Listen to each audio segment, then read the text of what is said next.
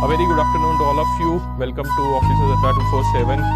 I hope that all of you are doing fine. Today is the special occasion of our Independence Day, and we will be starting off with a special session for all of you, because we at Officers Adda believe that whatever you guys are having time, supposingly you are having a time on a holiday, or for that matter after your office hours or before the office hours, you must study, because you are very serious to crack this examination. JAIIB exam is scheduled in November 2025 and the time is very limited.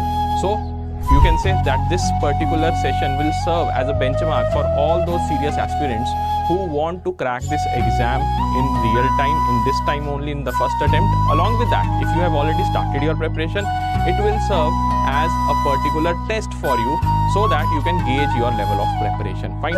So without any further ado, let's start our session, and I want everybody to tell me the correct answers for these questions, whatever we are studying today. Because if you are not participating, then this session won't be that much fruitful. The fruitfulness of this session lies from your partners, you can say participation, and it stems from your efforts only. So today we will be starting off with IIFS, then PPB will come. After that we will have the AFM, and lastly you will be having the IIFS. Okay, so starting off,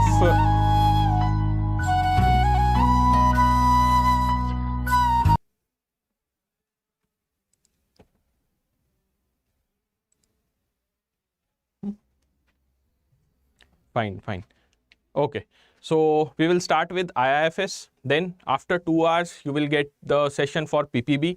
Then after PPB session is over, then we will be starting off with the AFM class, and after 2 hours of AFM you will get the quality questions from RBWM subject as well. So in total you can say 8 hours, or I would say rather more than 8 hours will be dedicatedly for all of you. It will be dedicated for all of you to study with us. Along with that, you must also revise if you have already studied. I want everybody to answer, everybody to reply these questions, because ultimately this session will be a benchmark for your preparation level. Okay, so let's start with the IIFS subject. Most of the questions will be from module A and B, because we are right now in the mid season, as we can say it.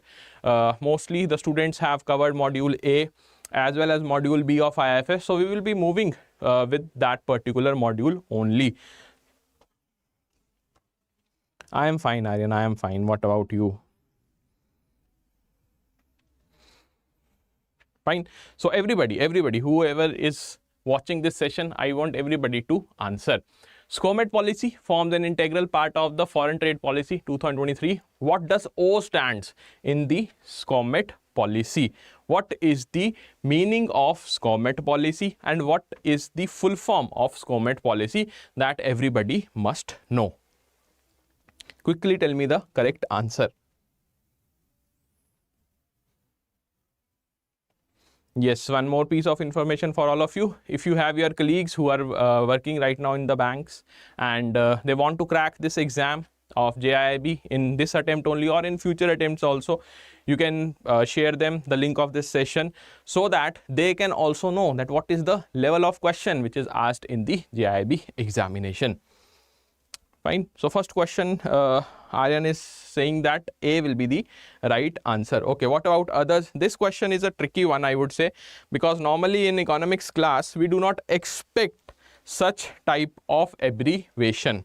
You can say it is not a normal abbreviation. So SCOMET policy, whenever you see this particular term, always remember it starts from the foreign trade policy of 2023. Prior to this FTP, we had the FTP of 2015-20. Okay, the targets here were different, and we have different targets under the FTP 2023. Okay, Sant Prasad is also answering. So correct answer for this particular question is option D. Surprising? Yes. And that is why we have created this question for you, because IIBF is not interested in asking the simple questions. They are not asking you such simple questions anymore. They just want to test you from those topics, from those you can say subtopics as well, which are difficult to remember, which are uncertain, and this is one prime example of that uncertainty. Because of the questions only, your exam becomes difficult. Otherwise, IIFS, if you are very consistent in the classes, you revise properly and attempt such type of questions, you won't find the exam difficult. So SCOMET policy, O stands for organisms, but what about the S, C, M, E and T? That you must also know. So S and C stands for special chemicals, O for the organisms, then we have M, materials, E for equipments and T for technologies. Now one pertinent question must be there in your mind, that why organisms? What kind of organisms? Are we doing certain kind of human trafficking? No, answer is not that. Organisms means some microbes, fine. These microbes or microorganisms as we call them, they are utilized in medicinal purposes, fine. Various microbes are there which are used to create some medicines. And when I talk about the materials, so mostly you have the specialty steel, along with that medicinal equipments as well. So always remember, what does S stands for, C stands for, O, M, E and T in SCOMET policy. If you already knew it, well and good. Otherwise, I would highly recommend just note it down in your notes, fine. Next question in front of all of you.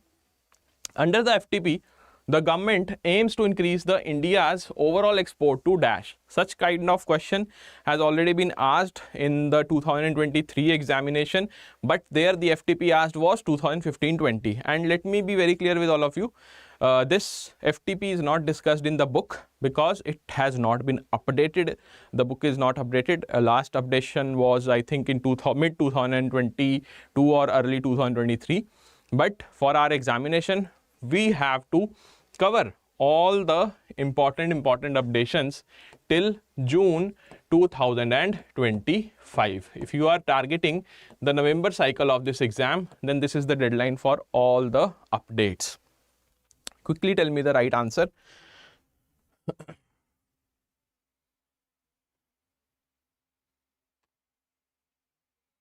Okay. Vikram is with C, that is 2 trillion by 2030, and I think Vikram has been a student of ours in the May cycle also. Am I right, Vikram?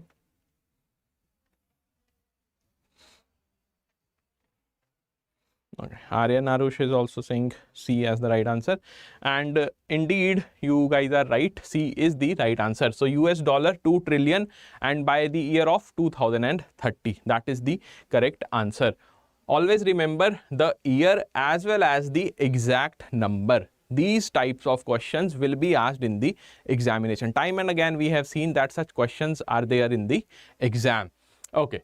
Next question in front of you related to the FDI, foreign direct investment. Okay, Vikram. Yes, I remember. Amit is also right in saying that C is the right answer for the previous question. So types of FDI, one particular question is there in front of you.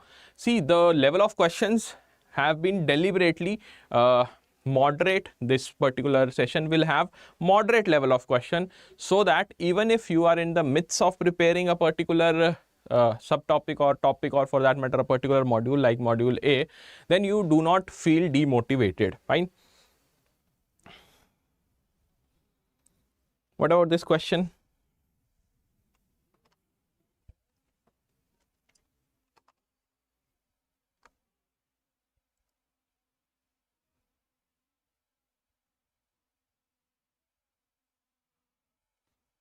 Fine. So types of FDI, if you understand the basics, if you know the keywords, then the question is very easy. In our book, we have majorly 3 types of FDI: greenfield, brownfield, and one more FDI, that is the joint venture. In joint venture, what happens?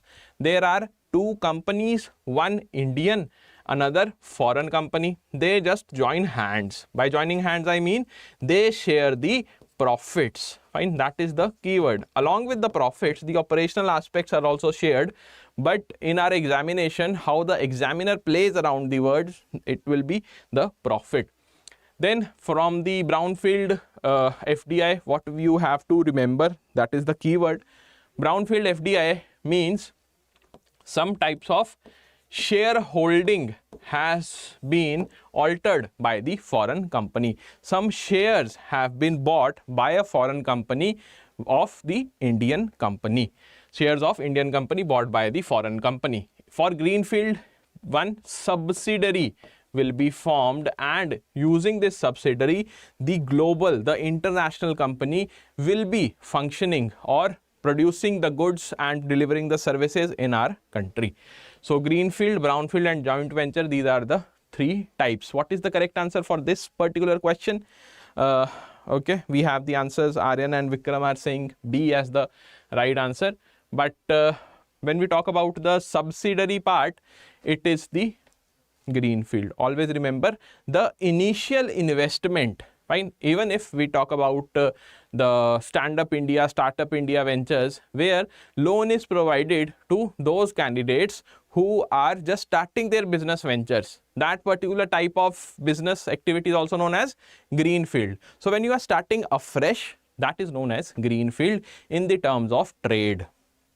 Okay, A will be the right answer for this, because parent corporation has established a subsidiary in the destination country. Destination country, supposedly it's India. It builds operation from scratch. That is, it is a new venture. Hyundai India, Pepsi India, they are the example of such FDIs. Which of the following type of FDI has been described above? So greenfield will be the right answer. Okay, next question. Now this pertains to the automatic route of FDI. See, we have handpicked the most important topics from each chapter of module A and B, and we will be discussing them.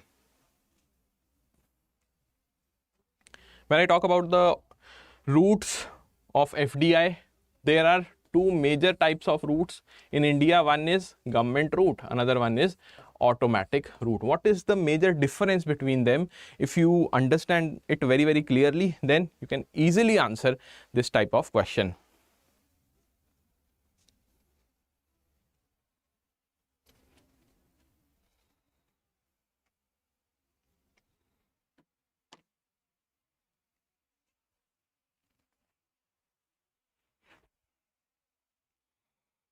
Okay, and for all of you who are watching our classes for the first time, you have any kind of doubt, feel free to ask me.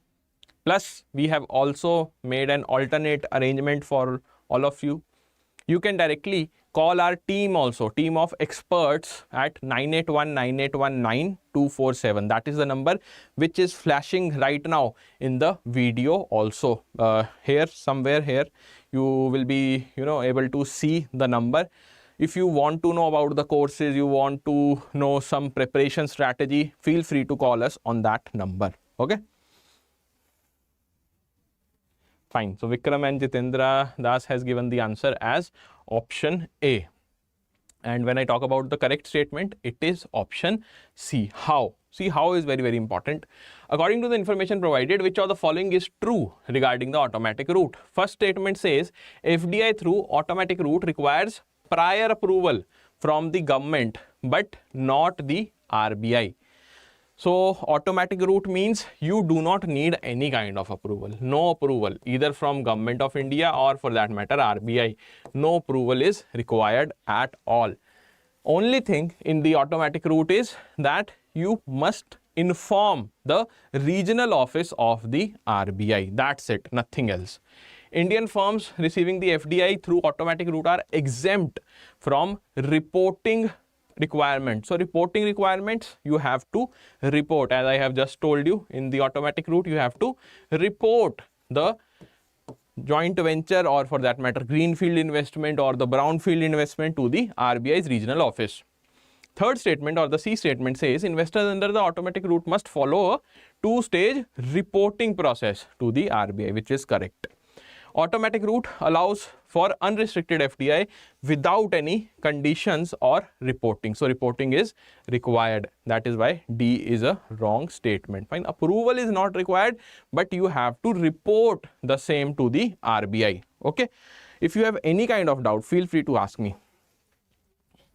Yes, Jitendra Das has given the correct answer as option C. Fine. Some questions, they might seem confusing because of the language, but in the actual exam also such type of questions will be asked. The language of these questions is more or less similar to what IIBF asks in the real examination. Fine. Next question in front of you is related to the international economic organizations. There are certain not so important organizations for us apart from World Bank Group, IMF and your World Bank Group, IMF and WTO. We have some non so important organizations as well. But should we leave those organizations altogether? Answer is no. For all those not so important topics, you must solve some questions so that if these types of questions are in case asked in the exam, you do not get surprised or shocked. Okay. So intergovernmental organization has been described here, which comprises 13 oil exporting developing countries, coordinates and unifies their petroleum policy, founded in Baghdad, Iraq. Its members include Iran, Iraq, Kuwait, Saudi Arabia. The headquarter of its of this regional economic institution is situated in Dash. Where is the regional office, or you can say the headquarter of this regional economic corporation situated? Whether it's Iran, UAE, Geneva or Vienna.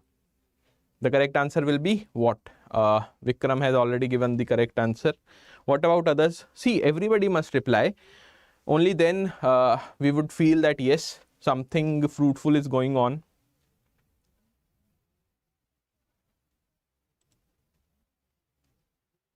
Okay. Yes, it might be confusing.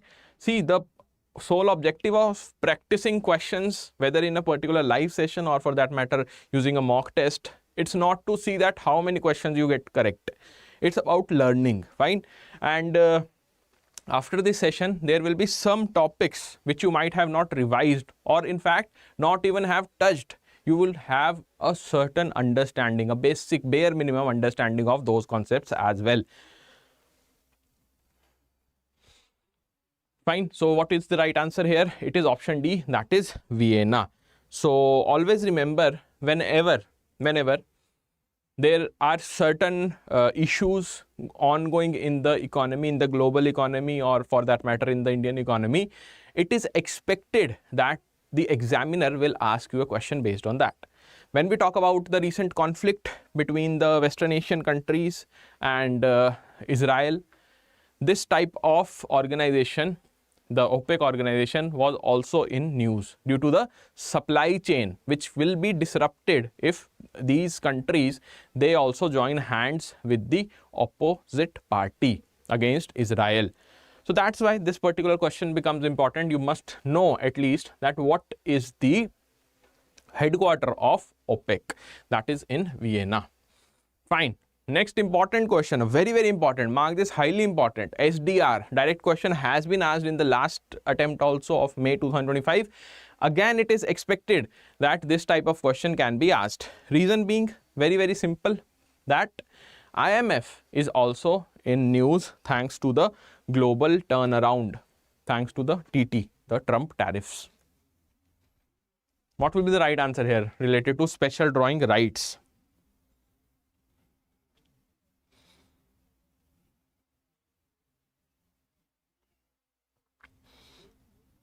See, IMF is there, fine. International Monetary Fund is there to help us in time of turbulence.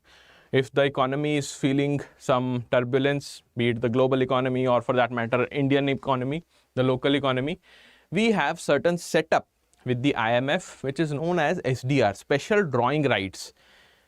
It is based on certain criteria. What is that criteria? We will be discussing that also. But first, let's try to answer the question. Okay, so Aryan has given the answer. SDR, it was created as a supplementary international reserve asset. So when we talk about the IMF, it used to have a particular benchmark for all those countries who are the members of IMF. Benchmark of what? A benchmark for supporting them in need of in a particular negative economic growth of their country, or for that matter if a certain war is going on. Later on, after 1950s, IMF started a particular phenomena which was known as special drawing right, that you provide certain special you can say drawing rights to the countries, to the member countries, so that even if a particular country is facing some negative growth, or for that matter is in the war, they can avail the extra amount, the surplus amount which is kept in the SDR, in the form of SDR with the IMF. And these special drawing rights, it's not that a particular currency is there, no, they are not in the form of currency, they are just rights, and rights based on a basket of currency, not a single currency, that we must know. So the first statement says SDR was created as a supplementary international reserve asset, which is correct. SDR serves as a unit of account of IMF and other international organizations. So when I talk about the unit of account, so definitely SDR holds certain value, but it is not a type of currency, that you must remember. The collapse of Bretton Woods system in 1973 increased the reliance on the SDR, whose value remained as equivalent to 0.888671 grams of fine gold, also equivalent to $1. So this setup, a specific value of gold, along with that $1. This was an old phenomena. After the collapse of dollar, when the floating exchange rate was demolished, fixed exchange rate was there for a smaller period of time, in 1970s only we are talking about, then IMF abolished this system and they shifted to basket of currencies. And this basket of currency, it had certain number of, you can say, currencies, starting with US dollar, then we had Japanese yen, then pound sterling, euro, and along with that the recent entrant has been Chinese renminbi. Fine. So in total there are 5 currencies at present in this basket of currencies. Okay, so this becomes wrong. The SDR is neither a currency nor a claim on the IMF. It is not a currency. So the correct answer will be option C. Only wrong statement is third. Okay. Next question, we have a direct question from the World Bank group. One of the you can say organization of World Bank is MIGA. Okay, and in MIGA only we are trying to decipher how the question can be asked. In the previous cycle, one question was asked on ICSID, which is the arbitrator in the World Bank group. What about the MIGA? Let's try to answer it. See, if you cleverly read this term, multilateral investment guarantee agency, you will find the answer. If you know even the full form, then also you can answer the question.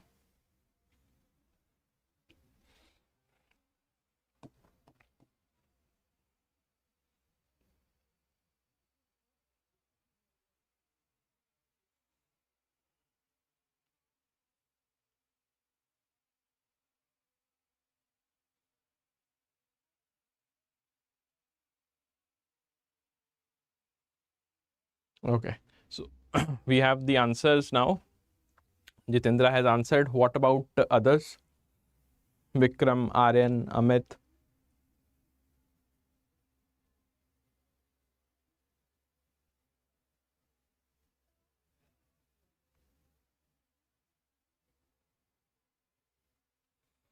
Fine. So when I talk about MIGA, here lays special emphasis on the words only, multilateral investment guarantee agency. So investment is being encouraged by the organization of MIGA. FDI, how FDI should come to the developing nations, what should be the mechanism, and how the developing nations can lure the foreign investment. That is the primary aim of MIGA. And once the FDI is inside the country, developing country, this particular money, supposedly some investor from America is there, this particular dollar has to be recovered by that particular investor. So in order to provide a guarantee that yes, your money will be back in the supply chain after the goods and services are delivered to the customers, the money which you have invested in this firm which is present in India, it will be recovered and you will receive your money. Otherwise, we are here, MIGA is here to help you. So the primary aim is to promote the FDI in the developing nations, and secondly, it is to provide the guarantee to these investors. So let's see the statements now. Encouraging the foreign direct investment into developing countries, that is correct. Protecting investors against non-commercial and political risk. So how you will be providing guarantee? There are two types. One, directly you will say that yes, we will recover your money, and secondly, in case there is a political instability in the country where it has invested, or for that matter there is a war, then also the investors' interest will be protected. Advising the governments on how to attract the investment, so advising the developing nations how they can attract the investment. Lastly, sanctioning long-term infrastructural loans. This particular type of investment, or for that matter this type of setup, is not a part of MIGA. Instead, it is a part of the International Development Agency IDA, which is a you can say integral, it's an integral part of World Bank group. So fourth statement is wrong. Correct answer will be option A, 1, 2 and 3. Fine. Here you can see International Development Association, that is IDA. This particular association or agency provides the long-term loan for the developing nations, primarily the poorest of the poor countries. Then we have IBRD as one of the organization under the World Bank group.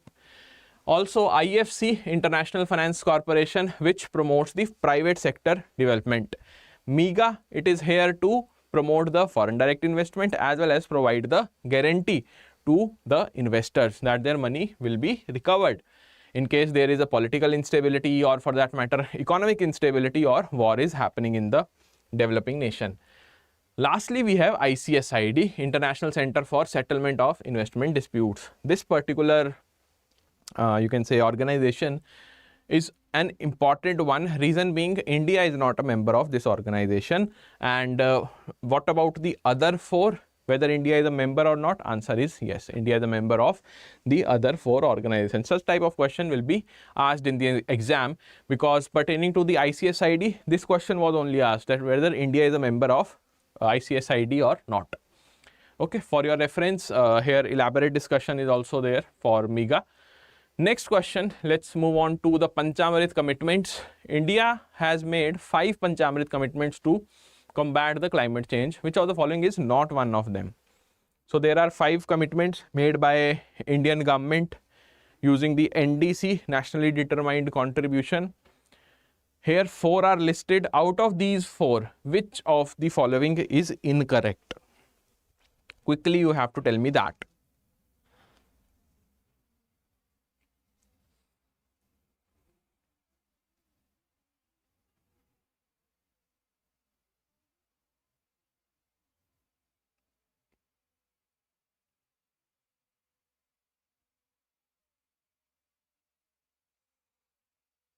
So achieving the target of net zero emissions by the year 2040. See, this is the first statement is partially correct in saying that we want to achieve the target of net zero emission. What is net zero emission?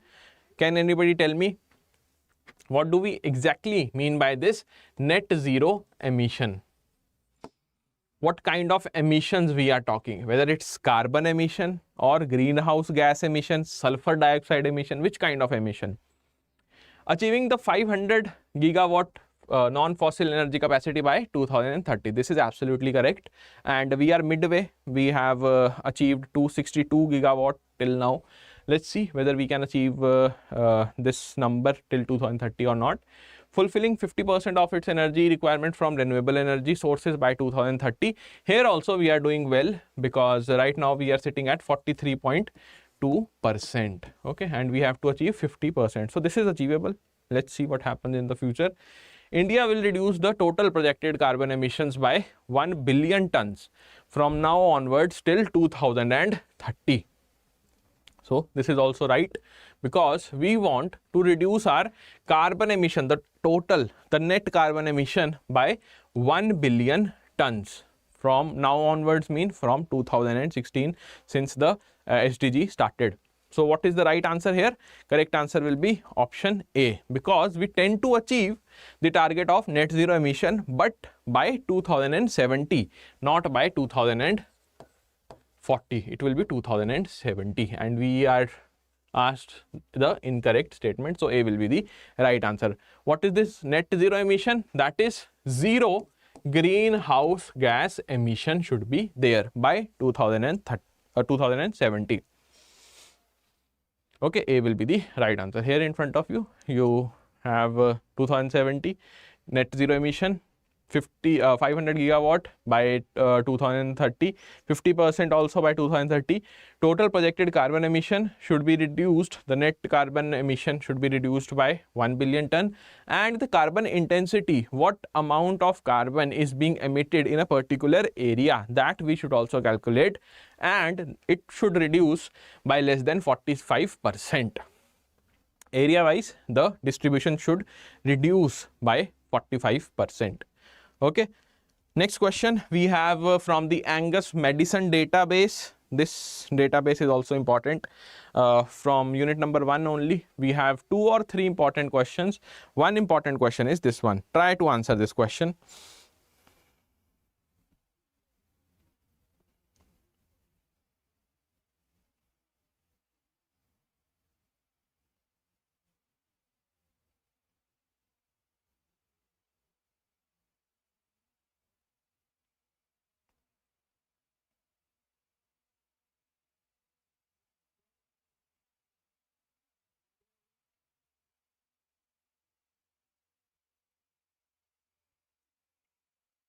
Okay, so Angus Maddison database, what do we mean by this database? Angus Maddison was an economist, fine. So one database was devised by Angus Maddison, and it was from 1000 AD, fine. The timeline is from 1000 AD till, you can say, late 1900s. So the study was conducted between that time. And for our country, for India, whatever important, you can say, economic indicators were mentioned in the Angus Maddison database, it automatically becomes important. So, according to the Angus Maddison database, which of the following statement about India and China's share of global GDP is true? You have to tell me the correct statement here. So, when the database started from 1000 AD, India alone contributed 50.5% of the global GDP. Only India or India plus China? Fine. We have studied in unit number 1, India plus China has contributed more than 50% of the global GDP. By 1600, China's share of world GDP was significantly lower than India's. Was it significantly lower or just by a whisker? By 1700 AD, India's share of the world GDP had increased compared to its share in 1600 AD. So, such type of chronology will be asked in the exam, be it from unit number 1 or for that matter from module C or D as well. So, whether the global GDP share of India increased from 1600 AD to 1700 AD, whether it increased or decreased, quickly tell me. In 1870, India and China together accounted for more than 30% of the world GDP. So, what will be the right answer here? Okay, so we have the correct answers. C will be the right answer here. You have to tell me the correct answer. That is the true statement. The correct statement is option C, because India's share of global GDP increased from 1600 AD till 1700 AD. After 1700 AD till 1800 AD, we had a slump in the share of, you can say, global GDP, and the reason was colonial rule started. Okay, always remember here C will be the right answer. In the first statement, India and China, they both contribute, when clubbed together, they contributed to 50.5%, and in the second statement, China's share was not significantly lower, just lower by I would say 1 or 2%. C is the right answer. In D, 1870, India and China together accounted for more than 30% of world GDP? No. China was the leader thanks to the colonial rule in the Indian territory. So India's share was 12.2%, and the China share for that particular year is not provided here in the Angus Maddison database, but even if it was higher, it won't reach to 30%, because that time 1870, you can imagine which region in the world was at boom. It was the European countries, specifically UK. Fine. Next question. According to the World Bank's classification of economies based on per capita income, which of the following statements is true? You have to tell me the correct answer. Okay. Read between the lines. Always remember that questions will make this exam tricky, not the concepts. Concepts are not that huge. Okay. In IFS, concepts, although they are there in module B, but not like your AFM or for that matter in PPB also. IFS exam is difficult only because of the nature of the questions. Okay. Quickly tell me the right answer.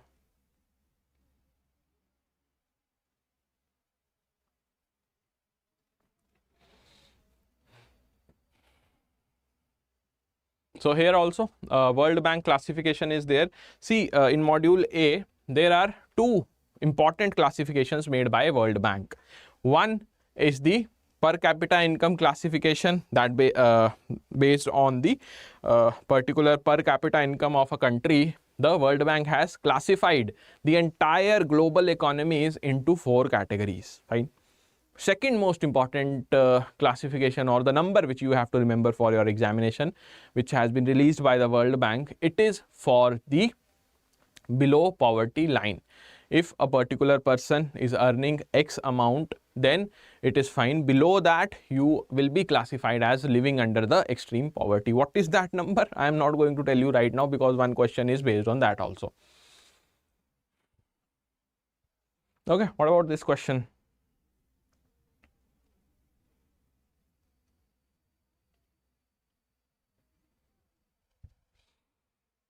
Fine. So World Bank's classification of economies based on the per capita income, you have the 4 statements in front of you, and when I talk about the correct answer, the lower middle income category includes countries with per capita incomes between 1146 and 4515. Whether this is correct or not, because India also lies somewhere around in this particular category.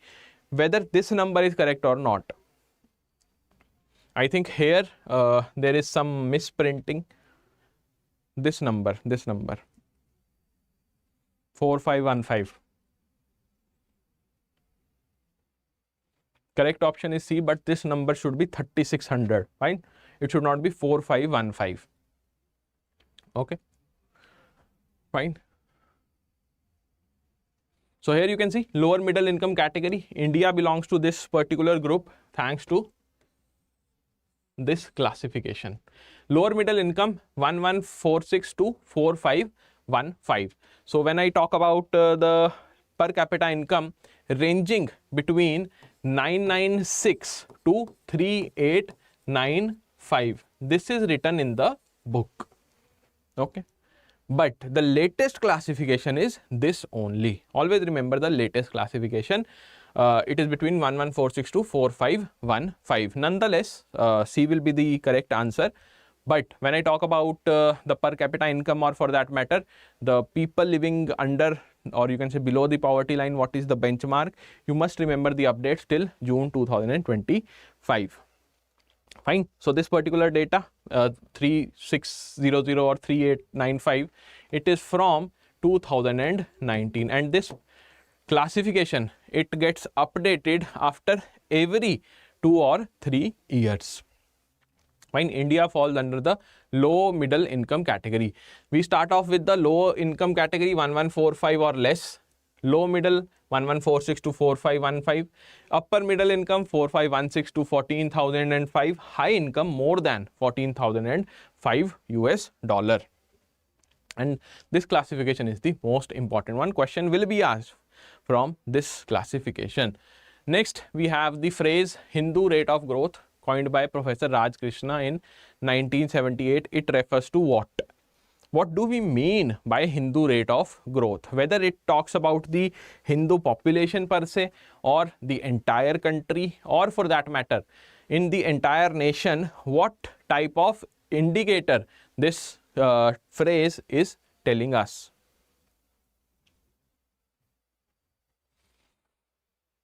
So Professor Raj Krishna, one of the leading economists in the 1970s, so he coined this term because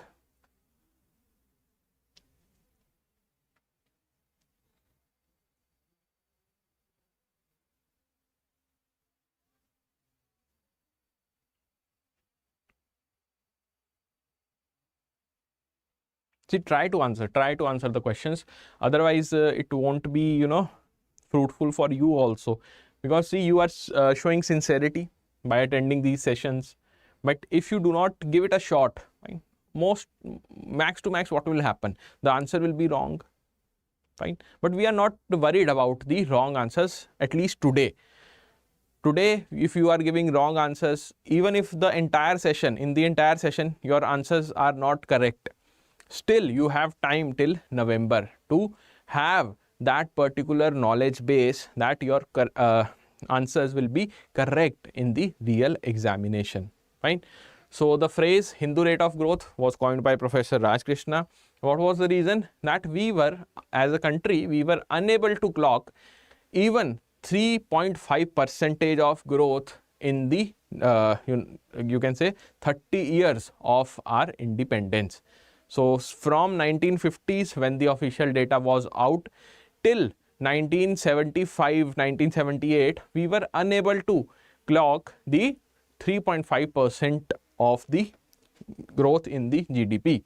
And the correct answer will be option D, low annual growth rate of Indian economy averaging around 3.5 from 1950s to 1980s. That will be the correct answer. So this low GDP, you were not even able to have a consistent GDP number of 3.5. It used to be more or less lower than the 3.5 number itself. And the projection during the independence was that India will achieve 5% GDP growth within 15 years of independence. That was the growth projection. That's why Professor Raj Krishna coined this term. Okay. Now this Hindu rate of growth curve was there till 1978, till early 80s also you can say. But India was able to break this curve during which 5-year plan? So there were in total 12 5-year plans, in which 5-year plan India was able to break this curve.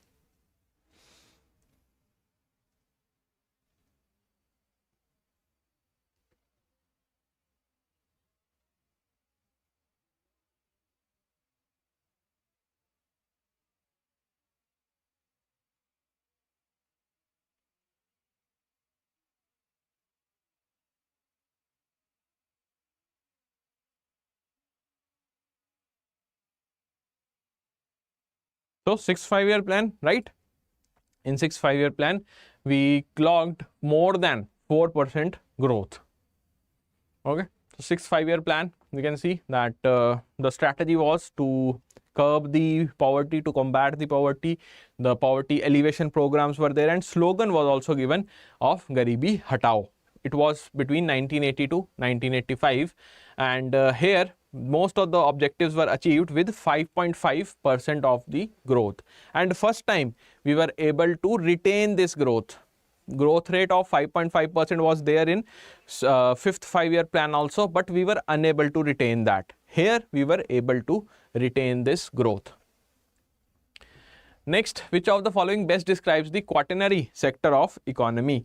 So quaternary sector of economy, you know that primarily there are 3 sectors of economy, but when I talk about the quaternary sector, whether it falls under one of the sectors, primary, secondary, tertiary, or it is a special sector, that you must know, because primary, secondary, tertiary, everybody knows that what are the features of those sectors, but specifically when I talk about quaternary sector, what will be the correct answer?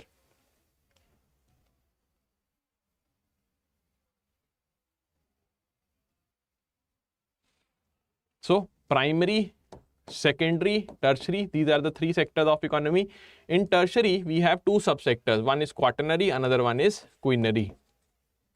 Okay, quaternary you can say that it is the 4 degree and quinary is 5 degree. That's how we represent in mathematics.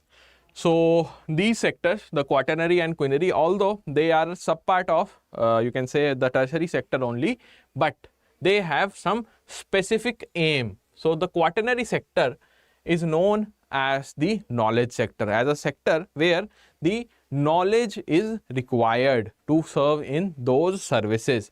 And what about quinary? Quinary is known as the decision making group of our country, be it the big corporates who are deciding for the entire country, or for that matter the government which is deciding for the entire population.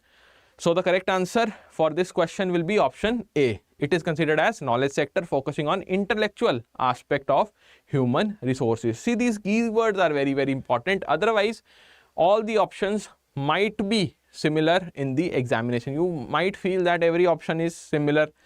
Only if you know the keyword, the major highlight of every concept, you will be able to distinguish between what is correct and what is not. Okay, quaternary sector known as the knowledge sector. What are the example? Teaching, R&D, then you have the employees in elementary schools, university classroom, etc. Next we have the agricultural revolution. Various agricultural revolution are there, and which of the following is matched correctly? You have to tell me the correct answer.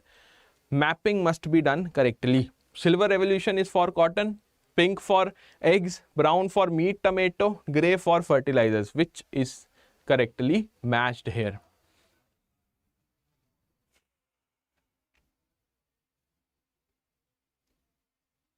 Silver revolution, whether it is for cotton, but what about silver fiber? Fine. When we talk about pink revolution, whether it is for prawn or eggs. For brown revolution, don't you think so that non-fossil energy is there? Grey revolution, whether it is fertilizer or it is eggs. Like that, you must get confused right now. You must be confused and you must get confused. That is the primary aim of this particular session. So the correct answer will be option D. Grey revolution is for fertilizers. Here you can see silver fiber revolution is for cotton, and in this particular case it was silver revolution. Silver revolution is for eggs, silver fiber for the cotton, pink for prawn, onion and pharmaceutical. Brown revolution is for non-conventional energy. Very important. Mark this, highly important. Question can be asked from the brown revolution, or for that matter they can also ask that non-conventional energy is covered under which of the following revolution. Then we have red revolution, meat, tomato. Grey revolution is for fertilizers. Okay, I hope this is visible.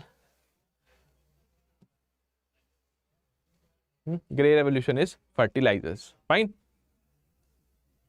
Okay, Vikram is saying no, Vikram, it is D. Grey fertilizer is grey revolution is for fertilizers. Grey for fertilizer. Fine. Next question, which of the following statement are correct regarding the sectors of economy? So sectors of economy, again one more question in front of you. This particular question will test you on every ground, whatever you can think of this chapter, unit number 2 of your IIFS. Every important topic, or you can say subtopic, has been extracted and one question has been framed for all of you. Quickly try to answer.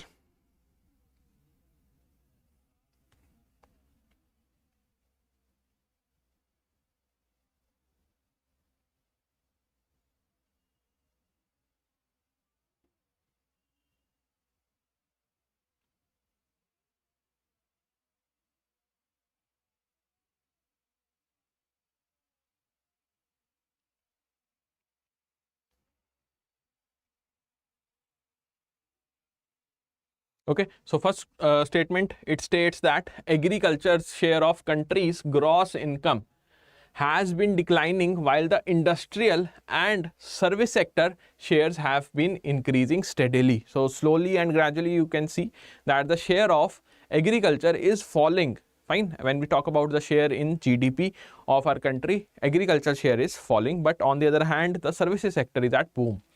GDP measures the value of all the total goods and services produced in a country. Yes, this is also correct, but in a better manner, if you want to understand GDP, then you must add the finished goods. Find the value of finished goods and services. That will be a better definition. Nonetheless, this is also correct. Agri and allied sectors contributed approximately 17.8% of India's GVA at current price during 2019-20. Now this type of statement you won't be able to remember for long. That's why I would say, if there is a particular number or a particular stat which pertains to some older times, you must write them down in your notebook. Only then you will be able to remember such facts. According to the Economic Survey 2023-24, services sector contribution in India's GVA was 54.7%. So this is correct, more than 50%. Manufacturing employs roughly 12% of the labor force. So when we talk about the correct answer, it will be all of the above. Every statement here is correct. Okay, next question we have regarding the sectors of economy only. This question I want everybody to reply. See, this question is very important. It will serve as the single question which will include every concept which is there in the sectors of economy. In the previous question, we have seen all those facts which are important in the sectors of economy chapter. Here, the concepts will be tested.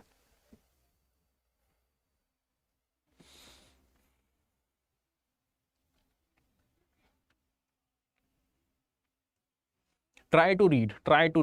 See, these big statements will be asked in the exam also. Right now we are having 5 statements only, but in the actual exam you will have 6, 7, sometimes 9 statements also.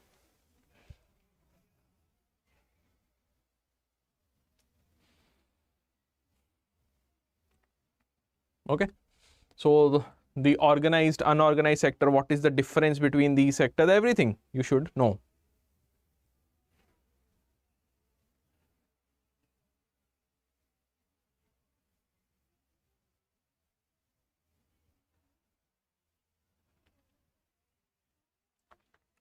Let's read it one by one, the options. Organized sector comprises manufacturing, enterprise, business, school, hospitals and unit registered with the government. Definitely it is correct. What is the keyword? Keyword for the difference between organized and unorganized sector.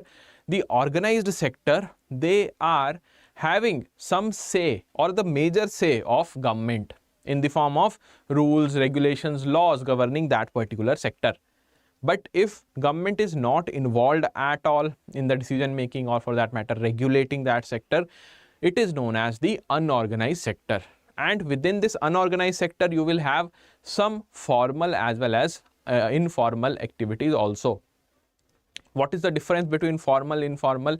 Formal means that you have a particular designation in a company which is organized, but in informal you will have a designation of, let's suppose, intern, Right now, you are not a permanent employee of that company. Second statement, organized sector has higher unemployment than the unorganized sector. Mind it, when we study the concept of employment, we think that in India, we have huge unemployment, which is true, but when we compare the unemployment rate of organized and unorganized sector, always remember unorganized sector is having lesser rate of unemployment. So organized sector, the unorganized sector will have the higher unemployment, and here it is written organized sector. So always remember unorganized sector has higher unemployment than the organized sector in our country, because there are no rules and regulations which can which can be termed as safeguards for the employees working in unorganized sector. So this is a wrong statement. Third one, informal workers are defined as those who work in unorganized firms or families, including the regular workers. See, once you are regular, you are not an informal worker, you are a formal worker. So that's why third statement is also wrong. No matter what is written afterwards, the initial impression of this statement is wrong, so we will directly mark this as a wrong statement. We won't even bother to have the entire, you can say, discussion around the remaining portion of this statement, and the same method you must use in the examination also, otherwise you will waste a lot of time there. Farming is one of the largest unorganized sector. Yes, the unorganized sector is characterized by small and scattered units which are largely not registered with the government. So unorganized sector having no direct involvement of the government. So fifth is also a correct statement. So the right answer, it will be your option B, 1, 4 and 5. Okay, next question we have, which of the following characteristics best defines a sunrise sector in the Indian economy? So in our country, we have various types of sectors. The services sector has two major sectors subsumed into it. But what about the sunrise sector? What do we mean by sunrise sector? Sunrise sector, simply stated, it is like this. Sun is there and it is rising. It is not setting, it is rising. So right now you do not know whether the sun will be there for the entire day or not, but as you know that for maximum time period in our country, it always rises. So it has potential of rising. Similarly, the same story holds true for sunrise sector as well. It will rise. Right now it is not rising that much. Thus you can say in this sector, the economic activities, whatever they are not rising that much as they should be, but they have potential. That is the simple definition of sunrise sector. So 4 statements, sector that is currently the largest contributor to India's GDP, sector that has reached its peak growth and now is declining, sector that is in early stages but show significant potential for future growth. So C will be the right answer here. Sector that primarily focus on traditional, no. We call it a sector which is backed by innovation. Fine. So maximum innovation is happening here as well. Okay, so this was it for your module A. Now let's move on to module B. Module B, let's have a discussion. But before that, for all of you who are watching our classes here, the session, right now we are having the IFS session. After this session, you will have the PPB's class, after that the AFM, and then last you will have the RBWM class. Right now we are having the Independence Day sale, wherein you can get these increment pack, Mahapack, JAIIB increment Mahapack, CAIIB increment Mahapack at nominal prices. So for this particular offer, if you want to avail, you can avail the offer using the coupon code Y1003. These packs, or Mahapack as we call them, they will serve as one-stop solution for your preparation. The huge discounts which are going on right now, They are effectively 83% if you enroll via the official application of ours, plus 3x validity. We want you to have the entire package in one go. Whatever study material you require to crack the JAIIB examination, it must be there in one particular Mahapack, and that is your JAIIB increment Mahapack. Okay. Also, if you are new to our channel and you do not know about the Telegram group, you can scan this particular you can say picture here and directly join the Telegram group, because we provide latest updates, notifications on our Telegram group as well. Now let's see one by one the questions from module B.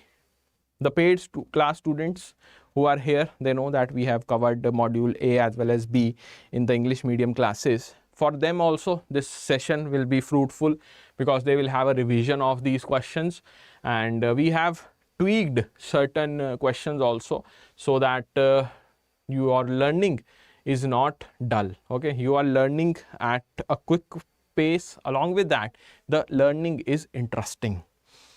So when we talk about the evolution of economic thought, how economics developed in the world, what was the basic agenda of developing economics as a subject, this question will ask you such type of hidden questions. Fine, these are hidden questions only, these multiple statements. Which of the following statements best reflects the evolution of economic thought from a focus on wealth to a broader consideration of welfare and the fundamental problem of scarcity? So always remember, the discussion of the subject economics, it started off with the household management, and how you will be managing the household. After that, some economists, they had discussion, they used to study various subjects, and from there they realized that economics is not only for the household management but also to study the wealth of the nation. Then along with wealth, welfare aspect of human beings, plus lastly they also described the topic, or you can say the subject of economics, as trying to solve the puzzle of scarcity of the resources. So this question, try to answer quickly as possible.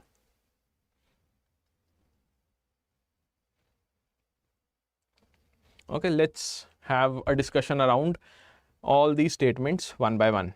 First statement says economics has consistently defined itself as study of wealth accumulation with little regard for social welfare or resource limitation. And always remember, while answering such questions, you have to give me the best answer. Although these four statements might seem that you might feel that all the four statements are similar in nature, but which of the four statement is the best one?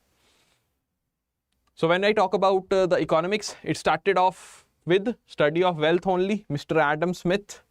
Then study of wealth along with welfare of human beings was also discussed. Lastly, Lionel Robbins will come and he will say, okay, study of wealth, study of welfare is fine, but what about the scarcity of resources, which was the basis of household management upon which we have described economics as the subject. Early economic definition centered on wealth creation, but later perspectives expanded to include the distribution of resources, that is the welfare aspect, and the impact on the human well-being, acknowledging the constraint of scarcity. Right now, this seems to be the best one. The concept of scarcity has always been primary focus of economics, overshadowing the concern of wealth and welfare. This is the most incorrect statement till now. Fine, opposite, diagonally opposite. Economists initially prioritized social welfare, but subsequent theories shifted towards maximizing the wealth at the expense of equitable distribution and resource management. So initially the priority was the wealth creation, not the social welfare. Correct answer will be option B, that is your economic definition initially centered around the wealth creation, then the perspective expanded towards the distribution of the resources and the constraint of scarcity. Yes, very well done, Jitendra Das and Amit. Both of you have answered correctly. Good. Next we have the question which will test your concepts for macro as well as microeconomics. What is the thin line between these two concepts? How you define them?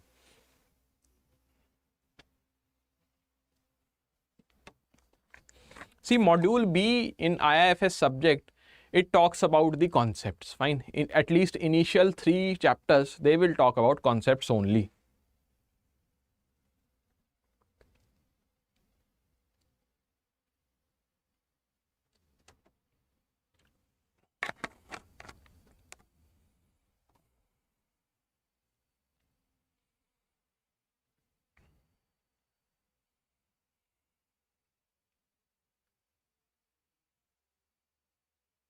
Quickly try to answer. I know that these statements might be overwhelming at first, but once you start solving such type of questions, things will get easy.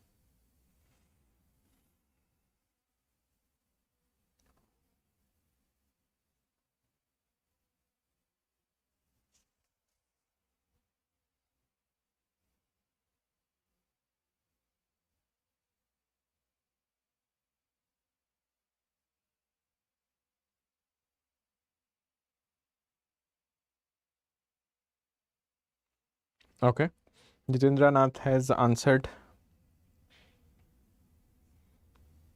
What about others?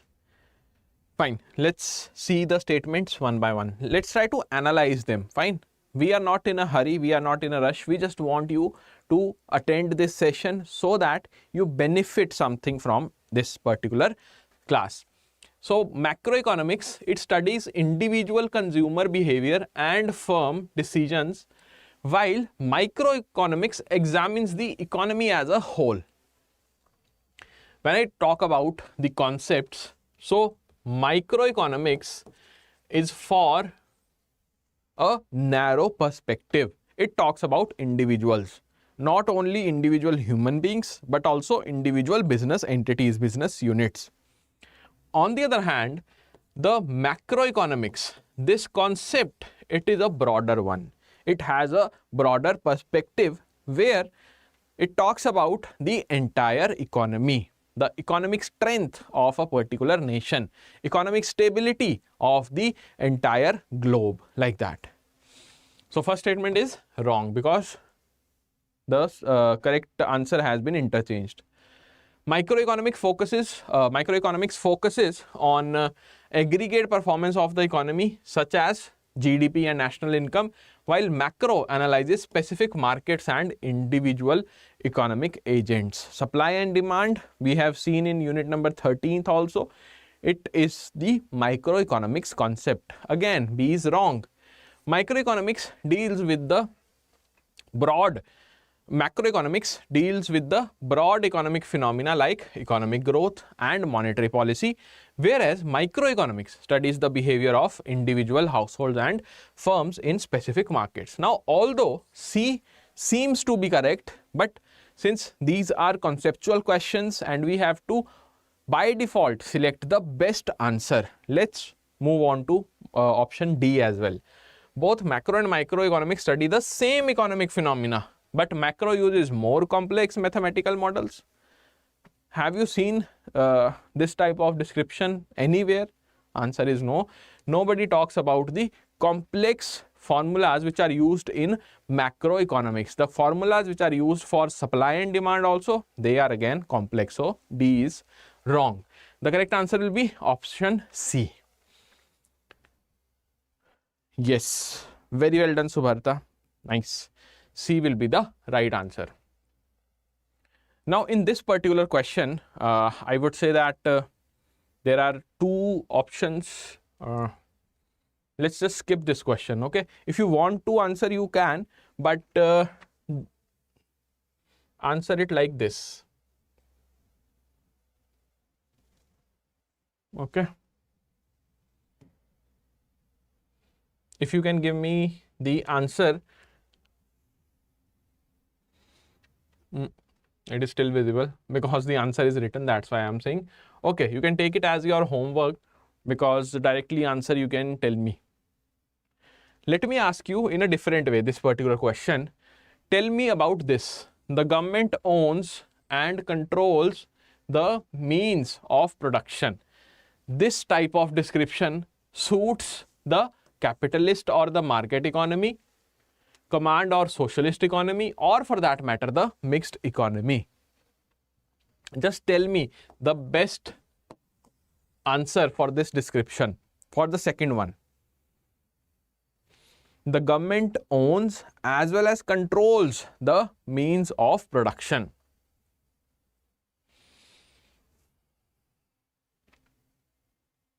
Normally in our case in India, we say that market forces are also in play. They are also present in the economy, and based on the market force mechanism, we determine various prices, or for that matter, the supply and demand in our economy.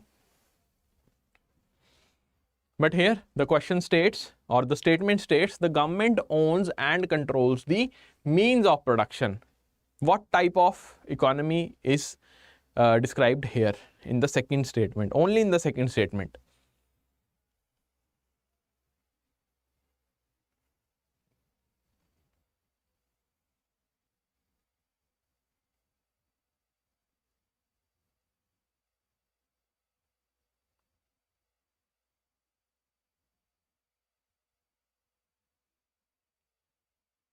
So it will be what? Socialistic, right? Always remember, whenever we are talking about the private players in an economy, that particular type of economy is known as capitalist economy or the market economy, right? Command or socialist, yes, very well done, Jitendra. When I talk about command or socialist economy, only government is at play, private players are not there.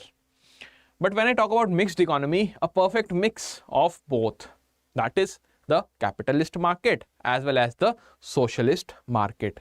And the best example is maximum economies including India. Okay, so for this particular question, it will be the socialist economy.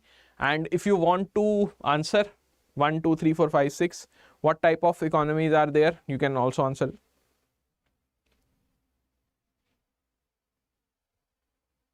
Fine, command or socialist economy. Okay. Next we have, yes, this question will be asked in the exam. Why I am saying this?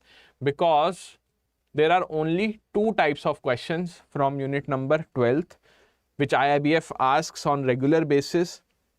One is the definition, that who gave which definition, and the second one is the types of economies. So this question will find a place in your question paper, the final question paper, directly or indirectly. So economics as the study of wealth including man, and means to achieve the scarce wants are the three major definitions. Who were the proponent of these definitions respectively? You have to tell me the name of all the three scholars or the economists.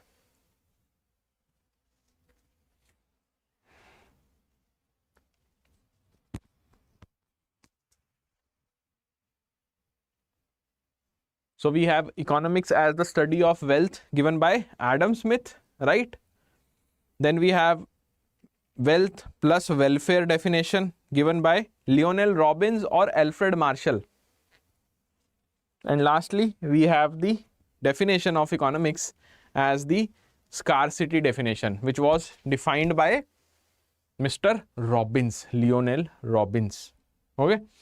So correct answer will be option C, Adam Smith, Alfred Marshall and Robbins. Yes, Subharta, C is the right answer. Good. Now this question, although a type of small case, but can be asked in the exam. This is rupees, okay, not a question mark, it's rupees.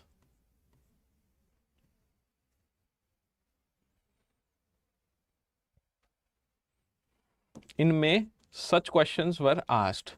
I think 3 or 4 questions were asked based on such type of description. Not exactly from this topic, but from other topics. So you can expect such questions in different other topics as well. That's why we have framed this question.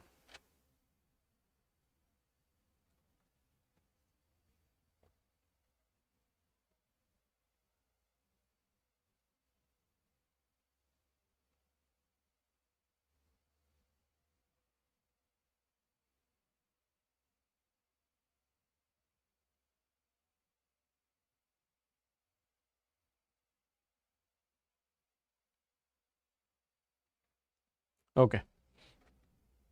So Jitendra has already answered. What about others? When we talk about this question, you have Chitra as a rising star in Mumbai's elite social circles, recently acquired a limited edition handbag from a renowned European designer. Fine, renowned European designer. So we are talking about what? Limited edition handbag. And all of you who have attended our classes, from reading the first statement only, you can easily answer the question. But let's just read the entire question. The bag is priced at 50 lakhs, generated considerable attention among her peers. Just weeks later, designer announced a price increase to 75 lakh. Surprisingly, Chitra immediately purchased a second bag also. This type of spending which contravenes the law of demand. What is law of demand? That as the prices rise, the demand decreases. But here what is happening? The prices have risen by 25 lakh. Still Chitra is interested and she bought a bag. Can be studied using which of the following economists' theory? Whether it is Thorstein Veblen, Sir Robert Giffen, Adam Smith or Lionel Marshall. When I talk about Mr. Adam Smith and Lionel Marshall, they are remotely connected with such type of description. Fine. They were busy while defining the economics subject, economics as a subject. What type of phenomena are going on? They were not interested in that initially. So when I talk about the exception to law of demand, there were 2 scholars, one Mr. Thorstein Veblen, another one was Sir Robert Giffen.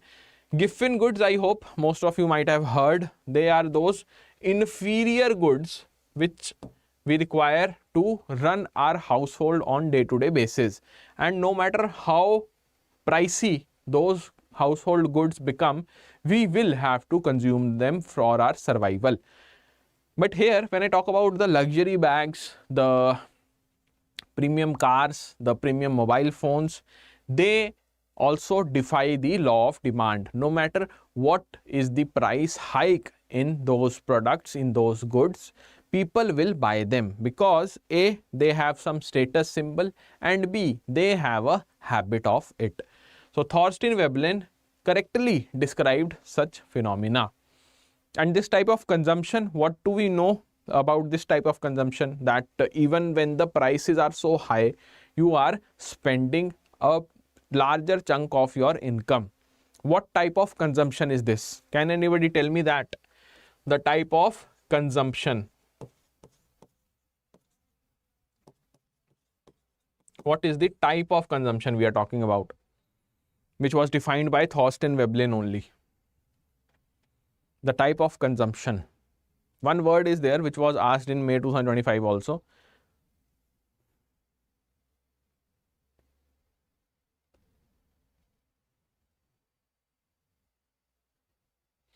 It was conspicuous consumption. Okay. So what will be the correct description of such type of consumption which is happening? It will be the conspicuous consumption. That is the correct description. What is conspicuous? It is known as noticeable. The English meaning of conspicuous is noticeable. The synonym is noticeable. That even if you are having huge traffic in a particular traffic signal, then also you can notice a luxury car. Fine. And that type of person who is consuming those luxury cars or goods, that person falls under the category of a consumer who is moving towards a conspicuous consumption. Fine. Next question we have, yes, quantity demanded tends to fall as price rises for two reasons. Which of the following are those two reasons? So direct question from your unit of demand and supply. There we have seen that quantity demanded will fall as the price increases. What is the reason behind that?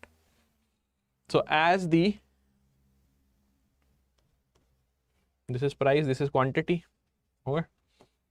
As the price increases, we see that the quantity demanded, it falls, okay. So we have an inverse relationship. Why this is happening? There are two reasons to it. What are those two reasons?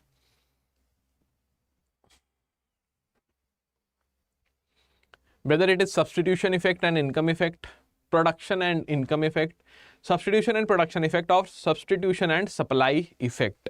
What will be the right answer here?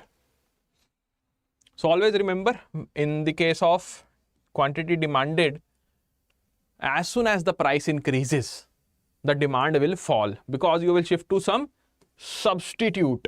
You have the substitute in the market. That's why your demand will fall. When I talk about the next impact, or for that matter, the next reason, important reason, is the income. Because you will see that as the price rises, your income falls, fine. Supposingly there your income is rupees 30k, okay, somebody's income is this, and as the petrol price rises, this income will be having some dent over it. Why? Because earlier the savings were rupees 5,000. Let's just take a hypothetical example. Fine. As the price rises of the petrol, you will find that the savings will get reduced and they are now only 3,000. So you will observe that your income somewhere, the effective income, that is the savings, is decreasing, which is known as the income effect. So the correct answer will be option A, substitution and income effect. Right? Mark this also important because again an indirect question was asked in the May 2025 examination based on this concept only. Fine. Next, this is an important question. You can expect one direct numerical, one mathematical question, not even numerical, mathematical question based on this concept. Okay, money supply and measures of money supply. So when I talk about the RBI, it has provided a tentative data to you. Currency with the public is given, demand deposits with the bank is given, time deposit is also given, other deposit with the RBI. Along with that, post office saving deposits and post office total deposits is given. Everything is provided to you. You have to tell me the measures of money supply, M1, M2, M3 and M4. This question should be completed, must be completed within a time span of 1 minute. That is the maximum time. Right now, if you take more time, not an issue, but in the real examination, you should not take more than 1 minute to solve this question.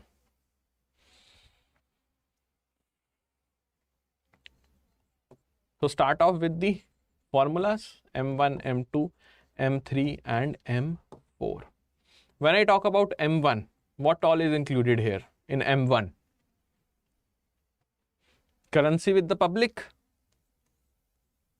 that is one of the component, plus you have the demand deposits, fine, demand deposit with the bank, plus the other deposits with the RBI. That is the formula for M1.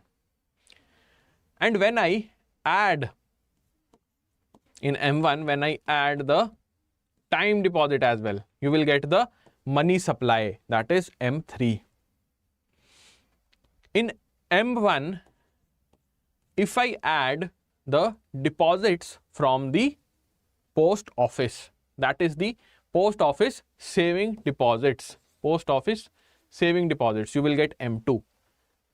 And in case of your M4, when I add in M3 the entire deposits of post office. That is the post office total deposits. You will get the M4. So these are the formulas in front of you. I just want you guys to give me the correct answer. You must also remember the formulas. Just for your reference, I have given the formulas here.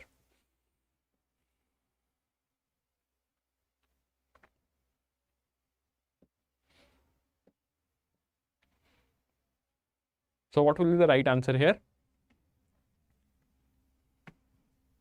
Okay, we have two answers right now. Just take 30 more seconds for all of you. See, I want everybody to answer this because this is the first numerical or a mathematical question. Numerical you can say also, but it's not at all a numerical question, just a mathematical question. You simply have to add, and in the exam you are allowed to use the simple calculator as well.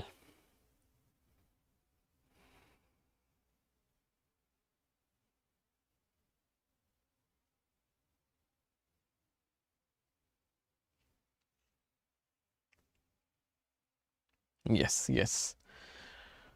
Okay, so the correct answer here will be option A. Fine. That is your 65 lakh 60,000 crore is the M1. M2 is 70 lakh 60,000 crore. Then you have 1 crore 35 lakh 60,000 crores as the M3. M4 has the amount as 1 crore 47 lakh 60,000 crore rupees. Okay, this is the, you can say, explanation here and the formulas in front of you. Currency with public plus net demand deposit plus other deposits is M1. In M1 we add the saving deposits with the post office, we get M2. M3, M1 plus the time deposit. In M4 for the M3 just add your all the deposits of post office saving organization, but exclude the Kisan Vikas Patra and the NSC certificates because they have maturity time period of up to 10 years. Fine, one more numerical in front of you based on the which concept it is for your initial deposit. You have to tell me what will be the initial what will be the money multiplier here. Yes, pertaining to the initial deposit. So commercial bank has received a new deposit, initial deposit you can say, of rupees 10,000. That is the initial deposit from a bank. Okay, and this deposit came from the RBI. Okay, the RBI has set the required CRR at 5%. And what about the CRR here? It is 5%. Calculate the total amount of money that can be potentially created, that can be multiplied. That is why we can say that the question is for money multiplier effect by the banking system from this initial deposit. So always remember, there are two formulas for money multiplier. One formula is for money multiplier, it is the money supply divided by the initial deposit. And the next formula for money multiplier is 1 divided by the reserve ratio. And this should not be in the percentage term. You must convert the percentage into a number. And when I talk about the CRR, it is 5%. So how I can break it down to a number? 5 divided by 100, it will be 1 divided by 20. Okay, so CRR will come here as 1 by 20. You can directly equate these two, na? M3 by M0 will be equal to 1 by RR. Fine. So how you will solve this question? Anybody who wants to give the answer? Directly also, you can answer this question. There you can see 1 by 20. It will be the reciprocal of 1 by 20 will be what? 20. 20 is equal to M3 divided by M0. M0 is given as 10,000. 10,000 will go here and it will be multiplied with 20. 20 divided by 10,000 will be the right answer. Yes, Vishal Joshi correctly answered as A. Good. Okay, so how you will be calculating it? M3 by M0, that is the first formula. M3 by M0 is equal to 1 divided by reserve ratio. M3 is what you have to calculate the total amount of money which will be created. That is the money supply. So you can say M3 is equal to M0 will go here, M0 divided by reserve ratio. So when I talk about this M3, it will be equal to what? M0 is how much? 10,000. 10,000 divided by 1 by 20. So this 20 will go above, and 20 multiplied by 10,000 is what? 2 lakh. Yes, good. Vishal has explained it also, and Subharta is also answered correctly. A will be the right answer. Fine. This is the description of the question. You can have a look here also. Broad money divided by reserve money, and the another formula is 1 by RR. That is the reserve ratio. Okay. Next is, you have to tell me the velocity of money. See, in this chapter, that is unit number 14th, you will find some questions pertaining to direct numericals. There will be measure of money supply, you can say there is velocity of money, money multiplier effect, GDP deflator. All these concepts have the potential of asking questions based on numbers. So if you know the basic formula of velocity of money, this question is very, very easy. A very easy one, a very basic one. You are given the GDP and you know the money supply. Okay, 20,000 billion is the nominal GDP. Nominal GDP means what? A GDP of the country which has inflation into it. Inflation is there, included here. So it is an inflated number. Real GDP means inflation is not carried forward. Money supply is given as 5,000 billion. What will be the right answer here? First of all, what will be the formula?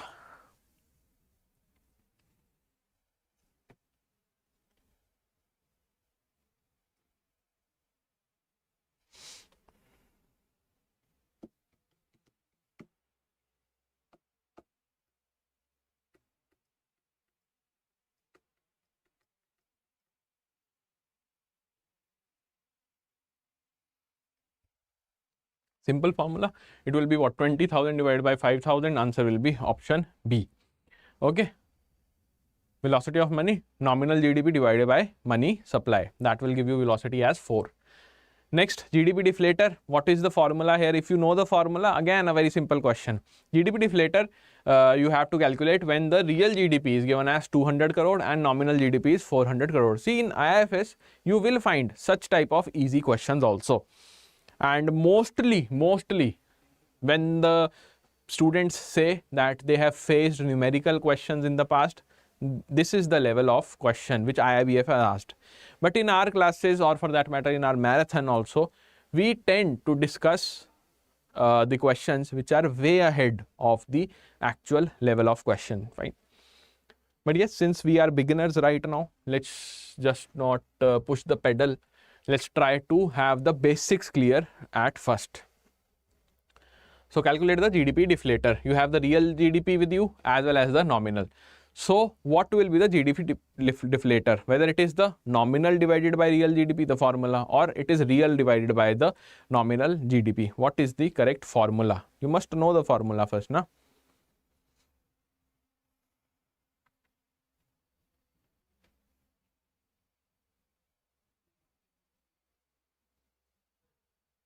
The correct answer will be very easy. It will be what? 200 divided by 400 or 400 divided by 200. That's what I am trying to ask you. Nominal divided by real. Correct answer will be option B. 400 crore divided by 200 crore multiplied by 100, because in percentage form, na? Yes, good. Okay, this is for the inflation rate. Now you have to tell me the inflation rate. If the price index for May 2024 is given as 193.40 and 186.20. These are the two price indices given, for one for the 2024 and this one is for 2023. And what we know regarding the formulas of inflation. Present minus the old one divided by the old one multiplied by 100. That will give you the inflation of present era or the present year or the present month, that is May 2024.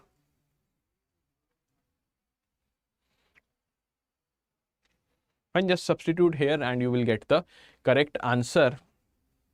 Here it will be option B, that is 3.86%. Fine. Now next question, let's talk about the CPI. CPI, WPI and somewhere down the line PPI also, they are important for our examination. But let's not hurry into PPI. Let's start from the basics, that is CPI, Consumer Price Index.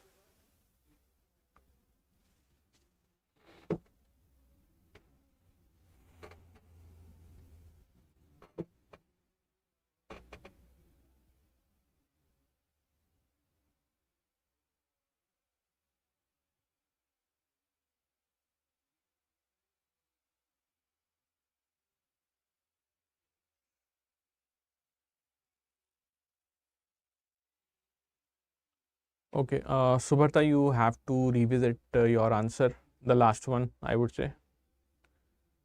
CPI is released annually by NSO. Is it true? Annually or monthly? Core inflation includes the effect of volatile food and energy prices. Do you think that it includes the volatile prices of food as well as energy, the CPI, the core inflation? The CPI, the current CPI uses base year of 2012 with the base value as 100.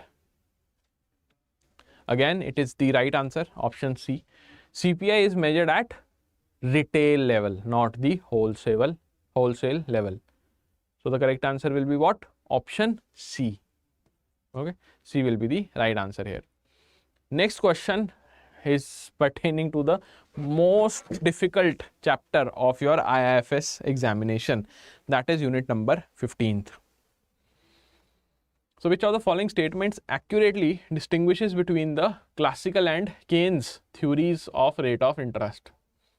When I talk about the rate of interest, the theories of rate of interest chapter, unit number 15th, classical as well as Keynes economists, their difference is very, very important. Along with that, the mechanism which is involved to rectify any discrepancy which is involved in the rate of interest.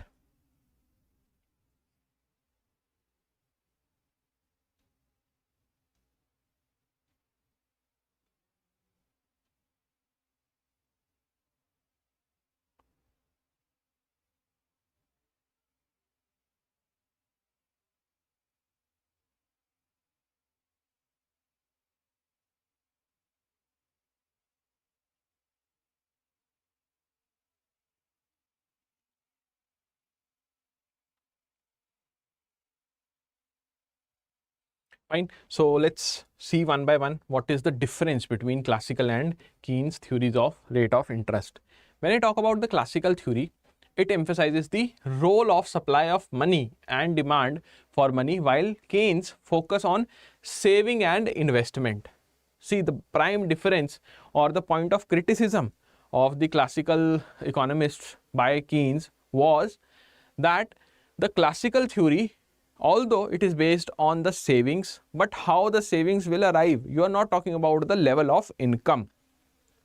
And here it is written, classical theory emphasizes the role of supply of money and demand of money, while Keynes focus on saving and investment. Saving and investment was a theory given by the classical economists. Fine.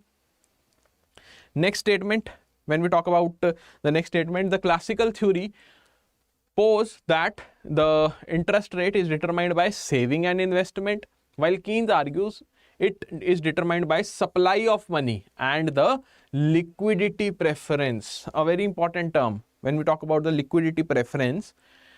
This particular theory of Keynes was indeed known as the liquidity preference theory. That how liquid are your funds, whether you can buy something today or you have to delay your spending. Both the theories agree that the interest rate is determined by supply of money, but they differ on the factors influencing the demand side. You have to select the best out of all these four. So right now B and C are more or less neck to neck. Both the theories agree that saving and investment determine the interest rate, but they differ on the role of government intervention. Again, when we talk about the government intervention, classical economists, they were the firm believer of laissez-faire, that there should not be any external intervention, that is by the government. But Keynes was of the opinion that government intervention is a must. Now, as I have explained you all the four statements, you can answer me.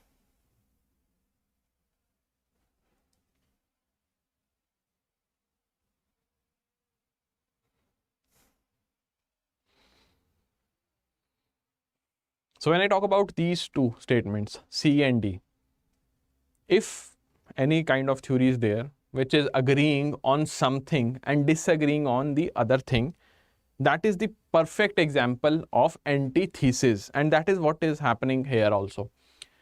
But when we compare these C and D with B, B will be the most relevant definition, most accurate definition when we are talking about the point of difference between these two theories. Because directly you can see classical theory will say that interest rate is determined by saving and investment, the IS curve, investment and saving curve. And Keynes will say that it is determined by the supply of money, which you will be having how? When you have a particular level of income. It will be fueled by the liquidity preference. Okay, so correct answer will be option B. B will be the right answer. Yes. Both the theories agree that interest rate is determined by supply of money. Both, they were in line with the supply of money, but differ on factors influencing the demand side. The factors influencing the demand side was not even mentioned by the classical economists.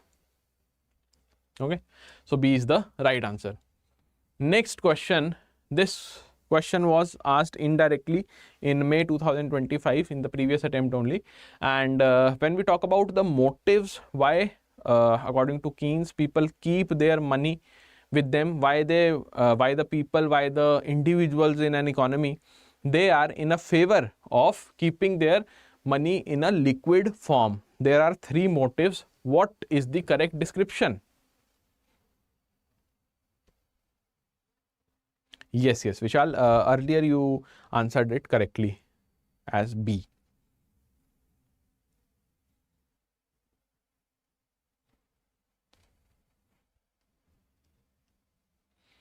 Okay.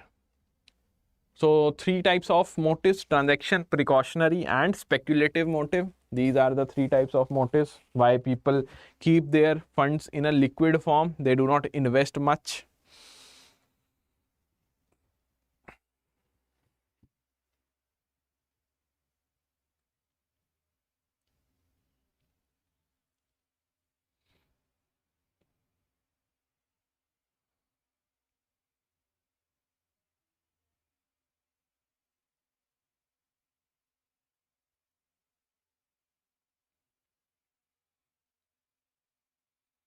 So when I talk about the transaction motive, that is to have certain cash, certain funds with you so that you can buy certain goods from the vendors on day-to-day basis for your daily expenditure. That is why you are holding cash and not investing it. That is the transaction motive. Next, when I talk about the precautionary motive, you are saving some money, you are not spending that money or investing that money, so that if something bad happens in future, if in case you lose your job or your business investment has not picked up, then you can utilize that money which you have kept for precautionary motive. The third motive is speculative motive, where you speculate. You tend to speculate that yes, I am holding rupees 10 right now because in the upcoming 10 months, after these 10 months have passed, the rupee value will increase, like that. Okay.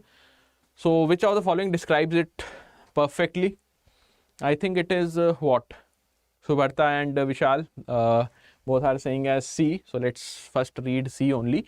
Transaction motive, holding the cash for day-to-day transaction, correct. Speculative, holding cash for potential future gains from the asset price changes, again correct. Precautionary, holding the cash for unforeseen expenses, that is also correct. Excellent job done by both Subarta and Vishal. C will be the right answer. Fine. Now try to answer this question. See, ISLM framework, one question is asked on regular basis in the exam. And when I talk about the ISLM framework, students are often confused that how this ISLM framework works. If you understand from A to Z everything in ISLM framework, kudos to you. Job well done. But if you are not able to understand everything, still you can crack this particular question. Still you have a chance to easily answer this question. Try to answer it. We will be discussing at length, but first of all, you must try this.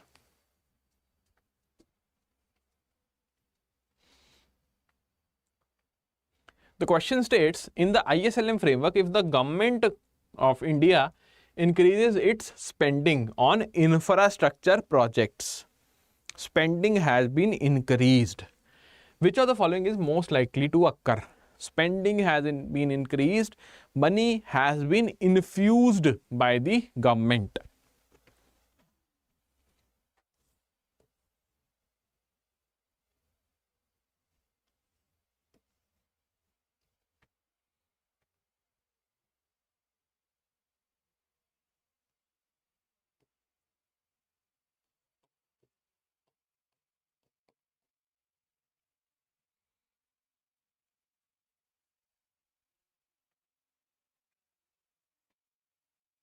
So as soon as the money has been increased in the economy by the government, the level of income of the entire economy, it will increase definitely.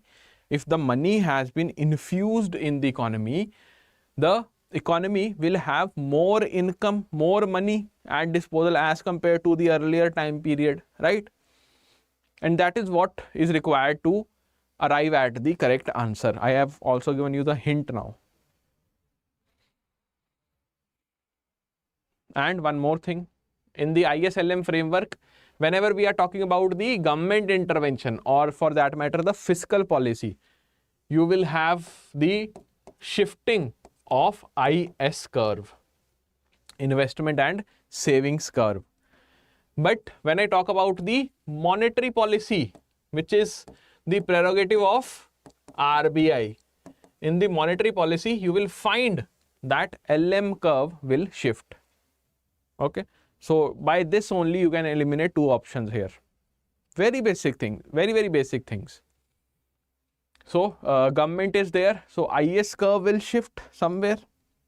So these two statements are gone, B and D. Now what will be the right answer?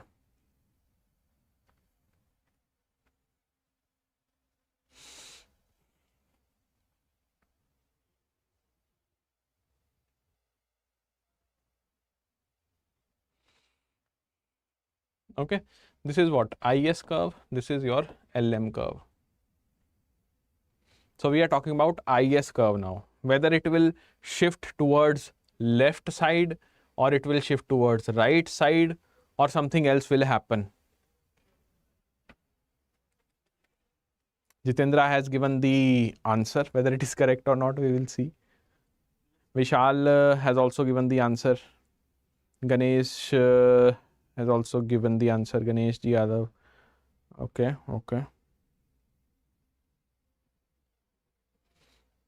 What about others? Quickly tell me the correct answer.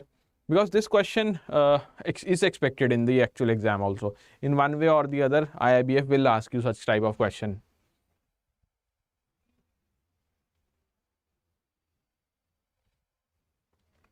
So when the spending is increased, fine, government of India is increasing the spending, what will happen? In effect, not in the graph, what will actually happen? When the income of the entire economy rises, ultimately it will lead to what? Initial profit towards certain industries. Certain industries will have some profit because now they have some income at disposal, they have some money with them. Slowly and gradually, that particular money will be distributed to the banking channel also, right? Banks will also have that money, but the profitability will start decreasing as the money flow also decreases. Initial investment is high, yes, but overall investment will not be always high. Somewhere it will be decreasing. And at that point, when the profit is not maximum, how the banking channel or how the banking industry will survive? It will increase the rate of interest. So the outcome will be higher rate of interest. Higher rate of interest. That will be the outcome for the banking industry, not for the entire infrastructural activities. I am just talking about the banking activities because that's how IIBF asks you questions. Okay. So even if you do not know about the IS-LM curve, how it shifts, what will happen, where is IS, what is LM, still you can answer the question just by this basic understanding. So IS curve will shift to the right, leading to higher interest rate and higher output as well. Okay, higher rate of interest as well as you are having the higher output. Spending increase proportional to directly increase in the interest rate rise, and also income rise tends to high output, but after some time flow and profit will be stabilized. Yes, good, very well done. Vishal has answered elaborately, and that is the correct proposal, how you must understand this concept of IS-LM framework. C will be the right answer here. Okay, this is the IS curve, IS1. Here you can see when the fiscal expansion is happening, that is government is spending money.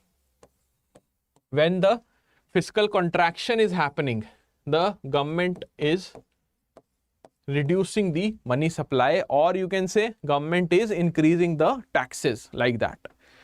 So fiscal expansion, government is spending more money. Initially the IS-LM curve was IS1, this is IS1, this one, this line represents the IS1, and the initial LM curve was this only. LM curve will remain the same because there is no change here. So LM curve is the gray one. Okay, but as soon as the fiscal expansion happens, you will find that the level of income will increase in the entire economy. You will find that income will rise, and this curve will shift to right side. It will shift towards right. Now as it shifts towards right, what will happen? Focus on this point, that is E1. Theory we have seen, but how graphically you can decipher what will happen. This point is E1. As the curve will move towards right, this point of E1 will be shifted to E2. That will be the new point, right, across this line of LM. First it was E1, next it will shift to E2. Now focus on the point of interception. This E1 points to income level Y1 and interest rate of I1. But as the point moves to E2, E2 pertains to level of income Y2 and the interest rate of I2. So interest rate has risen as the fiscal expansion is happening.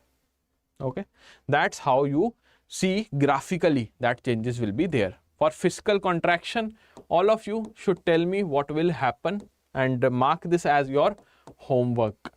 Okay, who are watching live right now, you can just tell me in the chat section, and all of you who are watching it in the recorded format, you must answer that what will happen to the rate of interest in case of fiscal contraction by Government of India. Fine. Okay. Next, we have a simpler question directly from analytical question to very easy question.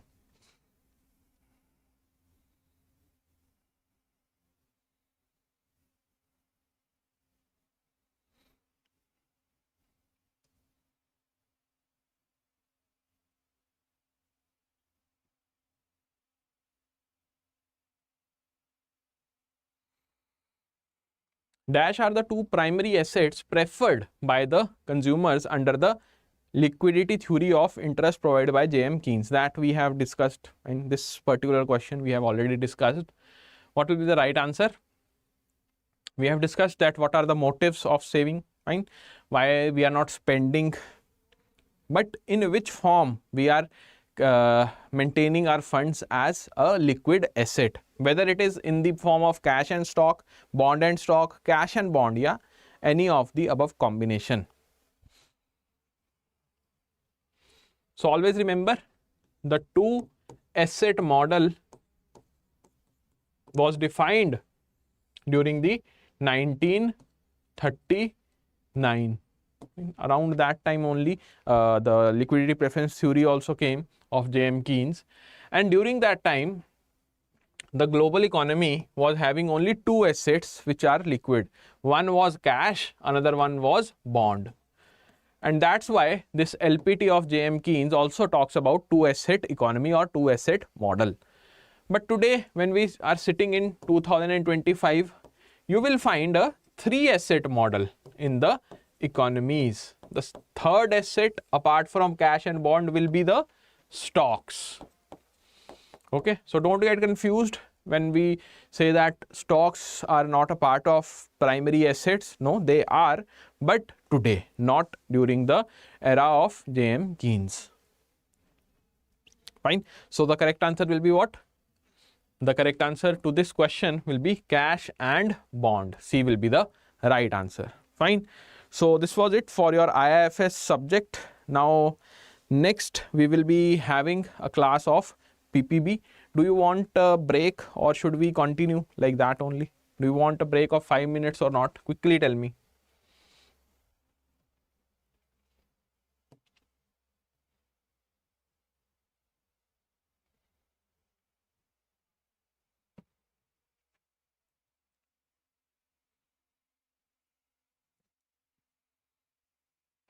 Okay, next we have PPB. In PPB, you will be having the discussion of module A and B. Module A will be taken up by me and B will be taken up by Aman ma'am. Break, okay. Okay, so let's have a break of what, 5 minutes?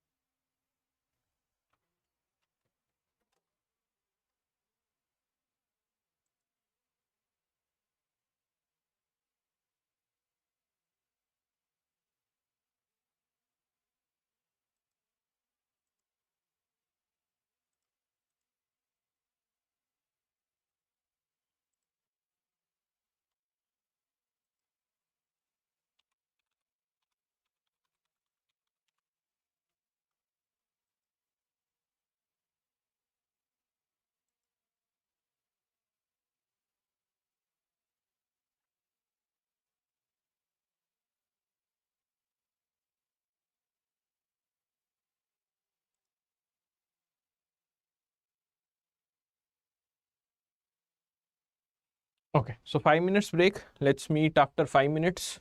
Right now the time is what? 4:02. So 5 minutes break is there. Okay.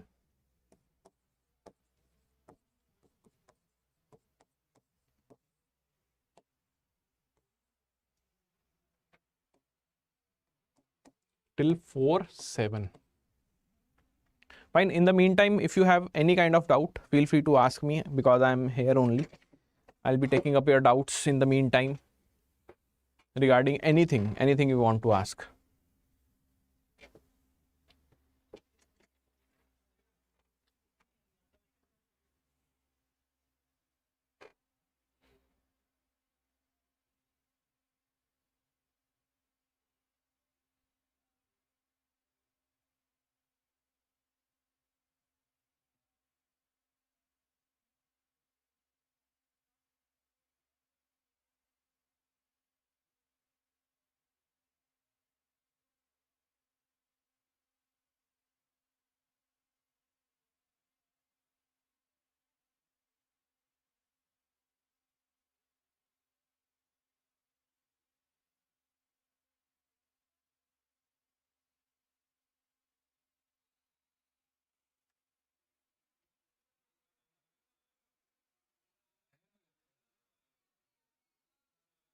ये तो इस time मेरी class होती है।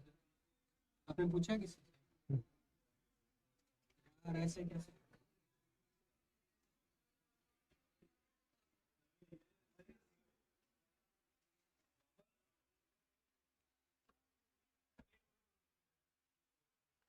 So when we talk about today's class, how many of you were able to answer all the questions? All the question means the questions from module A as well as B. How many of you were able to answer everything? Have you learned something new today?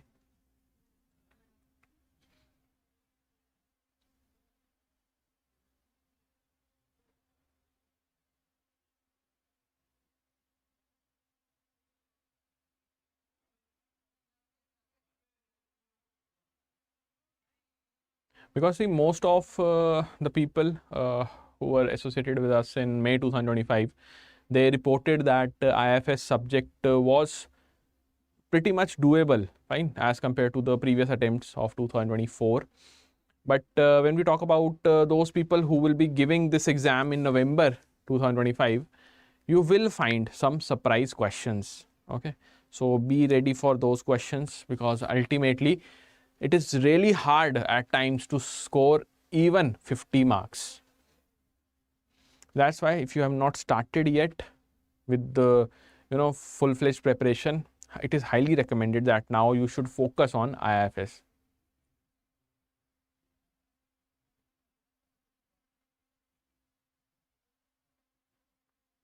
Why not? Why not? Vishal, you will. Because see, I think you are a paid student of ours also, na? Vishal Joshi, as far as I remember. So with job, obviously it is tough.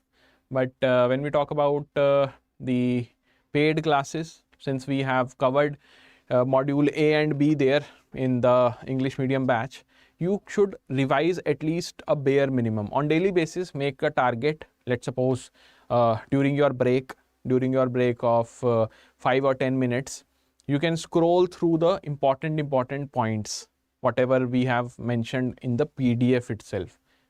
And how you can do that? If you have a revision of just 15 to 20 minutes on daily basis in early morning, that will be immensely beneficial. Because in the past also, the bankers who have cracked this exam, they used to study in their break also, in their free time, or you can say tea time also in the office.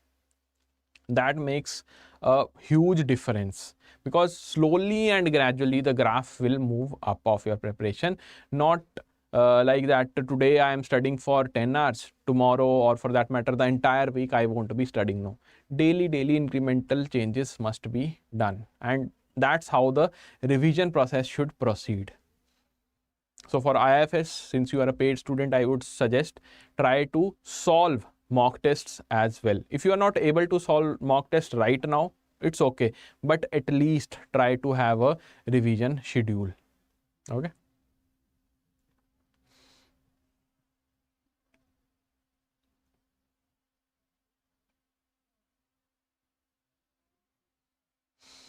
Yes.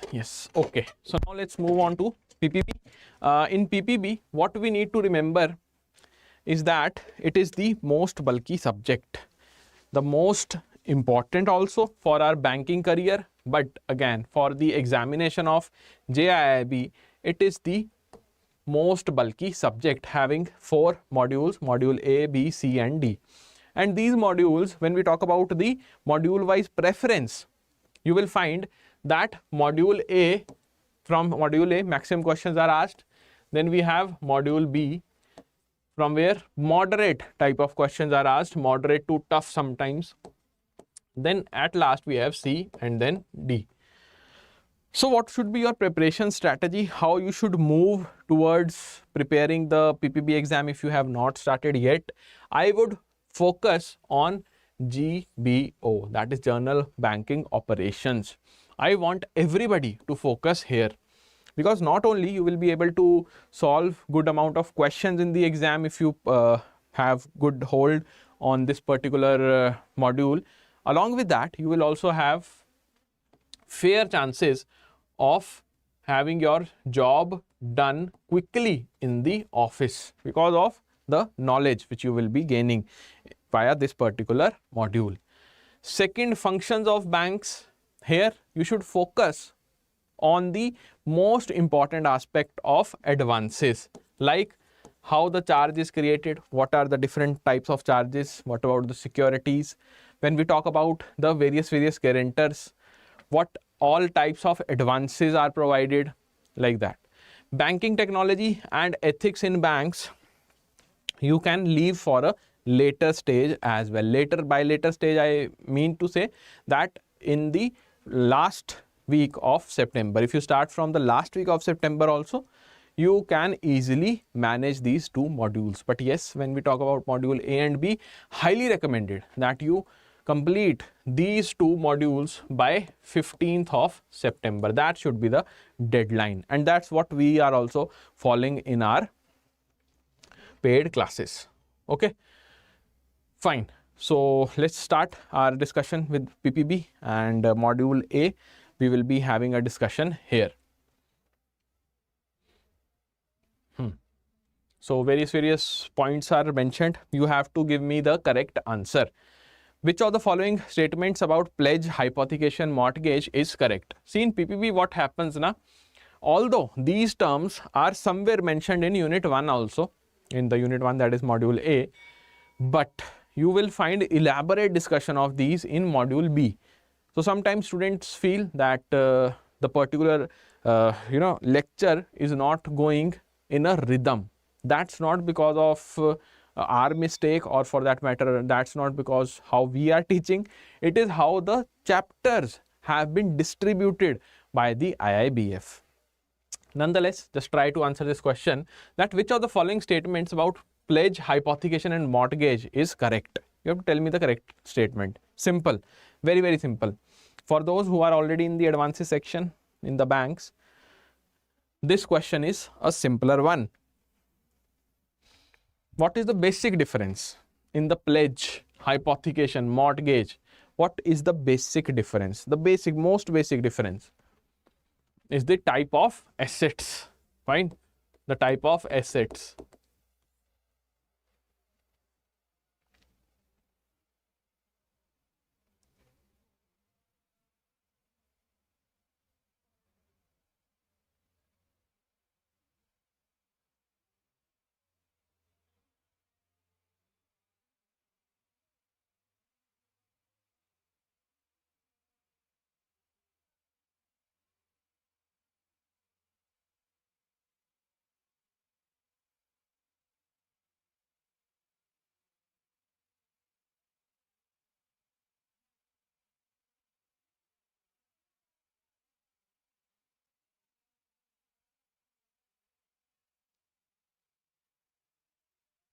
Okay, so we have the answers right now.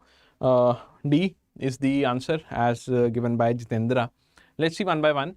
In mortgage, the possession of security always remains with the lender. So ownership rights are being transferred in case of mortgage or not. If you know that, first statement is wrong.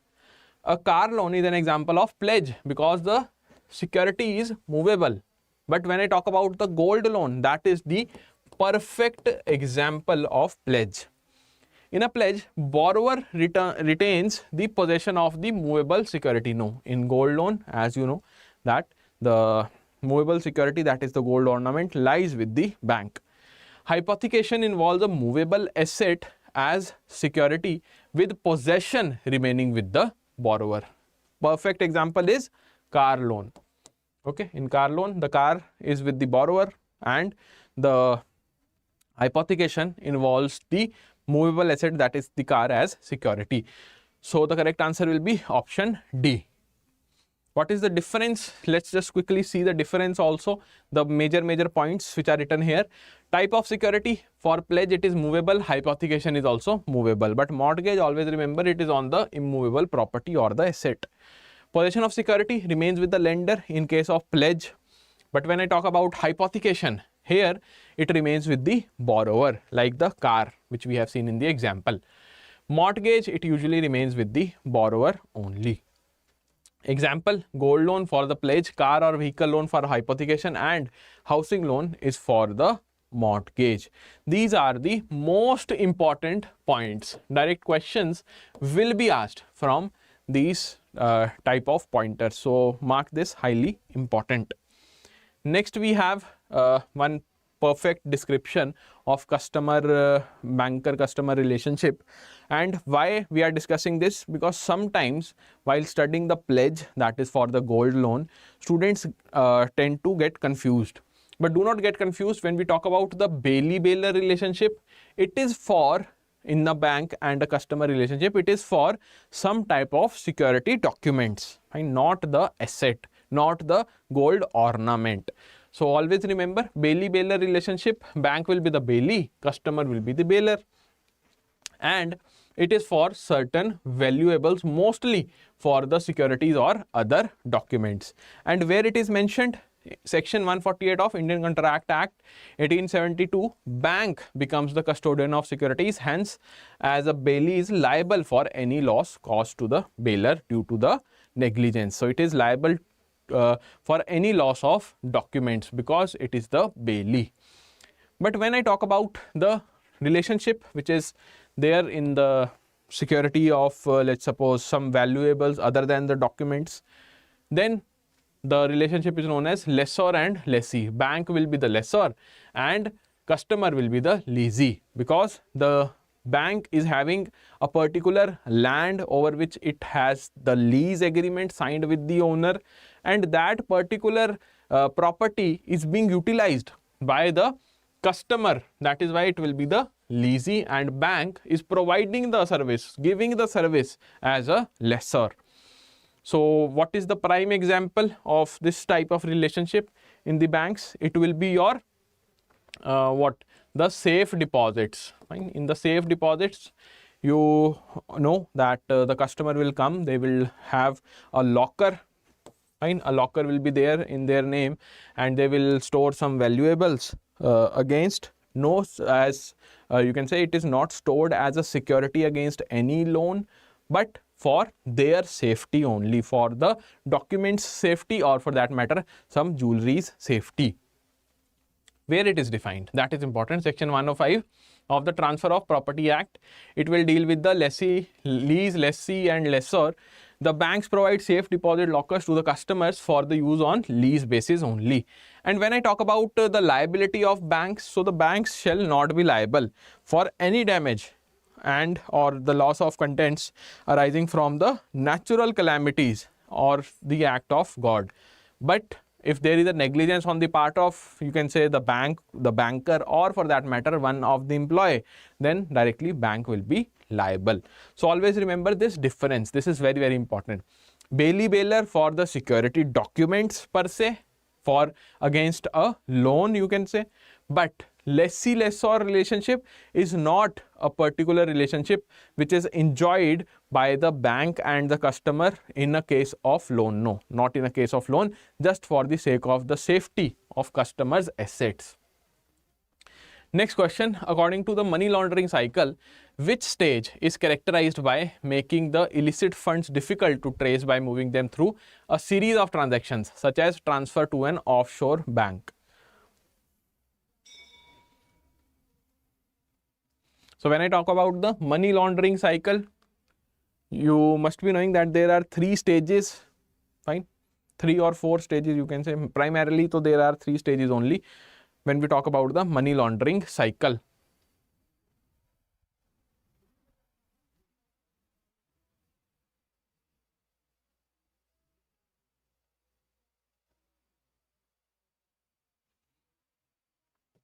So first of all, what will happen if you are having some illegal money, fine, illegal money is there, fine. So the customer or the individual is having illegal money, illegal funds are there held by the customer. This illegal fund will be diverted or placed into a system which will provide for the whitewash or the laundering of these illegal funds. Laundering normally we see in day-to-day life. What do we mean by laundering? It is an activity by which we try to get rid of the wrinkles on the cloth, and that's what is happening here as well. So first of all, it will be placed, fine, then layering of the same will be done, fine, layering of these illegal funds, along with that integration in the economy will be done, fine. So last stage will be the integration.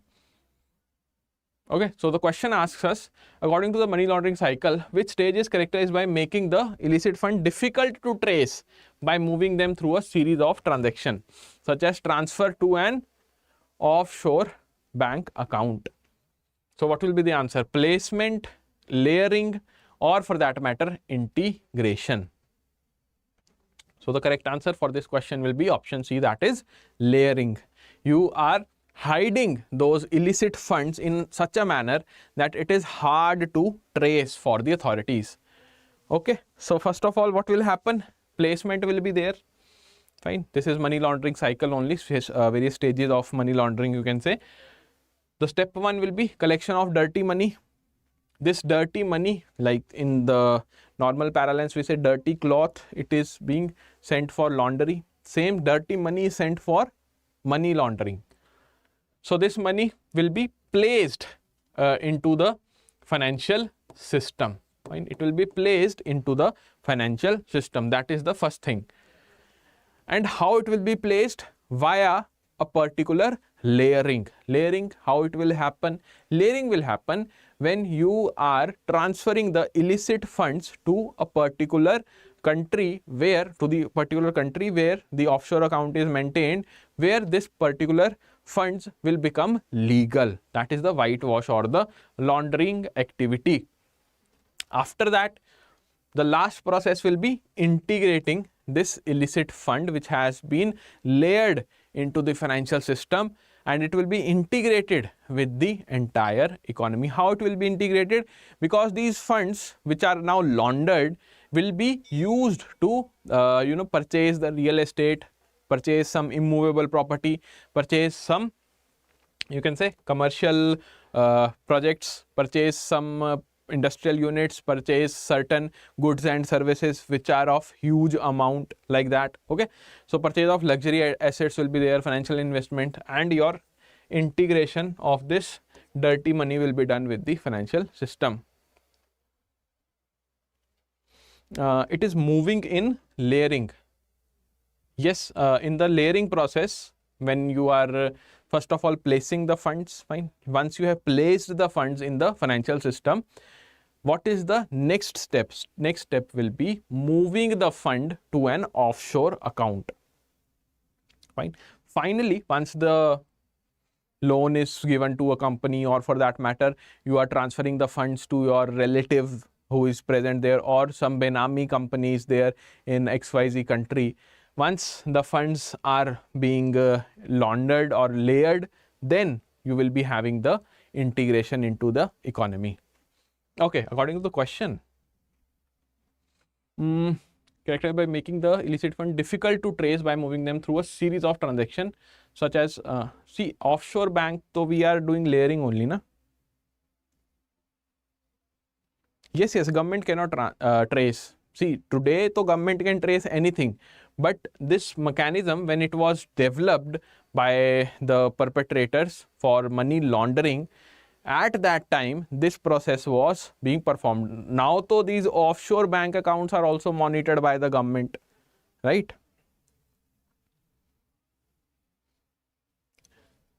Moving the funds in such a manner that governments are unable to trace, then only we are saying money laundering is happening. Okay, try to think in that way, that the government, although is trying to trace but is unable to trace. The perpetrators have devised a certain mechanism wherein the money is untraceable. If the government can easily trace, even the placement cannot be done. Then if the government can see the dirty money, how you can place the particular amount of money in the financial system?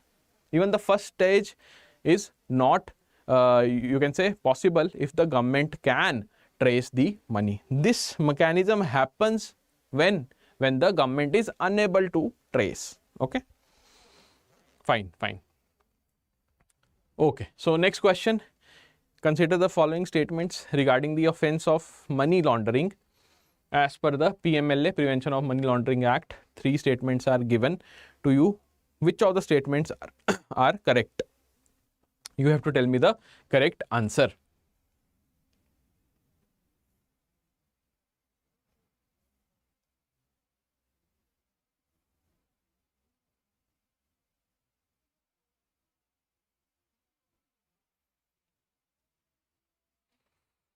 So all the offences under PMLA are considered non-bailable. All the offences, not a single one is, you can say, bailable.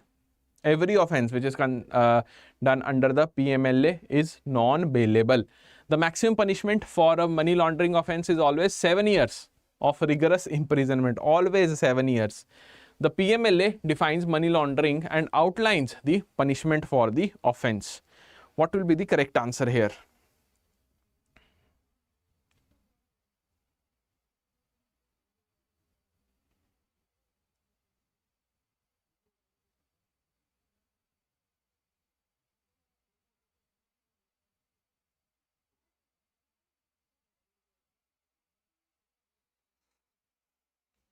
So the correct answer will be what?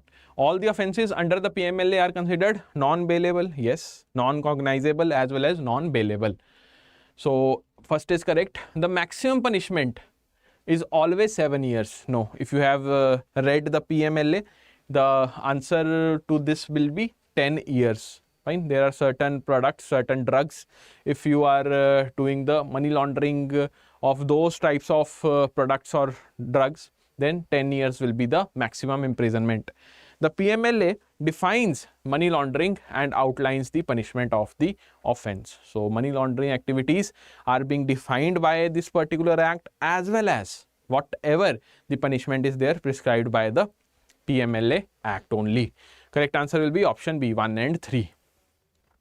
Okay, here you can see that the offence of money laundering has been defined in section 3 of PMLA. So it has defined the money laundering activities. Section 45 of PMLA stipulates that all the offences under the PMLA are to be deemed to be cognizable and non-bailable. You need not to have any proof. Fine. Okay, you can directly go to the perpetrator and tell them that you have done this type of offence. Now you have to be imprisoned for whatever time period is prescribed for that type of offence and non-bailable. Section 4 of PMLA, it stipulates the punishment for money laundering offence, which is rigorous imprisonment for not less than 3 years but up to 7 years, and fine as per the gravity of the offence. But when I talk about the maximum time period of imprisonment in cases connected with the offences under the Narcotics, Drugs and Psychotropic Substances Act, the maximum imprisonment may extend up to 10 years. That is why the 7-year option was incorrect in the last question. Fine. Okay. So what do we mean by this psychotropic substances? They are a type of drug only, like these are also of 2 types: psychotropic substances which are legal and the another one which are not legal. Like legal ones, your tea and coffee, caffeine. Others are illegal. Okay, next question. Let's have a discussion around this type of question. Consider the following statements regarding the monthly reporting obligation. There are monthly reporting under the PMLA also, under those activities which are performed for money laundering. For tracking those activities, what is the timeline prescribed under the PMLA, or for that matter by the Government of India?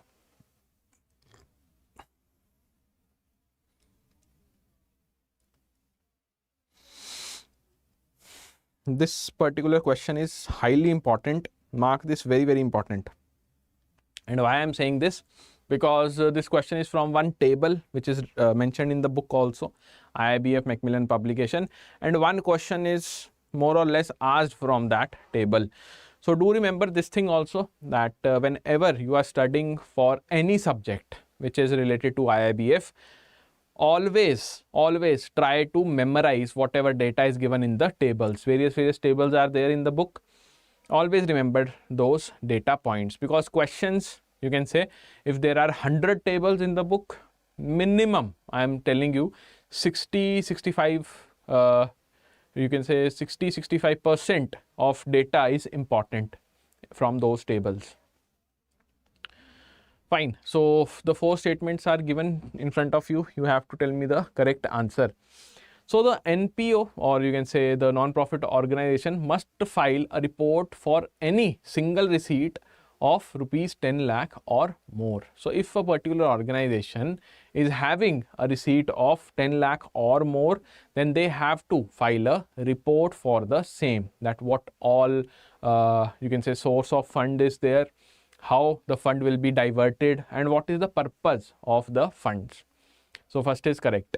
The counterfeit currency report, CCR, is required to be submitted only for counterfeit notes of a certain value, whether for a certain value or all any kind of value can be there, but the CCR must be presented or submitted. So not for a certain value, but for any value. So second will be wrong. Fine. Then we have the cash transaction report, that is CTR, must be filed if a series of connected cash transactions in a month aggregate to 10 lakh or more. So always remember, the cash transaction report will be generated for all those transactions which are more than 10 lakh, which are equal to or more than 10 lakh, the aggregate amount in a month. All the four reports must be submitted by the end of month in which the transactions occurred. So there are certain reports which are to be presented by the end of the month, but for some other reports the timeline is different. So fourth will be a wrong statement. Correct answer will be, I think, option B. Yes, B will be the right answer. Okay, here are the four reports which are highly important, very, very important. These reporting obligations are very, very important. If you have not made notes, here are the important pointers. You must make notes. So CTR, the cash transaction report for the cash transaction of 10 lakh or more, series of cash transaction in a month integrally connected aggregating to 10 lakh or more. So more or less you can say that in case of the cash transaction report, 10 lakh is the amount beyond which or equal to which you have to generate the report. Then we have the CBWTR, that is the cross-border wire transfer report. For all those cross-border wire transfer of more than 5 lakh or equivalent, whether they are originating in your country or the destination is also your country, originating from the country, moving from your country, or they are being redirected to India. In both the cases, if the amount is more than rupees 5 lakh, then your CBWTR report will be generated. Next we have non-profit organization report, the NTR report as we call it. Receipts by non-profit organization of more than 10 lakh or equivalent. So 10 lakh or equivalent, that is the same amount as the cash transaction report. Then we have the counterfeit currency report, all the counterfeit currency notes received. No type of denomination is mentioned, that okay, if the counterfeit currencies of you can say rupees 100 denomination only, then the counterfeit currency transaction report will be generated. No, for all the counterfeit currency it will be generated. Next, we have what is the maximum aggregate balance allowed in all the deposit accounts for a non face-to-face customer using OTP based eKYC. OTP based eKYC. Yes, Vishal, exactly. All the notes can be there. So what is the limit? A very easy question. Correct answer will be rupees 1 lakh. Okay, for non face-to-face customers, the OTP based Aadhaar verification if you are doing, then the customer's balance should not exceed rupees 1 lakh. That is the most important point of out of this particular procedure of CDD. But let's have a look on the other pointers also. The aggregate of all the credits in financial year in all the deposit accounts taken together should not exceed rupees 2 lakh. Whenever there is a question based on the aggregate amount of deposit accounts, answer will be 2 lakh. For the borrower accounts, only term loans shall be sanctioned and aggregate amount will be less than rupees 60,000 per year. That is yearly phenomena, fine, per year. So 1 lakh here, 2 lakh, and for this it will be 60,000, the limit. Next question, we are talking about the simplified due diligence requirement for foreign students opening a bank account. Which of the following statements is correct? You have to tell me the correct statement only. What will be the right answer?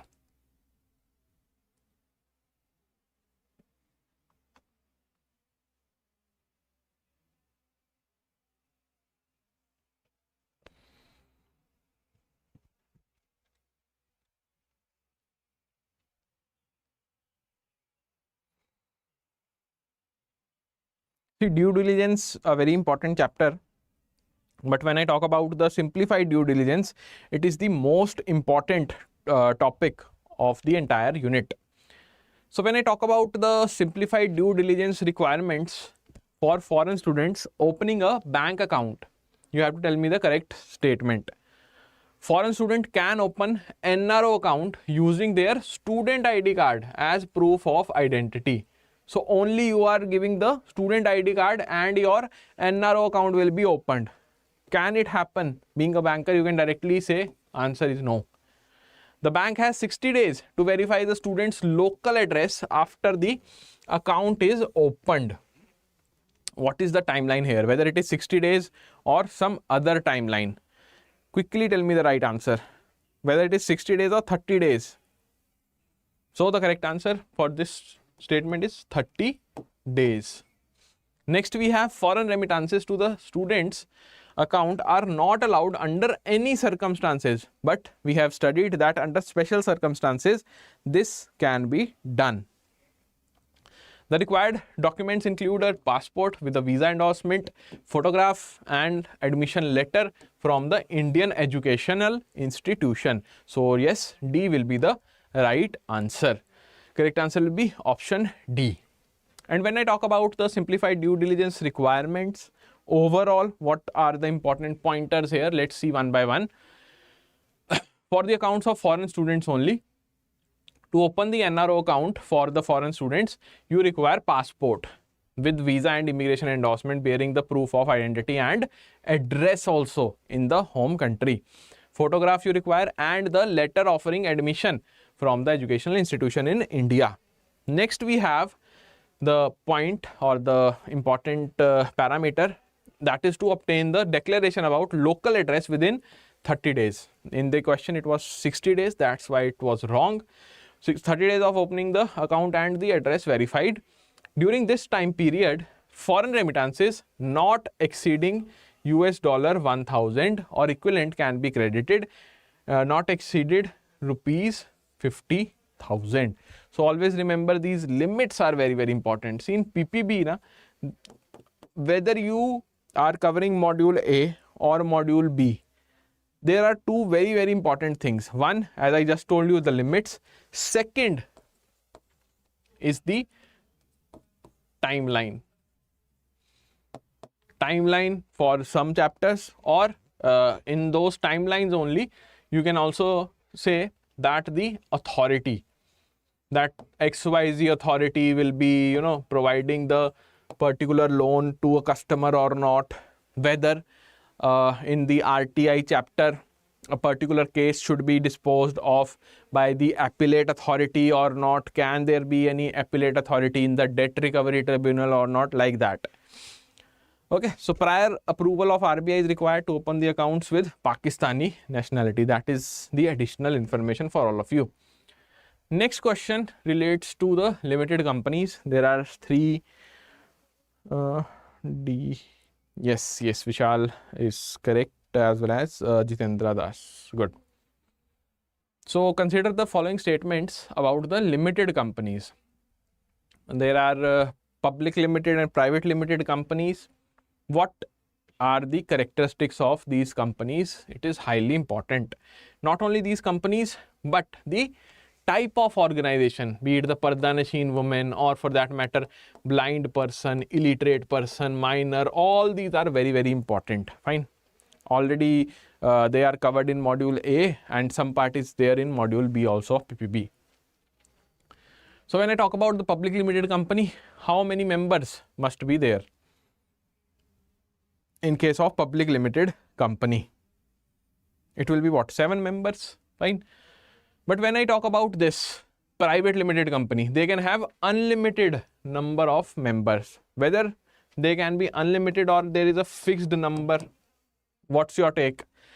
A subsidiary company of a private company is always considered as public company. Always. Fine. Without any consideration, the subsidiary company of a private company will become automatically a public company. So the correct answer is option A, that is one only. When we talk about the public limited company, 7 members, and there is no upper limit to that, that is unlimited can also be there. But when I talk about the private limited company, minimum 2 members and maximum is 200 members. Okay. So that is the most important point.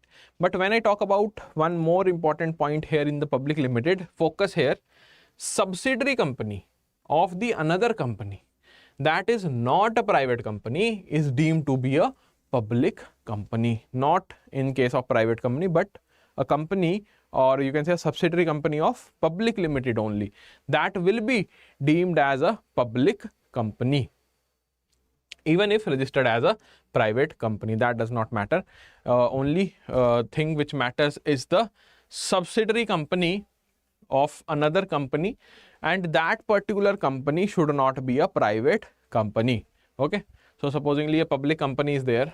Okay. Public company with the name A, and we have S as a subsidiary company of A. Fine. So this subsidiary company of A, which is a public company, A is a public company, it will be deemed as a public company only. Fine. Okay. That's what is written here, and the opposite was written in the questions statement. Fine. What is the LEI? You must have studied the LEI somewhere or in some form or the other. In the banks also, when we go for the training module has a description of LEI. You have to tell me the correct statement regarding the LEI.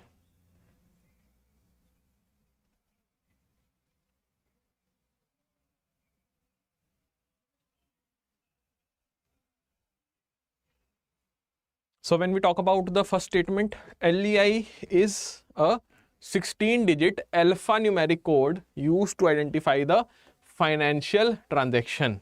So alphanumeric code used for financial transaction. But what about the number of digits? Whether it is 16 or something else, it is 20, right? So first statement is wrong. Then I have the statement, Global Legal Entity Identifier Foundation issues the LEI code directly to the entities, whether it is made directly or through a particular authority.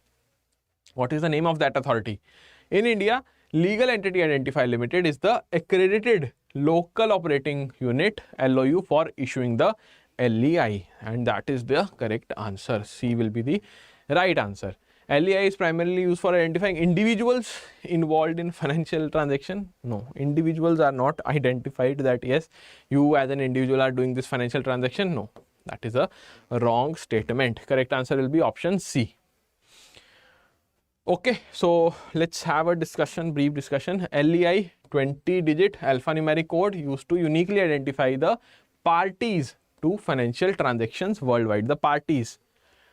Entities can obtain LEI from any of the LOU accredited by the Global Legal Entity Identifier Foundation. So always remember, local operating units will be providing the LEI to the entity and not the direct, you can say globally, it is not being tagged for the LEI. In India, the LEI code may be obtained from the Legal Entity Identifier Limited, that is LEIL, a subsidiary of CCIL, accredited by the GLEIF. Okay, so these are some important aspects of LEI which we must remember.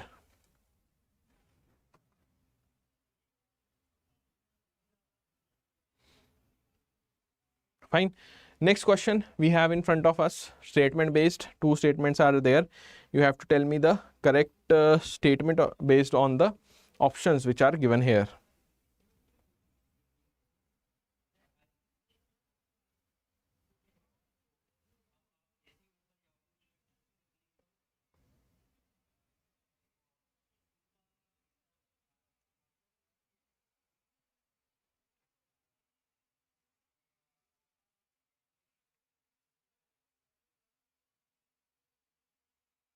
Fine. So such type of questions are also asked in the examination directly. You will be given statement 1 and statement 2, and ultimately you will be asked based on various options that which of the following is correct. So let's start with statement 1. A gold loan is example of pledge and possession of gold remains with the lender. Whether it is an example of pledge or not, the gold loan, answer is yes. And the possession remains with the lender, that is also correct. Statement 2 says a bank is required to transfer a credit balance to the DEF fund within 3 months after the account becomes inoperative or remains unclaimed for 10 years. So unclaimed funds for 10 years, that we understand. But what about this term which was written? Within 3 months after the account becomes inoperative. If the account is inoperative for 3 months, you directly transfer the credit balance to DEF fund, whether it is done or not. Answer is no, it is not done. So the correct answer will be statement 1 is correct. Yes, statement 1 is correct, but statement 2 is incorrect. So correct answer will be option B, as stated by Jitendra Das and Vishal Joshi. Good, good. Okay, and you must be wondering that why we have included the pledge with the DEF fund, because that's how IIBF asks the questions. It will ask you questions from 2 different chapters, but the question will be the same. In a similar question we have seen in this May 2025 attempt also, a question was asked based on the hypothecation and DEF fund. So we have tried to simplify this type of question using the pledge. Okay, what else we can understand by this depositor education and awareness fund? 2014 RBI established this fund, that everybody knows, under the Banking Regulation Act. Banks are required to transfer the credit balance in any account or any deposit remaining unclaimed or inoperative for 10 years or more. No 3 month is there. Okay, 3 month, that is impractical. Thus, this fund is intended to be used for purpose of education. So, educational purpose, that particular fund has been created by the RBI. Next, we have the a journal question. Yes, this question has also been created for all of you so that you can have a feel that what type of question is asked in the IIBF. Here also we have mixture of 2 chapters, 2 or 3 units, I think. 1, 2, 3 units are there, and we have created one single question based on those 3 units.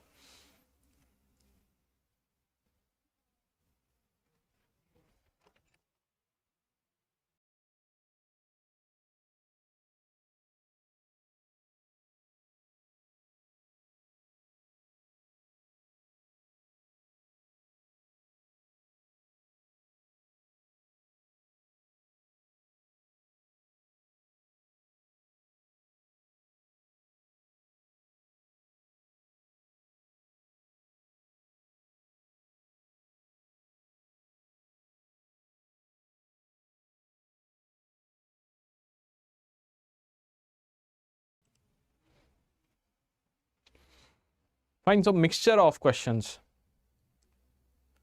PMLA, we have garnish account as well as car loan. So 3 different chapters. Let's see what will be the right answer. According to the provided anti-money laundering the money laundering offence document, all the offences under the PMLA are non-bailable. That we have seen, cognizable as well as non-bailable in the previous questions also. Based on the garnish order document, upon receiving an order nisi, a bank should immediately stop all the payments from the affected accounts, all the affected accounts. Order nisi has been issued, the first order under the garnish order has been issued. So you have to stop all the payments, whether it is correct or not. Car loan is an example of pledge because the security is a movable asset. So car loan, pledge, whether car loan is an example of pledge or it is an example of hypothecation. Okay. So the correct answer will be the first 2 statements are correct or not. Car loan, on the other hand, is the example of hypothecation. Fine. So the correct answer will be option A.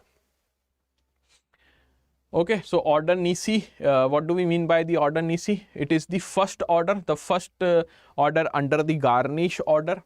The court may issue such garnish order in 2 parts. First order is known as order nisi, which will be seeking the explanation of the bank. That bank will be called of the perpetrator, that why these funds which are being held by you are not being transferred to the party which has approached the court. Second part of this garnish order will be to direct the bank to stop the payments. Okay, on the receipt of order nisi, the bank must immediately stop the payments of the affected accounts. Fine. Next we have a question based on the receipt and one NPO also. So again a mix question of 3 chapters. There are 2 or 3 questions, so that you can have a revision of 2 or 3 chapters with one particular question only. Try to solve this question also.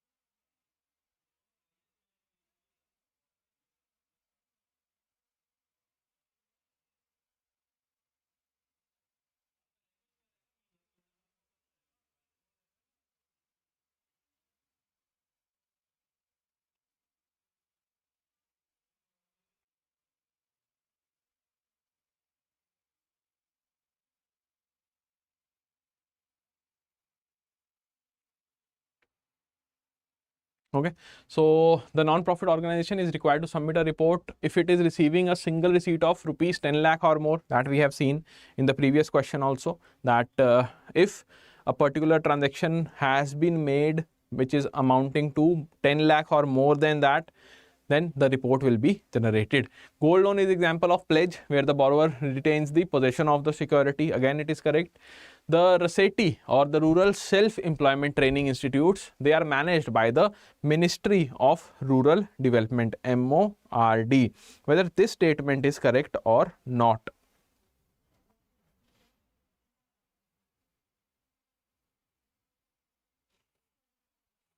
Okay, the funds are being managed by MORD. The layering stage of the money laundering involves making the illicit fund difficult to trace through a series of complex transactions. So fourth is also correct, first is also correct, but 2 and 3 are incorrect. Okay, the gold loan is an example of pledge, definitely, but whether the borrower retains the possession or not, borrower will not retain the possession. Fine. As in the case of car loan, although it is a hypothecation process, but there the asset lies with the borrower only.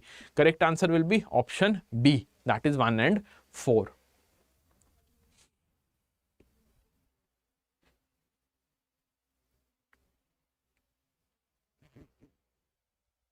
Fine. So when we talk about the RSETI, that is the Rural Self-Employment Training Institutes, prima facie, we feel that these are managed by the Rural Development Ministry, but these are just the initiatives. Fine. These are only the initiative of the Ministry of Rural Development.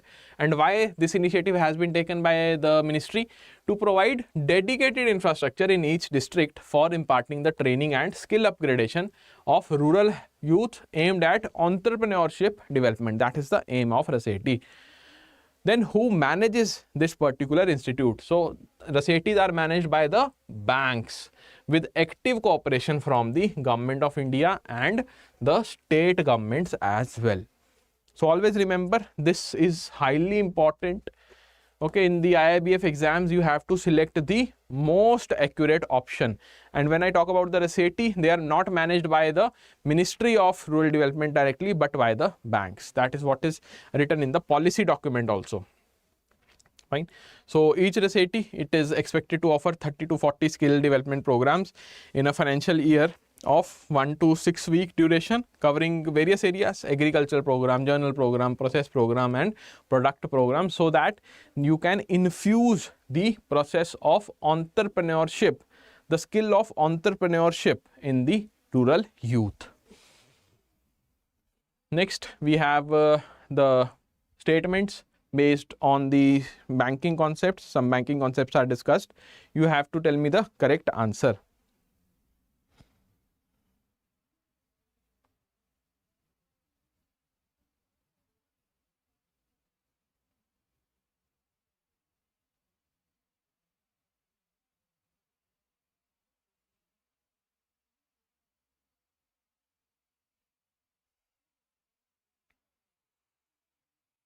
So when I talk about the Money Laundering Act, the PMLA, maximum punishment for a money laundering offence can extend up to 10 years if it is connected with Narcotic Drug and Psychotropic Substances Act. This we have discussed, right?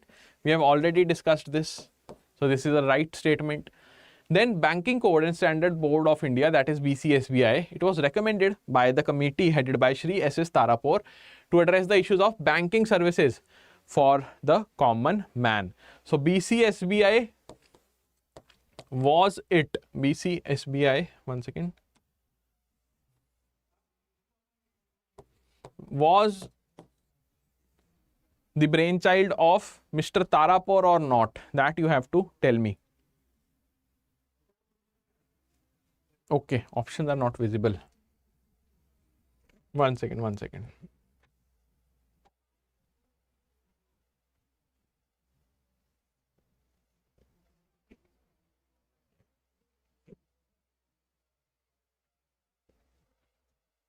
Okay, let me just write here.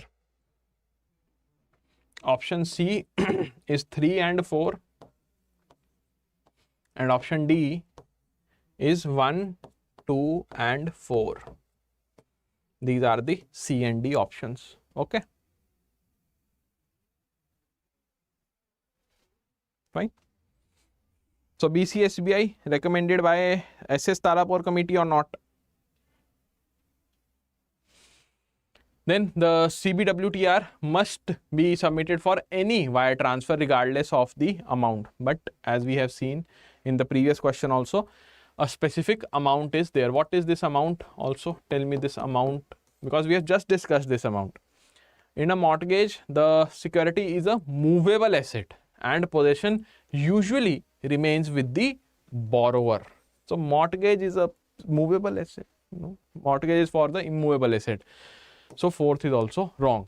So by these questions, I hope that you have understood the basics. Fine. Like what is the basic difference between mortgage, pledge, what do we mean by hypothecation? Then you must have now known that what is the basic difference between those suspicious transaction reports. And when I talk about the topic, that is BCSBI, what is the most important point here as well? So yes, definitely SS Tarapur committee was there. And right now, when I talk about today, whether BCSBI is there in our country or not, whether it is functioning or not, Yes, yes, Arun, good, good. So what will be the correct answer here? Correct answer will be option A, right? 1 and 2 only.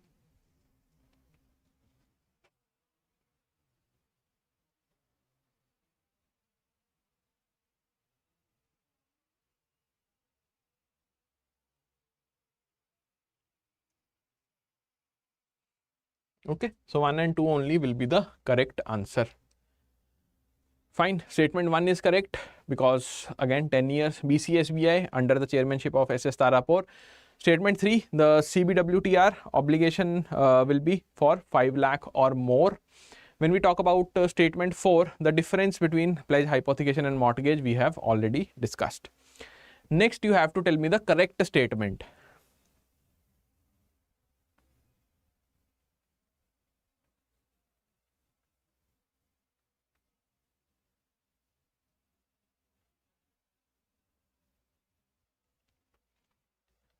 Okay, RBI IOS, Integrated Ombudsman Scheme 2021.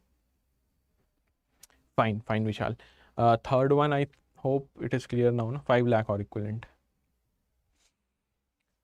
Okay, so which of the following statements is correct regarding the RBI Integrated Ombudsman Scheme? As we know that integration of the previous schemes have been done, they have been clubbed together, and right now they are known as RBI IOS, not the Apple or the iPhone operating system, but the Integrated Ombudsman Scheme 2021.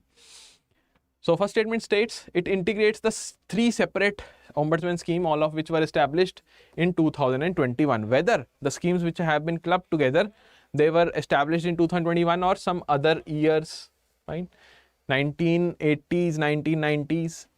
It combines the banking ombudsman scheme in operation since 95, ombudsman scheme of NBFC 2018 and ombudsman scheme for digital transaction 2019. Scheme's primary function is to handle the grievances related to large non-banking financial companies only. Only the NBFCs, not worried about the other banking structure. The banking ombudsman scheme was introduced in 2021 as part of new integrated scheme. So the correct answer will be what? Arun, Jitendra Das and Vishal Joshi, all of you have given the correct answer as B.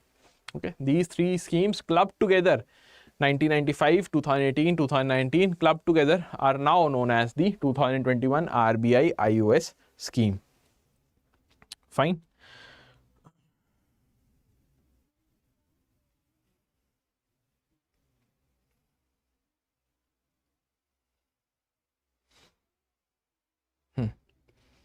Okay. Next question. Let's have a discussion around this question also. Which of the following categories of borrowers are considered under the weaker section of priority sector loans? So priority sector loans, I hope that everybody knows that there are 9 priority sectors in our country identified by the RBI, where 8 are the special sectors and 1 sector belongs to others category. Fine. Especially the others category includes the corporates also. Fine. But that's not important for us. Our focus should be on these 8 sectors plus what do we consider as a weaker section.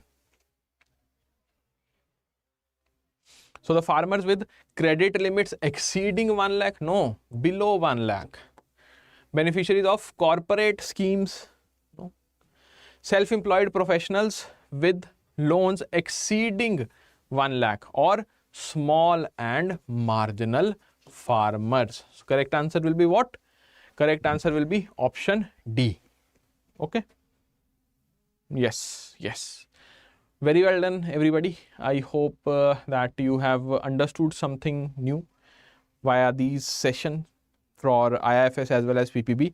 Now I will be saying goodbye to all of you. Fine. From here, Aman ma'am will be taking up and she will be discussing more questions of PPB, that is principles and practices of banking.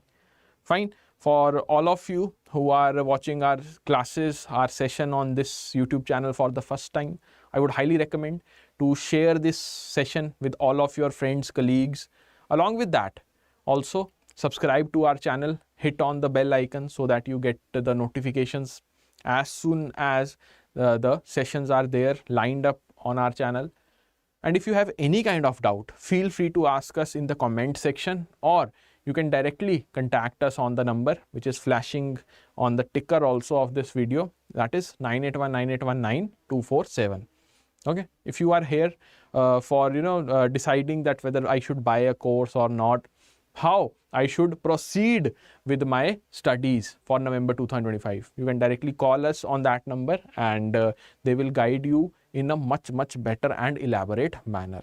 For all of you who are watching this in a recorded format, do let me know in the comment section that what all doubts are there. Okay, so this was it from my end. We'll meet in next session. Till then, goodbye everybody, take care, and do continue your learning process till the RBWM subject, which we'll be covering today only. Fine. So bye bye everybody, take care.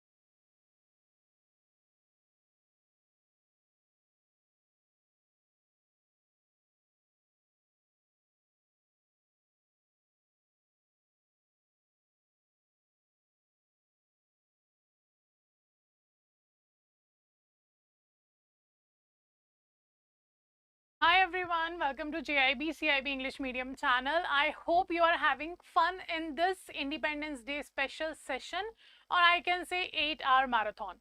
So I will be taking care, or I will be discussing here the remaining part of your PPB subject. So we have started this session at 2 p.m. in which Kinshuk sir have taken your IIFS and Kinshuk sir have taken your PPB session of 1 hour. So I will be discussing the remaining part of the PPB in the next 1 hour, and from 6 p.m. we will be having our AFM session. Okay, so let's start the session. Welcome everyone. So I will be discussing your PPB, and in the form of MCQ I will be covering your part. So we will have a question practice followed by the explanation of the question. So this is how you will be able to know that how whatever you have studied in your PPB syllabus till now, are you able to apply that knowledge in the question?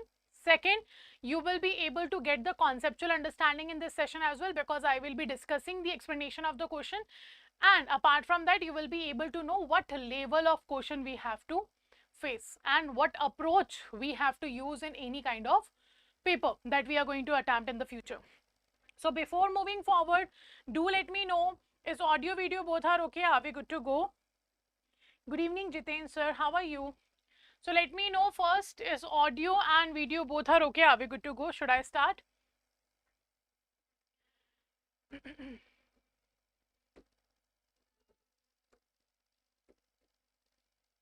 Okay.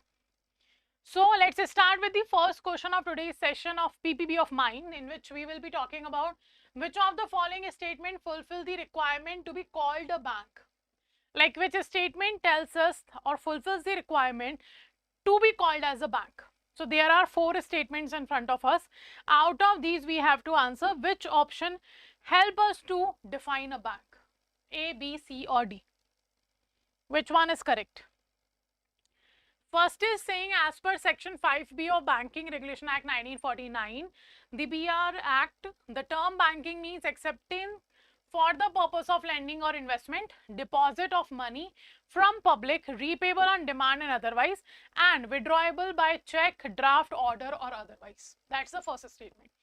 Second statement is saying, as per Section 5E of the Banking Regulation Act 1949, the term banking means accepting for the purpose of lending or investment, deposit of money from the public, repayable on demand. Third is saying, as per Section 5C of the Banking Regulation Act, the term banking means accepting for the purpose of lending or investment, deposit of money from public, repayable on demand or otherwise, and withdrawable by check, draft, order or otherwise. Now you can see the definition in all this statement is given same. The only thing that is different is section in which it have been defined. So which of the following will be correct here? First, Section 5B. So Section 5B of Banking Regulation Act says that what is the banking?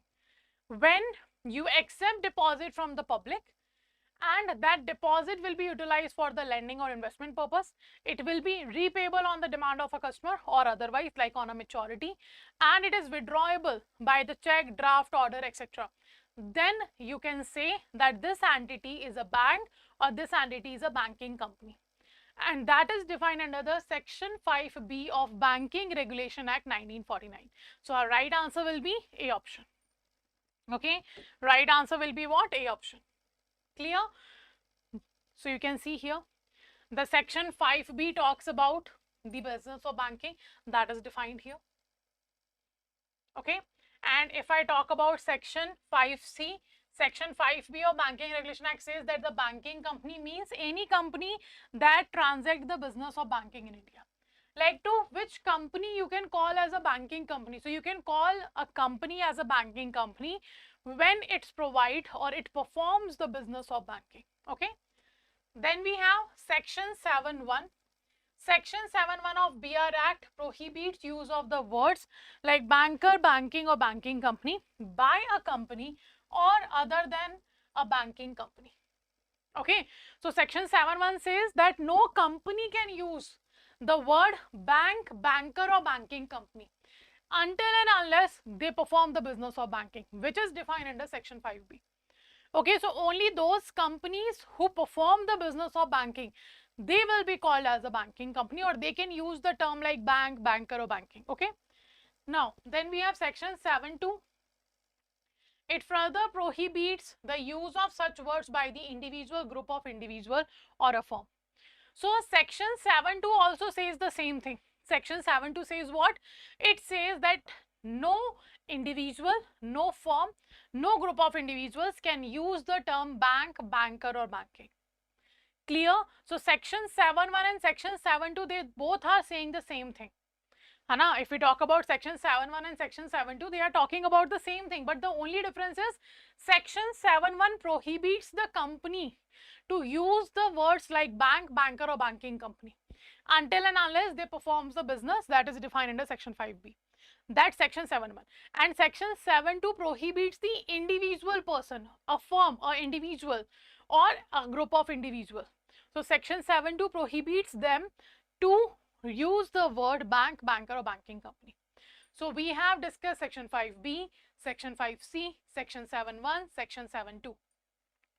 Do remember all the 4 sections, very important. Okay, so let's move forward.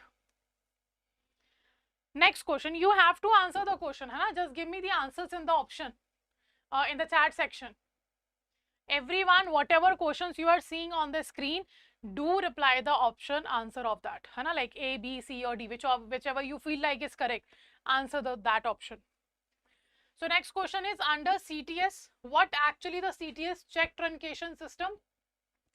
The check truncation system was introduced to stop the physical movement of a check, right?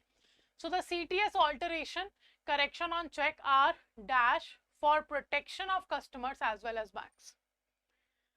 What? Allowed, recommended, optional or prohibited. Now under the check truncation system, in which we have stopped the physical movement of check and started sharing the electronic image of a check for the purpose of the clearance of check, That's what we does in the CTS. So if any alteration or if any correction, if a person does on a check, is it allowed or not? Is it allowed? Is it recommended? Is it optional or is it prohibited? Which one is correct? And I am getting option number D. Very good. It is prohibited. Under the CTS, because the electronic image will be taken care of, of a particular check. So in that electronic image, the paying bank won't be capable of finding out that is it overwritten or not, like any overhand writing have been done or not. It's hard to find out in that way. So that's why all the alteration and corrections have been prohibited. If something wrong happens while you are issuing a check, you have to issue the new check. Otherwise, it won't be used. So it's a prohibited. Acha, let me know how many images will be taken under the CTS. So we are saying under CTS we are taking electronic image. By the electronic image we perform the transaction or check clearance. So how many images of check have to be taken? Let me know. 1, 2, 3, 4, 5. How many images have to be taken? So you can see protection in case of material alteration in the check. It is defined under section 89. So if a negotiable instrument is materially altered but does not appear to have been so altered, or where a check is presented for payment which does not at the time of presentation appear to be crossed or to have at crossing which has been obliterated, the payment thereof of a person or banker liable to pay and paying the same according to the apparent tenure. Right. So you won't be able to identify at the paying branch. Okay, and that's why under CTS alteration or correction on checks are prohibited for the protection of customers as well as for the banks. So no changes or correction can be made other than for date validation for any change in the payee's name or courtesies amount or legal amount. A fresh check has to be issued. That's what have been said under the CTS. No alterations are allowed. And how many images have to be taken? Nobody is answering how many images. 3 images will be taken. Under the CTS, for the check clearance purpose, 3 images will be taken. Front grayscale, front black and white, back black and white. These 3 images have to be taken. Okay, front grayscale, front black and white, and back black and white. These 3 images have to be taken to perform the check clearance under the CTS. Do remember this. Next question we have here, which of the following is our correct statement about customer? Like to whom we call as a customer. So which statement is correct here?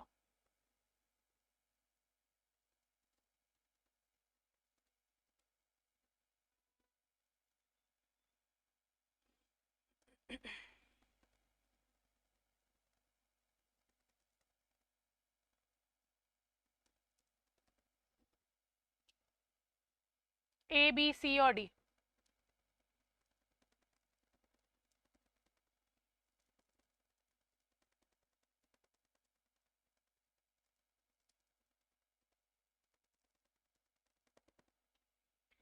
A, B, C or D?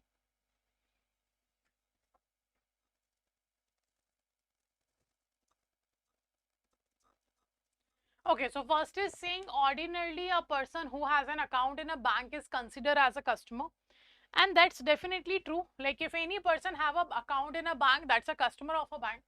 A person or entity that maintains an account and or has a business relationship with the bank or the conducts a transaction with the bank. Definitely, so if any person or any entity maintains an account and has a business relationship with the bank, they are also a customer. Then third is saying any person or entity connected with the financial transaction which can pose the significant reputational or other risk to the bank, say a wire transfer or issue of a high value demand draft as a single transaction. And that's also true. All of these are correct. Okay, all the definitions of the customer have been given in front of us. So they all are correct. So right answer is D. Okay. Next question. It's a very important question. Do remember this. Which of the following statement is not true regarding the disposal of RTI request? Like not the question, but actually the topic is very important. RTI, very important topic. And how the public authorities manages or treat the RTI requests. That's very much important for us. So let me know which one is correct as per you.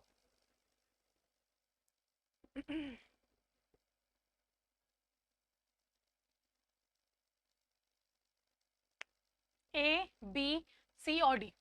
RTI is simply right to information, and the first statement is saying the PIO shall either provide the information or reject the request within 30 days of receipt. Second, if the information requested concerns the life or liberty of a person, it shall be provided within 48 hours of the receipt. Third, failure to decide within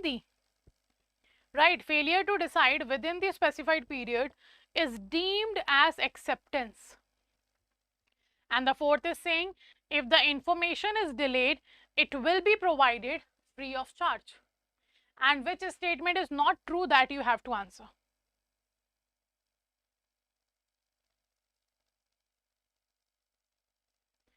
A, B, C or D.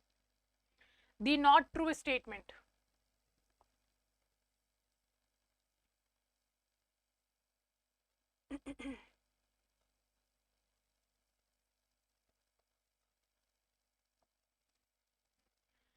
Okay, so answer C I am getting. Okay, done. Very good. C is the correct answer. So failure to decide within the specified period is deemed as acceptance. No, it's a refusal.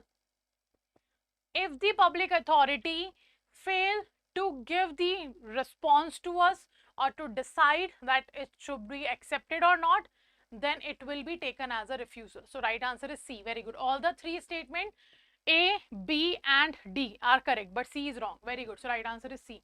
Now this is a very important chapter, so let's discuss some important facts about this RTA. So let's see. We have, first of all, for the purpose of disposal of requests, certain points we will discuss. So norms for disposal have been given. First we have time limit. So the PIO shall either provide the information or reject the request within 30 days of the receipt. Okay.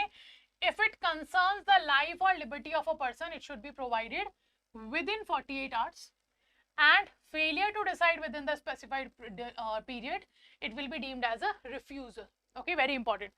Intimation for additional fees, where a decision is taken to provide the information on payment of any further fee representing the cost of providing that information. So PIO shall send a suitable intimation to the person making the request. So let's say I have requested for a certain information, but to provide that information, they have to spend certain amount of money. So the costing of providing that information will be taken from me, and that the PIO have to inform me. Now, access to disabled, where access to the records or part thereof is to be provided to a person sincerely disabled, the PIO shall provide assistance to enable access.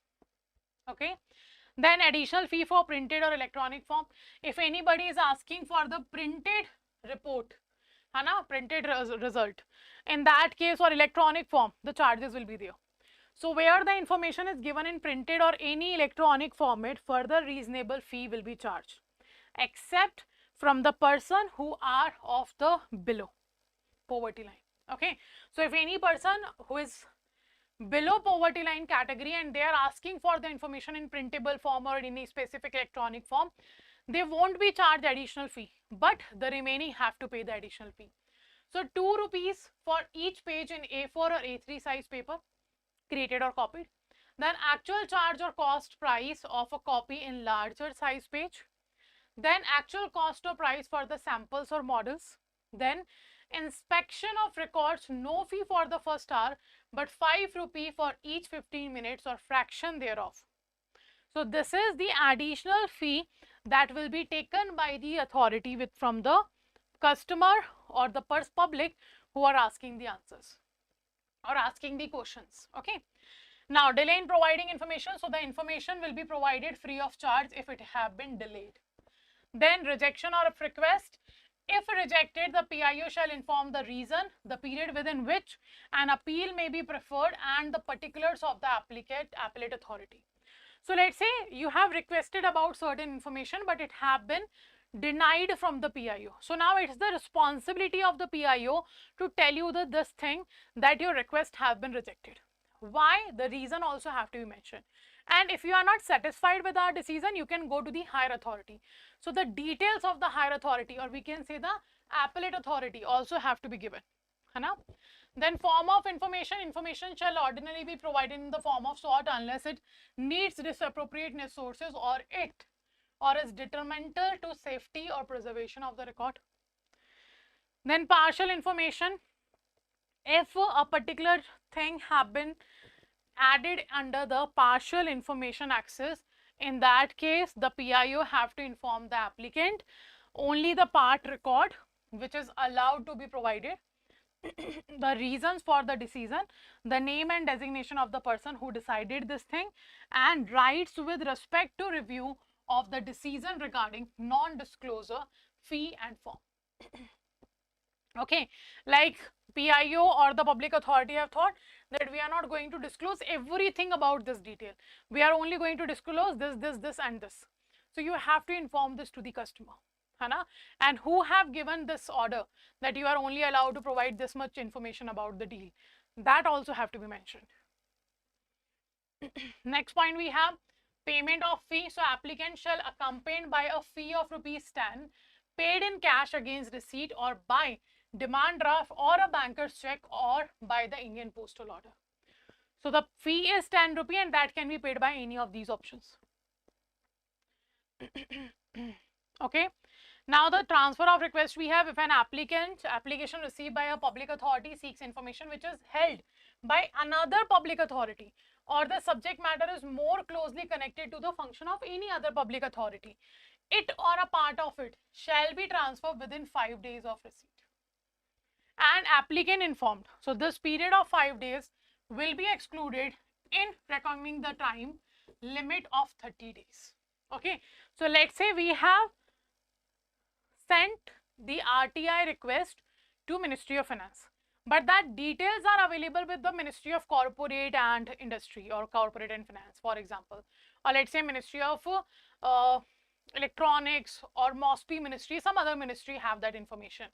Then they will inform us and will take extra 5 days of transferring the request to that particular ministry or that particular department.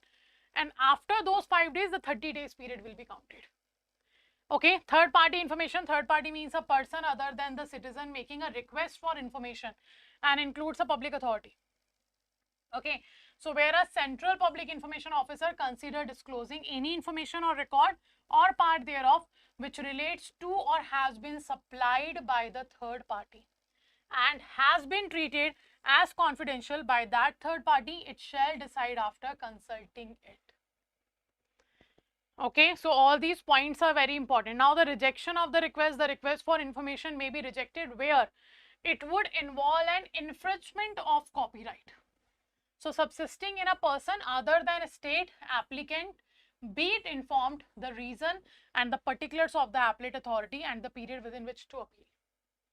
Okay, so if rejection have been done, it have to be informed to the customer.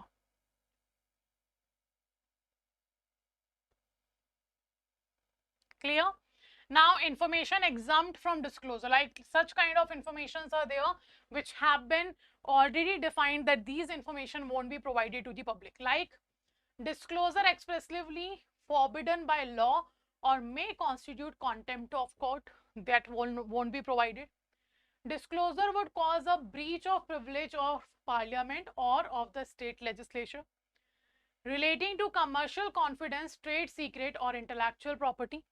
Then available to a person in his fiduciary relationship, like a close relationship, like a you have a relationship or with a certain other party which actually relate to that information.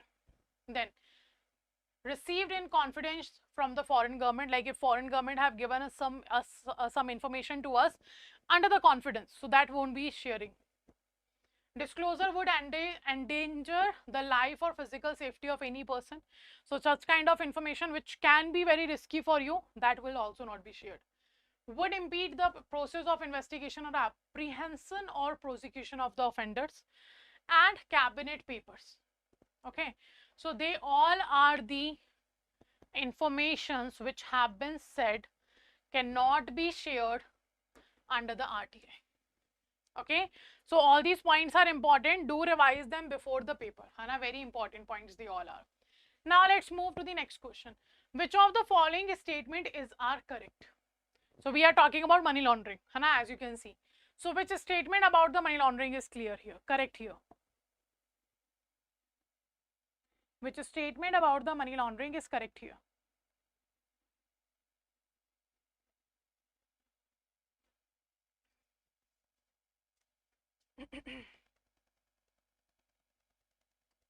As per the Prevention of Money Laundering Act 2022, client means a person who is engaged in a financial transaction or activity with a reporting entity and includes a person on whose behalf the person who engaged in the transaction or activity is acting.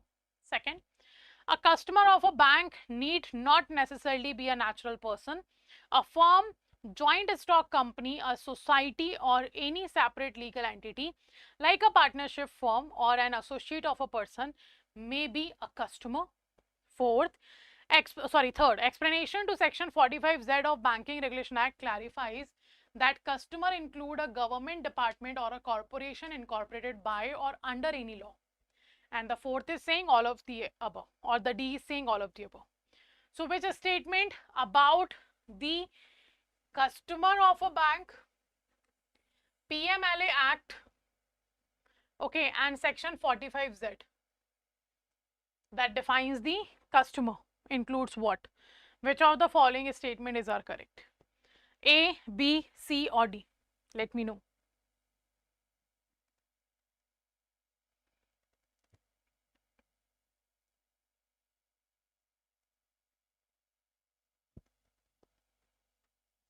What do you think, which statement is correct here?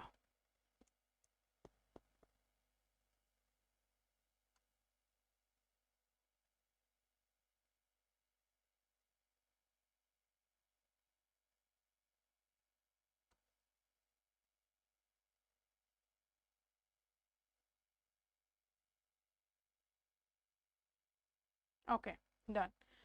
So let's see.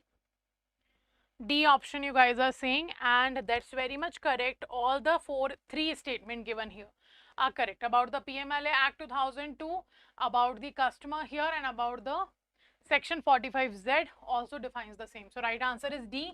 All of these are correct. Okay. So as per Prevention of Money Laundering Act 2002, the client definition have been given here. Okay, a customer of a bank needs not necessarily be a natural person. That's also defined here. And section 45Z of RBI clarifies that the customer include a government department, a corporation incorporated or by under any law. So all the three statement was correct. Okay. Acha, what are the stages of money laundering? Like we have discussed PMLA Act, So let me know what are the stages of money laundering. So money laundering simply conversion of black money into white money. How many stages are there in the money laundering and what are they? Let me know. Which of the following are the main feature of this debtor-creditor relationship? So banker-customer relationship is the first unit of our PPB, right? And it's a very simple unit, I can say. And definitely every time the question from the banker-customer relationship comes. Okay, so let me know which particular statement here is the main feature of debtor-creditor relationship. A, B, C or D?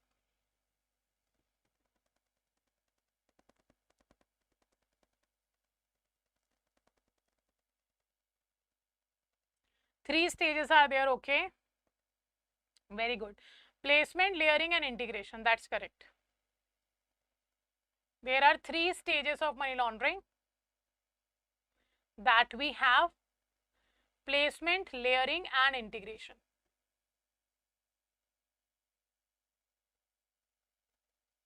Okay, now what about this question? First is saying the bank is free to use the money in a way most beneficial to it. Second is saying the customer should make a demand of payment, it's not to pay voluntarily. Third is saying the demand should be made in a specified manner in writing by check, draft, withdrawal form, order or otherwise during working hours. Fourth, the creditor does not have any security from the debtor. And the fifth, all. Which statement is correct here? A, B, C or D?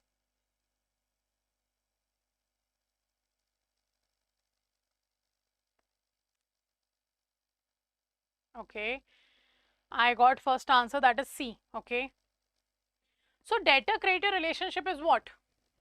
When a customer opens a bank account in a bank, है ना? So customer gives deposit to the bank.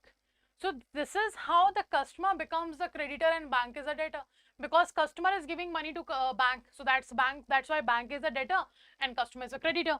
So the bank is free to use the money in a way most beneficial to it. That's true. The customer should make a demand of payment. It's not pay voluntarily.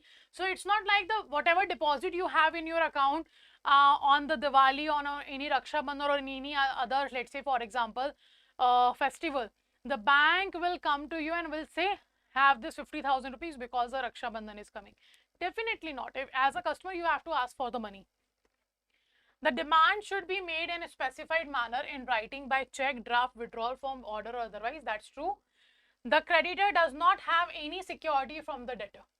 And that's true. If we are having a savings account or any type of account, it's not like bank gives us the securities or any collateral against it. No. So definitely all these statements are correct here. Okay, all the statements are correct here. All are the features of a debtor and creditor relationship. Okay, so this relationship will be made when the customer opens a bank account. When customer opens a bank account, in that case bank becomes debtor and customer becomes creditor. Okay, and these are the features of the relationship. Okay, next question.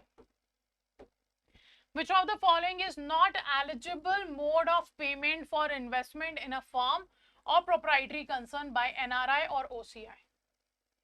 So question is asking which of the following is not an eligible mode of payment. For what? For the investment in a firm or proprietary concern by an NRI or OCI.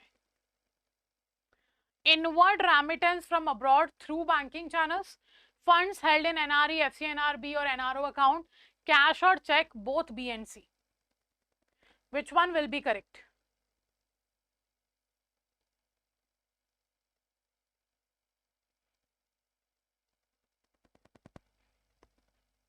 Non-resident Indians is NRI, overseas citizen of India is OCI, right? So which one will be the right answer? Not an eligible mode of payment for investment in a firm or proprietary concern by an NRI or OCI. And I got one answer, that is option number C. What about others? Very good. C is correct. In form of cash or check, it is not eligible, Hana, to make the investment. So right answer will be your C option. Very good. Right answer is C. And you can see here, the mode of payment for investment in firm or a proprietary concern by NRI, OCI should be inward remittance from abroad. Okay, through banking channel or funds held in NRE, FCNR or NRO account. So cash or check is not an eligible mode of payment here. If you have deposit in your NRE account, FCNR account, NRO account, then you can make the payment from there, investment from there. Or if any inward remittance comes, inwards means from abroad to India, fund have been transferred to your account, that you can use, okay, for the investment purpose. Next. A dash is a person or firm that holds and administers property or assets for the benefit of a third party. So they are required to make decisions in the beneficiary's best interest and have a fiduciary responsibility to them, meaning they act in the best interest of the beneficiary to manage their assets. And if a customer keeps certain valuables or securities with the bank for safekeeping or deposit a certain amount of money for a specific purpose, the banker, besides becoming a dash, is also a dash. So this is a filling the blank question we have, and you have to answer which of the following is the right answer of the blank. So 3 blanks are there in a one paragraph, right?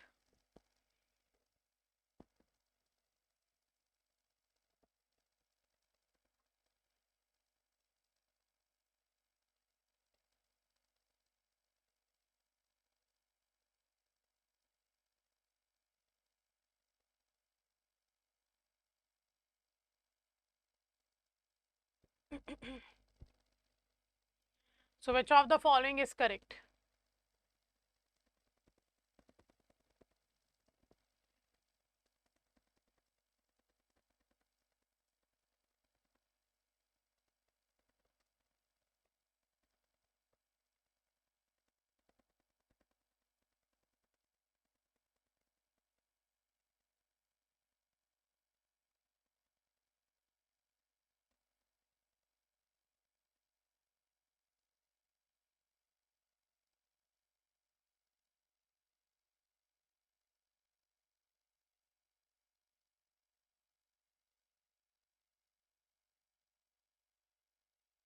Okay, B option.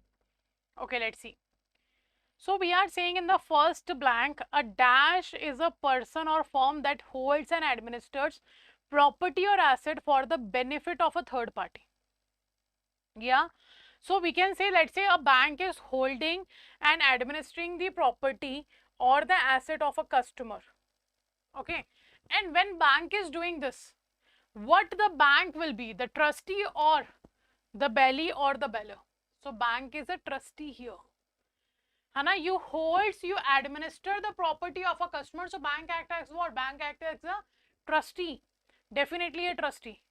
And if a customer keeps certain valuable or securities with the bank for the safekeeping or deposit, a certain amount of money for a specific purpose. A specific purpose have been given here.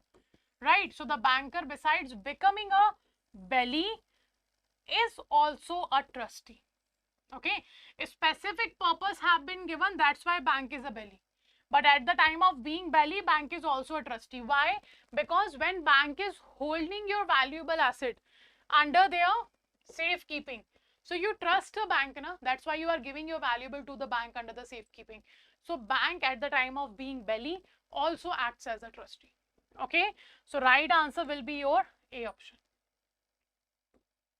Okay, you can see a trustee is a person or a firm that holds, administer property or asset for the benefit of a third party. Okay, so under the safekeeping or deposit, bank becomes belly as well as a trustee. Next, which regulatory relaxation have banks utilized to offer one-stop service to customer by selling third-party financial products in the capital market and insurance sector? So question is asking that which regulatory relaxation have banks utilized to offer one-stop service to the customer by selling what? By selling the third-party financial products. First, relaxation in opening demat account. Second, relaxation in establishing ties with a stockbroker. Third, relaxation in creating 3-in-1 accounts. Fourth, relaxation in forming partnership with mutual fund companies. So which one is correct here? Again the C answer, 3-in-1 account. Hana, relaxation in creating what? In creating 3-in-1 account. So right answer will be C. Okay, and what is this 3-in-1 account is? Let's see. So the third party product sale, if we talk about for capital market and insurance sector, it adds to the debt. So some of the major third party products we have: demat account, tie up with a depository participant. Some banks register as a depository participant. Trading account is there, tie up with the stockbroker. Mutual fund is there, tie up with the various mutual fund companies. Life insurance policy is there, bank tie up with the life insurance policy, life insurance company. Health insurance policy, bank tie up with the health insurance company. Vehicle insurance or house insurance, so bank tie up with the general insurance company. When it comes to 3-in-1 account, it means the 3 type of accounts have been linked. First, demat account, which is for the share trading or which maintains the electronic security for the customer. Trading account and savings or current account. So demat account, trading account and savings and current account, when they linked, that is called as a 3-in-1 account. Okay, so do remember this concept of 3-in-1 account, that's also important. Next, positive pay in CTS. Hana, what is positive pay in CTS? CTS is check truncation system. Banks may consider making it mandatory in case of checks for amount of dash.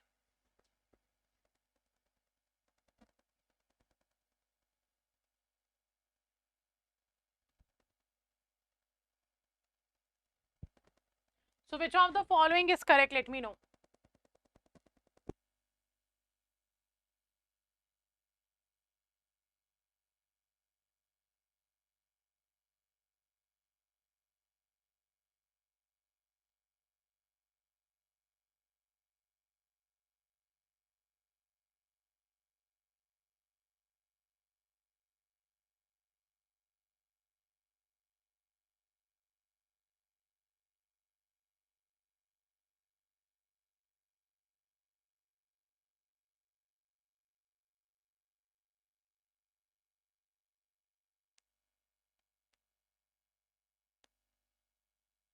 Okay. So what will be the right answer? Very good. Mandatory, it is 5 lakh and above. But if we talk about optional, it is optional for 50,000 and above. Okay, it is optional for 50,000 and above, but it becomes mandatory 5 lakh and above. So why it have been introduced? To stop the frauds. Hana? What people used to do earlier, they used to added the word and figure amount. And the check of 60,000, they used to make it 1,60,000. So such kind of frauds used to happen. So positive pay system will control such kind of frauds. By doing what? If I am giving check to someone, if I am a issuer of a check or the drawer of a check, after issuing the check, I have to send a message via internet banking, via mobile banking, such kind of ways. I will inform my bank that how much amount of check I have issued, who is the payee of a check, what is the date of a check. I have to inform to my bank. And that detail which I am informing to my bank, it will be cross-checked with the check presented in a branch by the payee. If both are same, the check clearance will be done.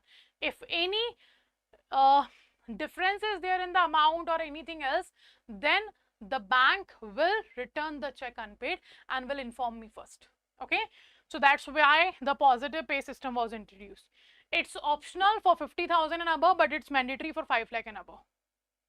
So you can see RBI has introduced positive pay system from 1st January 2001. This involves a process of reconfirming the key details of a large value check.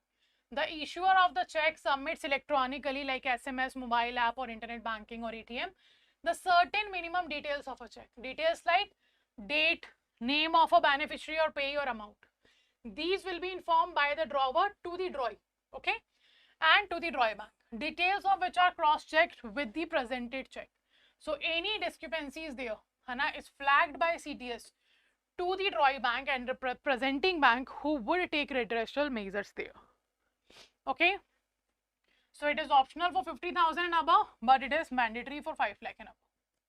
Introduced by RBI in 2021, positive pay system. Clear? Do remember that. Next, during the placement stage of the money laundering cycle, how do criminals introduce funds from criminal activity into financial system? So money laundering have 3 stages: placement, layering and integration. So under the placement, when they actually enters the illegal money into the legal financial system, how does they do that? Hana, how does they do that?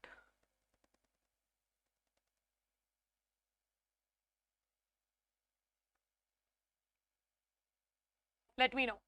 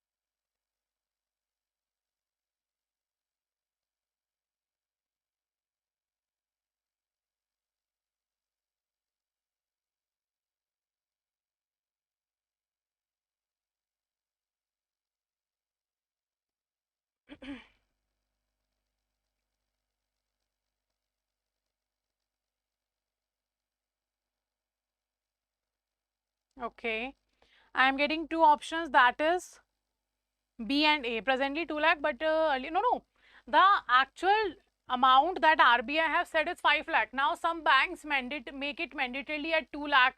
Some banks make it mandatorily at 1 lakh. So it's up to bank, because from 50,000 and above it's optional. At whatever amount you can want, you can start it for the positive pay system. Okay, so during the placement, through the multiple bank deposit, through offshore investment, through cryptocurrency transaction, by making cash withdrawal from the ATM. So you are entering the illegal money into the legal financial market. How you will do that? By depositing the money in the multiple bank accounts. Because you are entering funds generated from criminal activity into our legal financial system. And that can be done by depositing the money in the multiple bank accounts. Okay? So you can see money laundering is simply conversion of black money into white money. We are converting the money generated from criminal activities into legitimate source or legitimate earning. That process is called as a money laundering.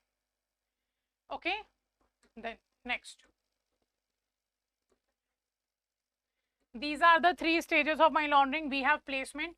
In this stage, funds from criminal activities are introduced into the financial system. Typically, this is done through the deposits in multiple bank accounts. Then layering. Next, those funds are passed through numerous financial transactions. So in placement, we entered the illegal money into the legal financial system by depositing it in the multiple bank accounts. In layering, we create a complex network of transactions. In layering, what we do, we create a complex network of transactions so that the easily source of funding won't be calculated. So that's what we are saying, numerous financial transactions in these accounts, creating several rails of funds transfer. And this helps in hiding the source of these funds. Like, what is the actual source of these funds? It can be easily hidden by creating complex network of transaction. Then we have integration. Next step is collecting the funds lying in multiple accounts in one or few accounts that are then deployed for investing in some legal business activity or for acquiring some assets in the legitimate manner. So in integration, what we are doing, we are simply using the money we have invested in the multiple sector under the layering stage, we are using it to create our personal asset. So that personal asset will be in front of the public and the government. And if they ask from where you have got this personal asset or your luxurious capital or luxurious asset, we can simply answer that we have done the investment in capital market or in mutual market or somewhere else under the layering stage. That's the source of funding. So placement help us to enter the illegal money to the legal market. Layering help us to generate the legal source of that illegal money, and integration helps us to use that money to convert it into the physical asset, the luxury asset or physical asset. So these are the 3 stages of money laundering. Next, which of the following options correctly describe the relationship between banker and the customer?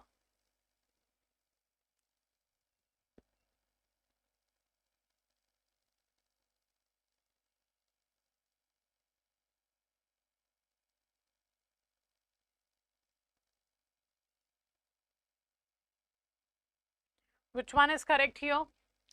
Bank is debtor, customer is a creditor. Bank is a creditor, customer is a debtor. Bank is an agent, customer is a principal. Bank is an indemnity holder, customer is an indemnifier. So in which case this is correct? What are the relationship between banker and customer is correct? So in which bank is a debtor and customer is a creditor, this relationship will be created when customer opens bank account. When customer opens bank account, then the relationship will be debtor and creditor. Creditor and debtor relationship is what? When bank give loan to customer.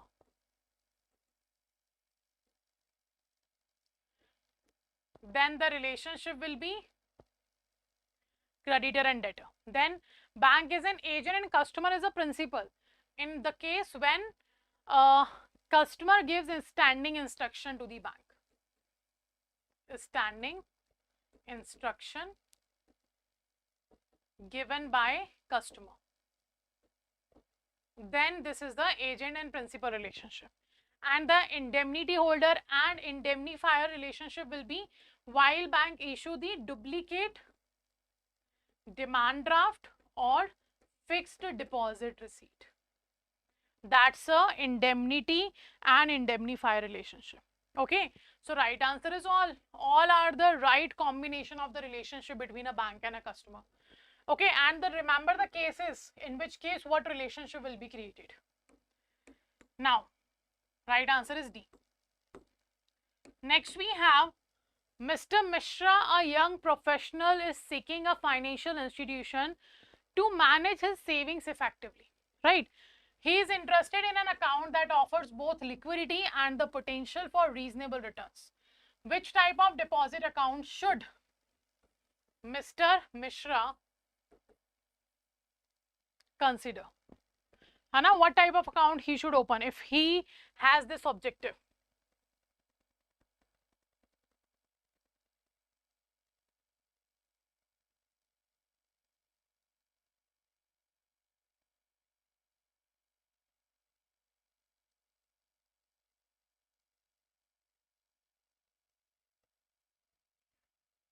Let me know the answer of this question, A, B, C or D.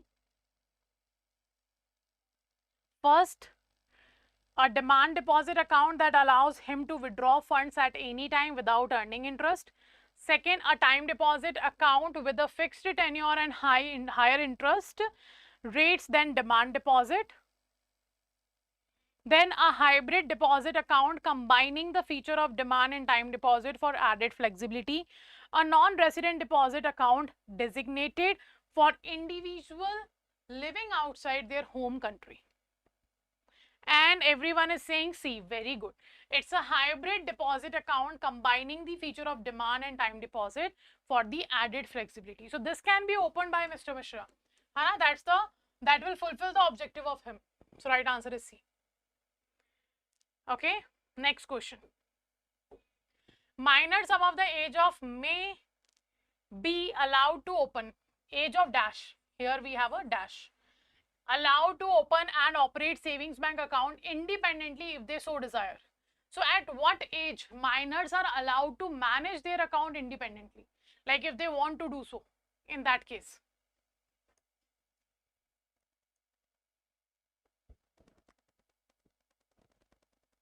Is everyone having this issue of voice?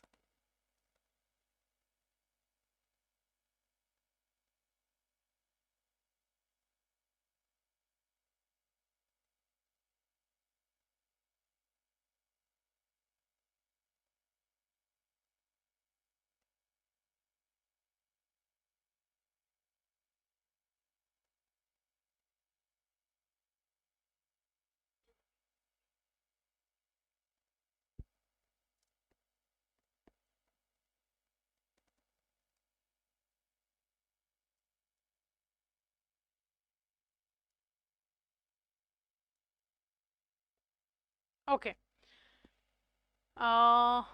Voice is okay, right? Chalo, done. D and B, two options are no. 18 is at the age of 18 the person will become major. Okay, so 18 is not right. Right answer is 10 years. And SBI started this. SBI first time introduced that a minor can maintain their own account at independently from the age of 10 years. Okay, so right answer is 10.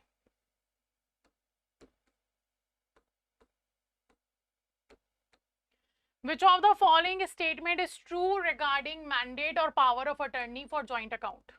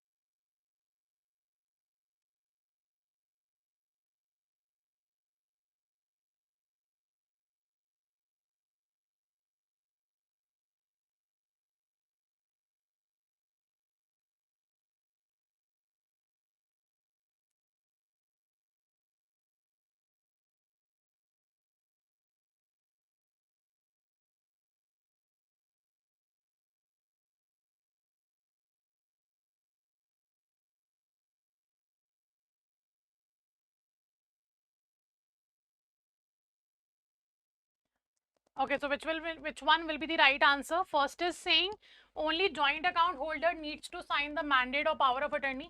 A third party cannot be authorized to operate a joint account. Clear instruction about the operations of the account need not to be obtained if more than one person has been authorized. All joint account holders should sign the mandate or power of attorney. Which one is correct?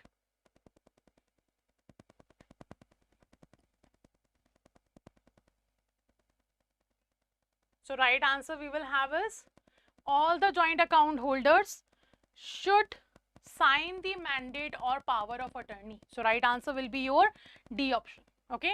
What will be the right answer? Right answer will be D option. And this is the mandate. A person competent to enter into a contract may authorize another person to open and operate an account on his behalf. So this authority can be granted by a mandate or a power of attorney. Okay, so that's what the mandate will be called.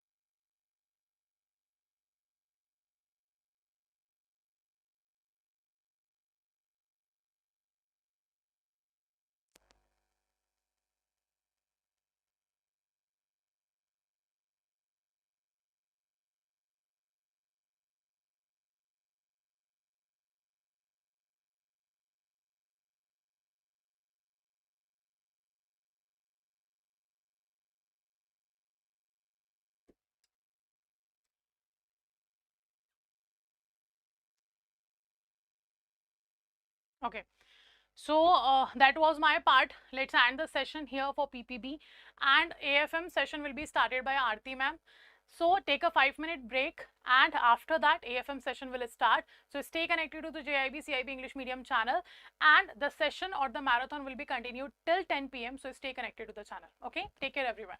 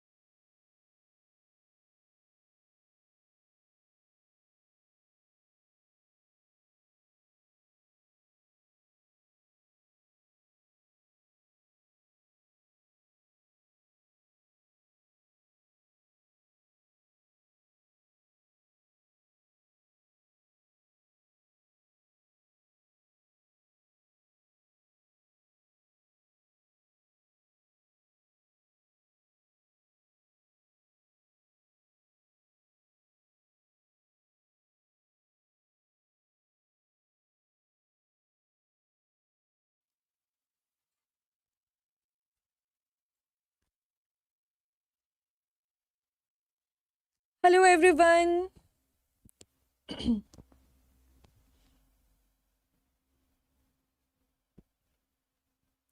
Hello everyone. First of all, please confirm me about audio and video quality. I hope I'm audible. I hope my screen is also clear. Please confirm me once.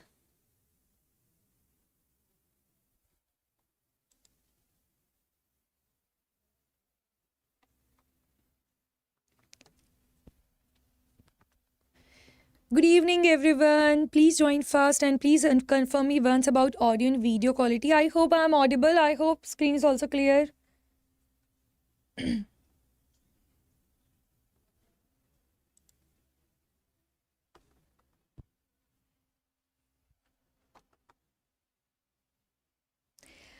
Okay, then let's start today's session. So as you know, this is our special session on Independence Day. So happy Independence Day, everyone. And remember one thing, in today's session, we are going to cover your Module D and Module A. Yes, so whatever things we have covered in our paid class till now, we are going to solve those questions only. I'm not going to bring any new concept. I'm not going to provide you any new type of any difficult type of questions. Okay? So this session is very important because till now we haven't done any kind of mini marathon, especially on your AFM. Okay, so today's session is important. So make sure you're watching till the end. And in this session, my main agenda is to give you motivation, to bring that confidence that yes, you know the concepts. Yes, and remember after this at 8 o'clock, RBWM session will be there. So make sure you're watching that session as well. So let's start then today's session. But yeah, remember one thing, you need to share answers whenever I'm asking any question. Okay, the more you are going to interact with me, the more conceptual clarity you will see.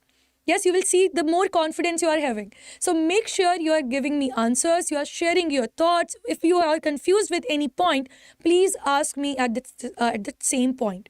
Okay, so let's start in today's session. So the first question is, under which head of income are the earnings of self-employed professionals like doctors, chartered accountants, and freelance architects are actually taxed? A, income from salary. B, income and profits and gains of business or profession. C, income from other sources. D, capital gains. So this question is from your Module D income tax topic. Tell me, what do you think which is the correct answer here? Now, if I talk about different heads, yes, different heads under your income tax. So basically we have 5 heads. Yes, first one is if you are earning income from salary or if you are receiving pension. Next is from your house property. Yes, when you are using that house property for your rental purpose. Next, if you are getting any profits or gains from business or profession. Fourth one is your capital gain. Yes, capital gain. When you sell mutual funds, shares, yes, land, any house, that time you will get capital gain. And last one, that is other sources. Now, other sources like your dividends are covered here. Apart from that, you can include savings interest, FD interest. So these are the 5 heads under your income tax. Now this question is based on this 5 heads. Now if you talk about first income from salary, that includes your pension plus salary. Yes, and in that you can see standard deduction. So only these things are included in your point A. So this is not your answer. Income from other sources means, again I'm repeating, dividend, FD interest, saving interest, or any other source income if you are generating, you need to show under this head. Capital gains when you sell mutual funds.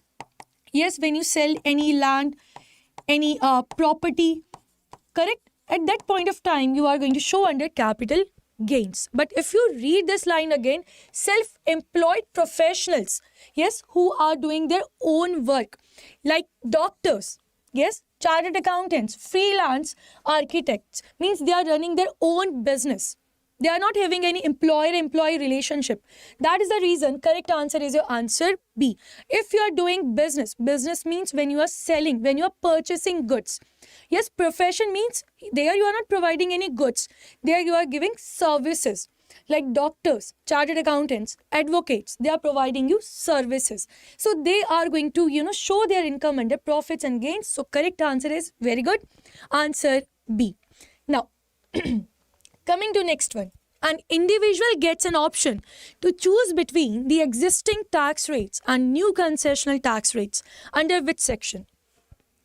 Tell me.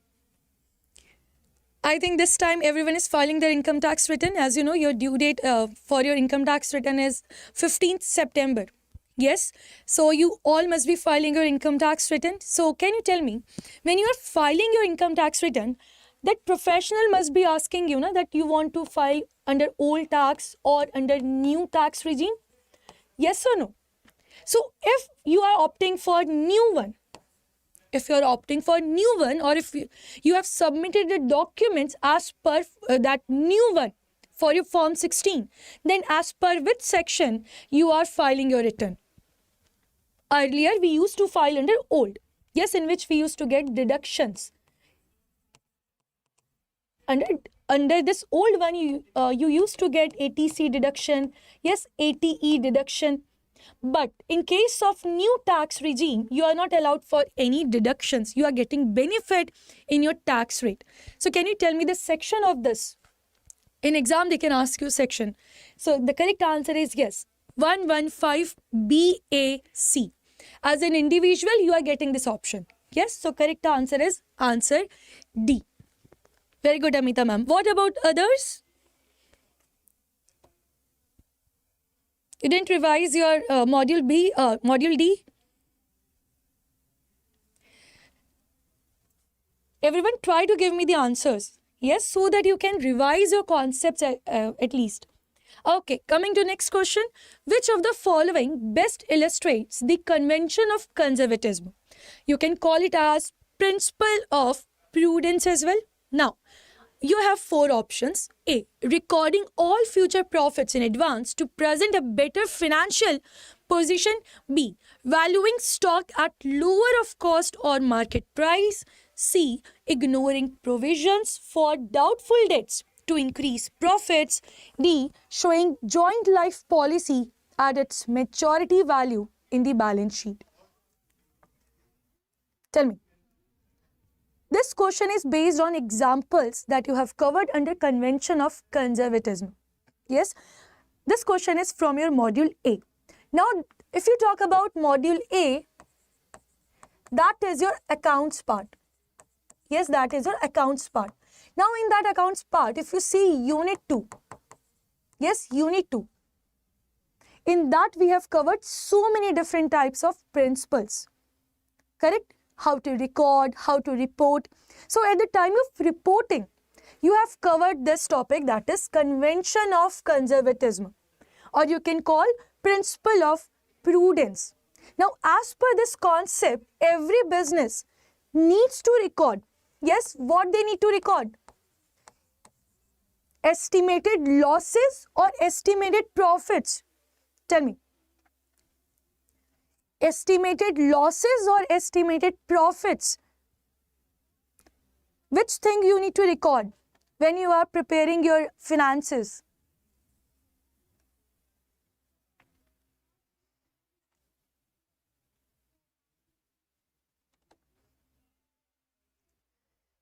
Tell me everyone, which thing we need to record? Estimated losses or estimated profits?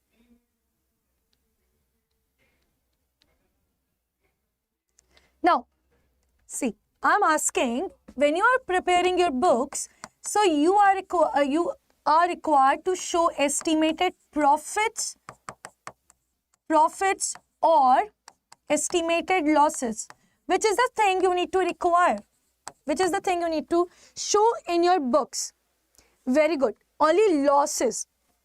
Yes. See, if you are showing profit now, then you must have not seen any company into losses. Yes, if everyone is allowed to show their estimated profit. Suppose I am running one business. Okay. Now in my business, current year, I incurred 10,000 profit. This is my current year. Current year, I incurred 10,000 loss. Yes, but in this current year, I am adjusting and showing as 20,000 my next year profit. I am saying next year I will earn 20,000. So are you going to show only 10,000 as your income? Are you going to show like this? That 10,000 is your income? No. Otherwise, you are, fluctuating your finances. You are not showing clearly. Yes, so make sure you know this point, that you cannot hide any losses, but you need to ignore your profits. Because of profits, you might see there are fluctuations. No one will show losses in their books. Yes, so might be they are hiding their true, you can say, situation. That's why, as per prudence concept or conservatism, you need to record estimated losses, future losses, like court case payment if you find out any. Yes, you need to record it, but estimated profits, you are going to ignore it. That is what convention of conservatism, principle of prudence talks about. Now, recording all future profits, after understanding this conservatism and prudence, so are you going to record all future profits in advance? The answer is no. You're not going to show any profits in your books. Next, ignoring provisions for doubtful debts to increase profits. Doubtful debts. Yes, in today's session only we have completed about bad debts. Yes or no? When you have any confusion related to it, you are going to write it as bad debt. Okay? So are you going to write bad debts as a provision, or are you going to ignore it? Of course, we need to show it. Otherwise, our profit will be fluctuating. Last one, showing joint life policy at its maturity value in the balance sheet. Again, if you're showing maturity value, means this is the income or this is the amount which you are going to receive from LIC. Yes, so at today's point, you cannot record it. See, incomes you need to record only when you are 110% sure that you are going to receive it, when it's accrued. Yes, otherwise you are going to ignore it. You are going to ignore it. So here your correct answer is not A, not C, not D. Correct answer is your answer B. Answer B.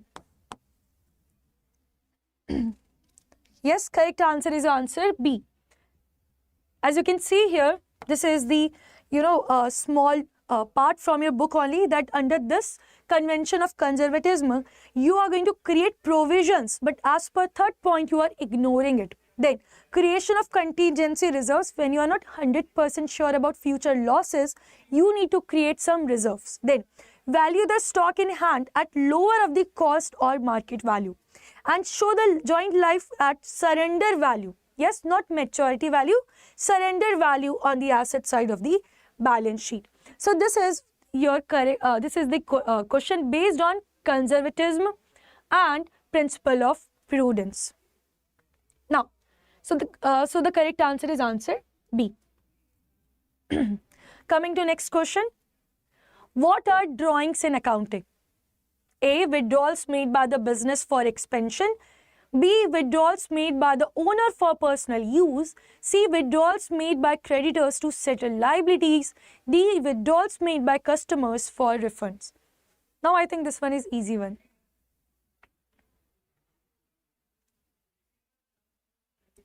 Tell me, drawings means what? See, we have capital and we have one term, that is drawing. Yes, both the terms are related with your owner only. Okay, so when owner gives the fund, when owner provides the funds or any assets to your business, to his business, any amount or any assets are provided into this business, then that is what? That is drawing or capital? That is drawing or capital? Tell me. That is drawing or capital? That is your capital. Yes, that is your capital. Now, when your owner only, yes, when your owner withdraws the amount,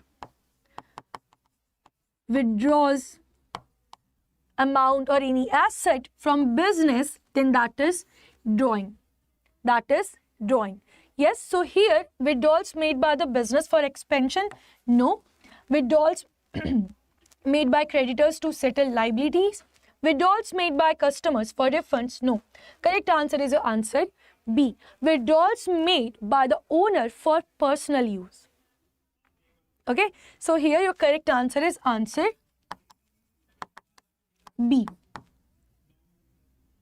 Yes, very good. Correct answer is your B answer. Now, coming to the next question. Current liabilities are those that A, B, C, D.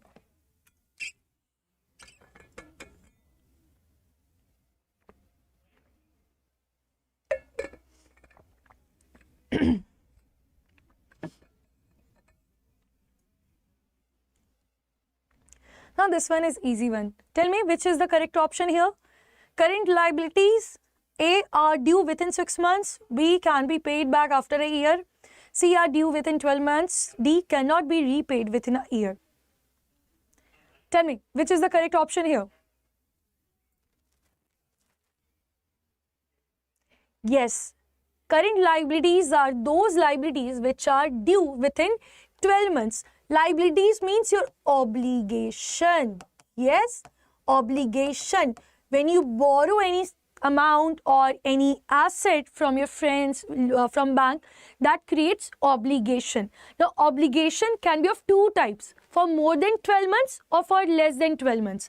So, when that obligation is for less than 12 months, yes, that is your current liability. So, correct answer is answer C. Answer C is your correct answer. Yes, correct answer is your answer C. Very good, Amita ma'am. Very good, Vishal sir. Yes. Now, coming to next question. Now, this question is from your module D. Contribution per unit is equal to A, first, selling price per unit minus variable cost per unit. Second, selling cost per unit plus variable cost per unit. Third, selling cost per unit into variable cost per unit. Fourth, selling cost per unit divided by variable cost per unit. Now, this question is based on your formula. Now, can you tell me which is the correct formula for calculating contribution per unit?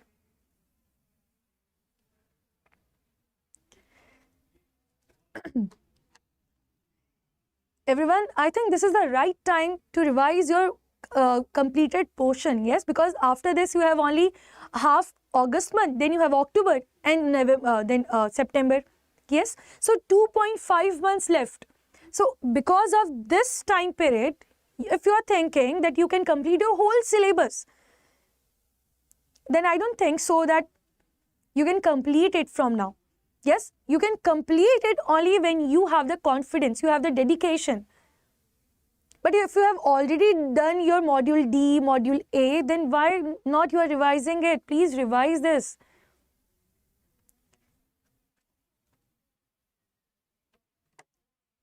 Tell me which is the correct formula. Contribution per unit is your selling price per unit minus variable cost per unit. Correct formula is your answer A. Correct formula is your answer A. So in exam, they are asking this type of questions. Everyone, please try to attempt it. Okay? So here your correct answer is answer first one. Coming to the next one. Which of the following is an example of a non-current asset? Cash in hand, accounts receivable, machinery, inventory. Tell me, non-current asset. Non-current asset means life is more than 12 months. Yes, or you can say fixed asset as well. Now, under this fixed assets, you have two parts. Number one, that is your tangible, and number two, that is your intangible. Tangible means like your land, building, machine, equipment, etc. Okay, intangible means like your goodwill, patents, trademarks, copyrights, etc. Okay, so these are your non-current assets which are having life more than 12 months, means which you can use for more than 12 months. So here, cash in hand, you can use immediately. Hana? You can use immediately, so this is your current asset.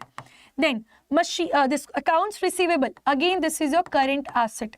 Inventory, again your current assets. Inventories are your raw materials, fixed goods, then your WIP.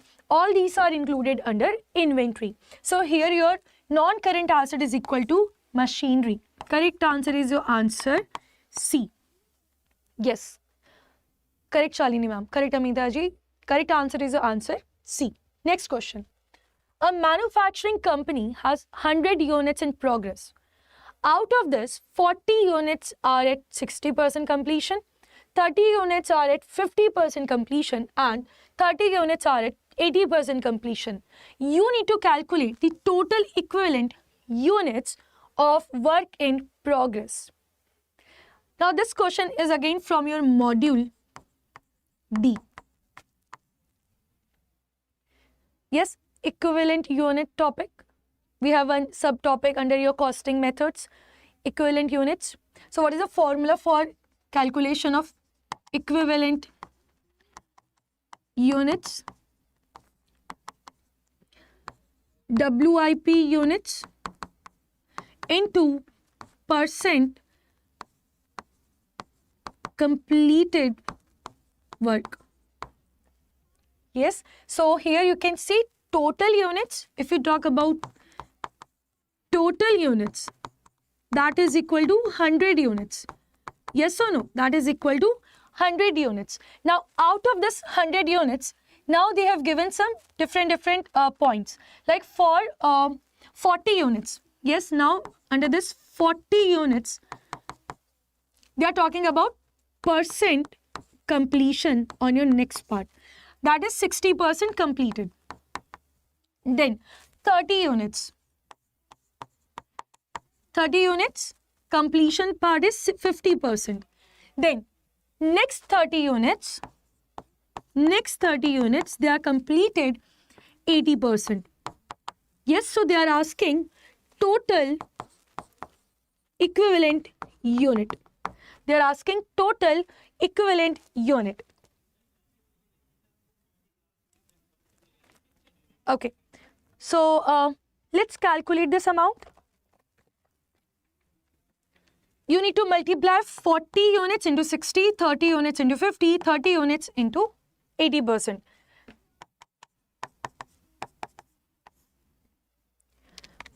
Into 60%, that is 24.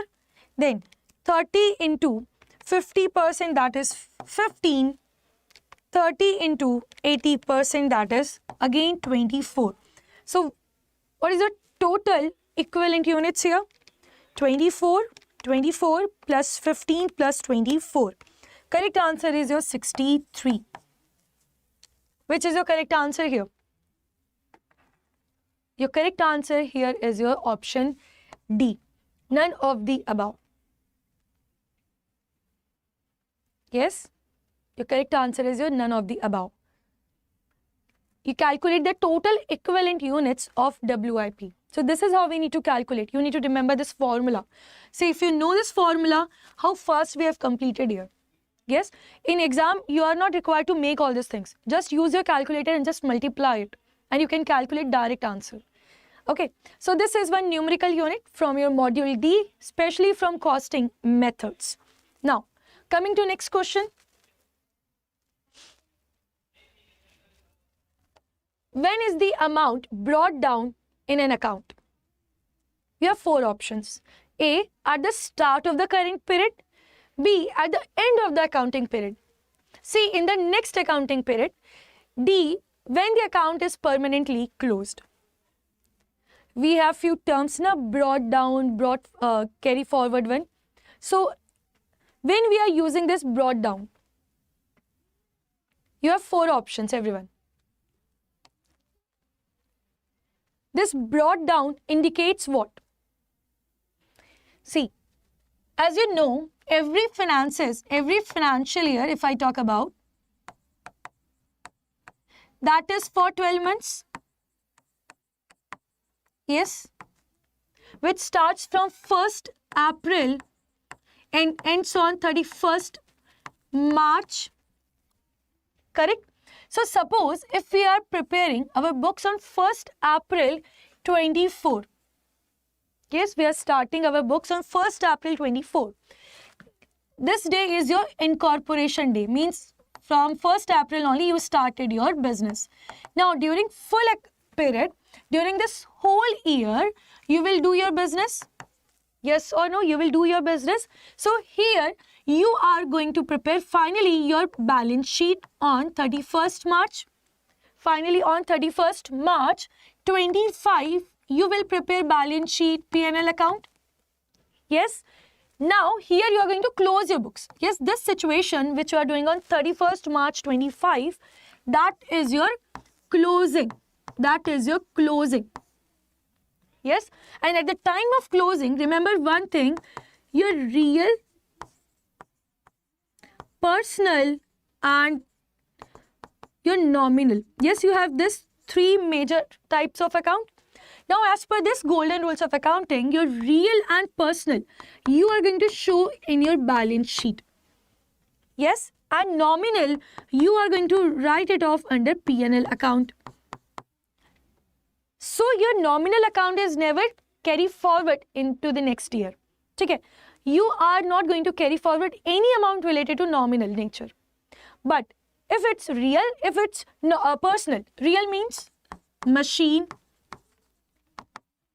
furniture, yes, copyrights, patents, land, etc.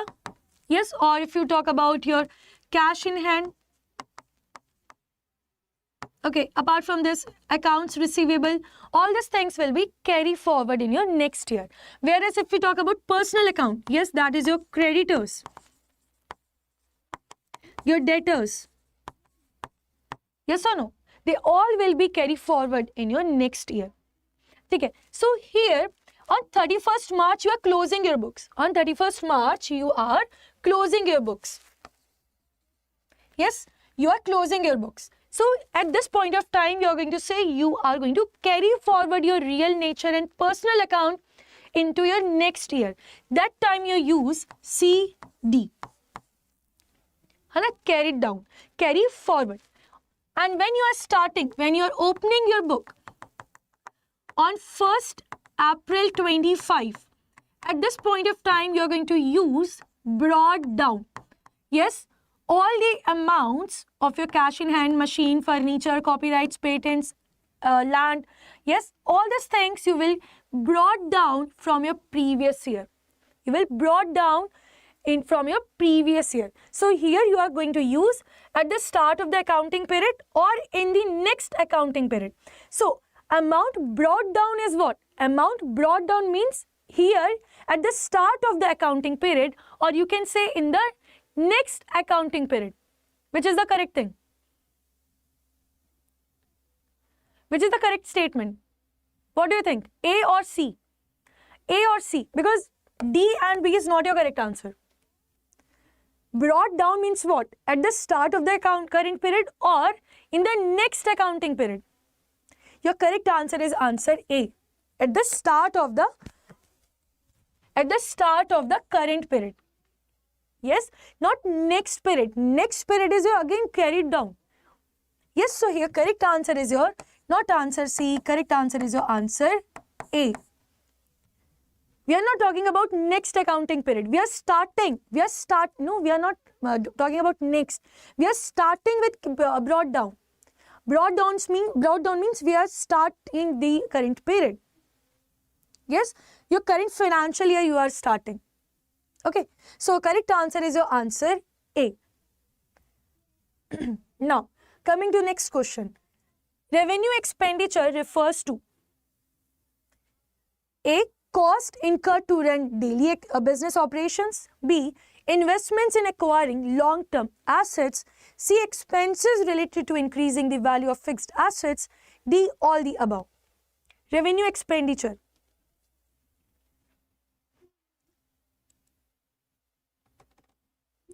Revenue expenditure means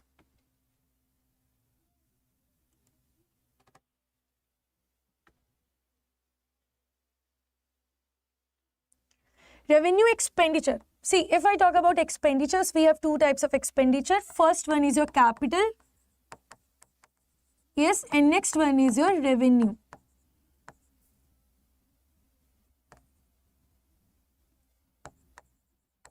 Capital, revenue. Capital means when you are acquiring fixed assets.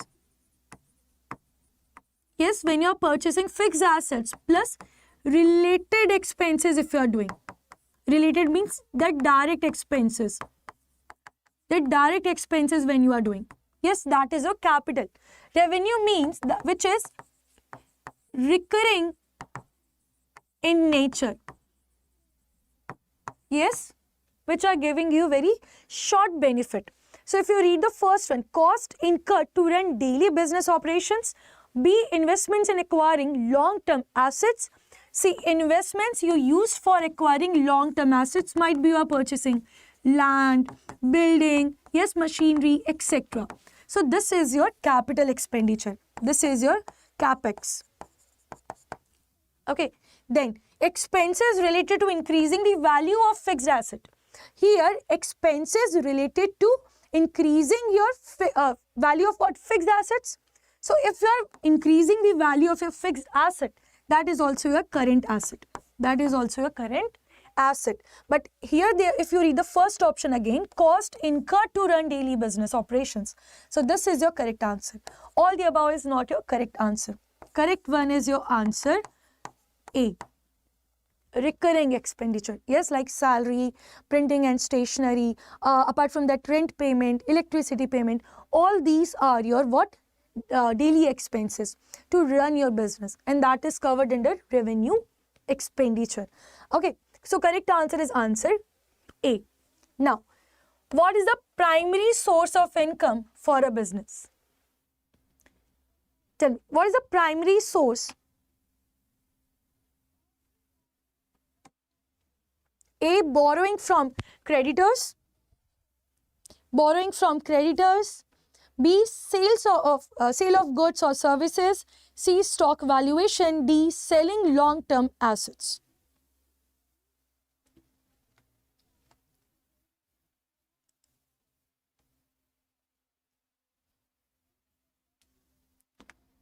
What is the primary source of income for business? Borrowing from creditors, or selling of goods or services, stock valuation, selling long-term assets. Now this one is easy one. Yes, so here your correct answer is sale of goods or services. Yes, this is your answer. Now this one is your direct question.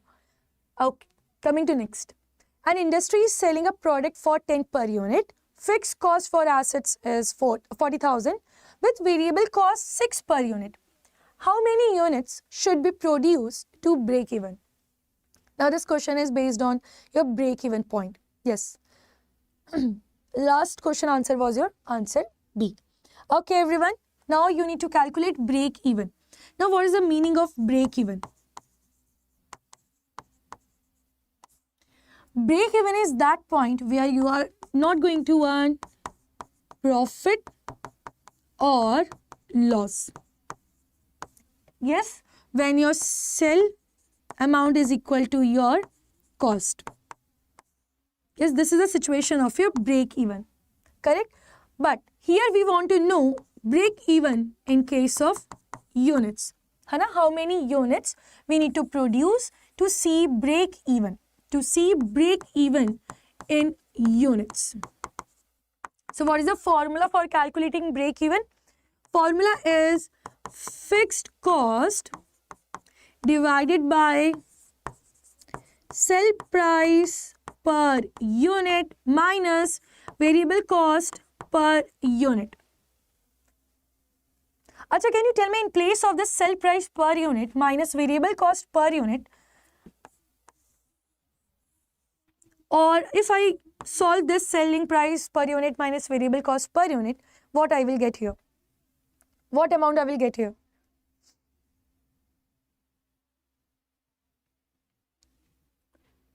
Tell me here. What amount I am going to receive when I am going to solve sell price minus variable cost per unit?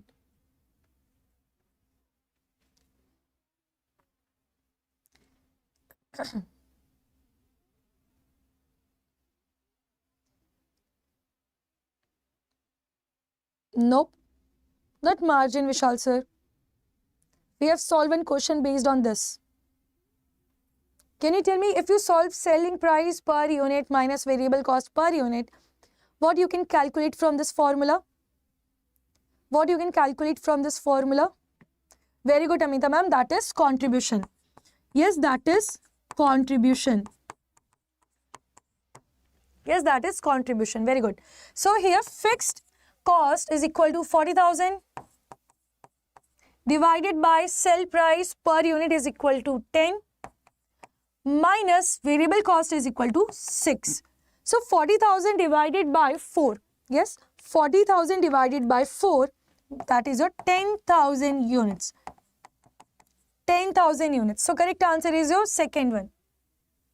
Yes, second is your correct answer. Yes, B1. Acha, can you tell me how many units we need to produce for earning profit? For profit, what is the minimum requirement for units? In which situation you can earn profits in case of this units? Tell me. Fast. Above 10,000, below 10,000 or equal to 10,000. In which situation you can earn profit? You have three options. More than 10,000 units, equal to 10,000 units, less than 10,000 units. A, B, C, D. A, B, C. In which situation you can earn profits? Arey, tell me. In which situation you can earn profits? Yes, about 10,000 units. Hana? If we talk about equal, at that point of time, we are not earning any profit, any loss. But as soon as you are manufacturing one extra unit, you are going to get profits. Yes, so about 10,000 will generate profits. Below 10,000 will incur losses. Yes, so here correct answer is your answer 10,000. Remember, this type of questions also they can ask in exam. They can frame case study on this. Okay, chaliye, coming to the next question. Yes, correct, Amita ma'am, Vishal sir, Shirish sir, Shalini ma'am, very good, correct. Now, coming to next question. In cost accounting, purpose of variance analysis is to A. Understand reasons for variance, B. Take remedial measures, C. Improve future performances, D. All of the above. In cost accounting, purpose of variance analysis. Variance analysis means when you are taking standard minus actual. Yes, and if you get any differences, that is your variance. That is known as your variance. So with this variance, what you can understand? You can identify the reasons of these differences. Yes, the first thing you will do, you will identify the reasons. Then you will take corrective action. Remedial measures means you will take corrective step. Yes, then improve future performances.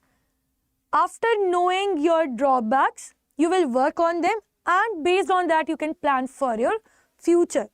So correct answer is all of the above.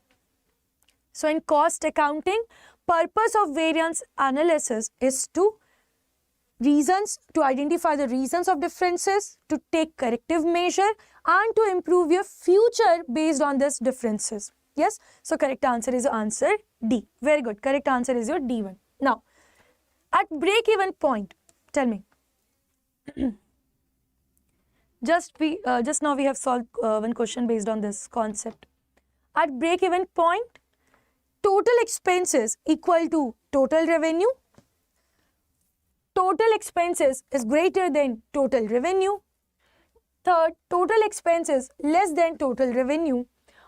Fourth, any of the above.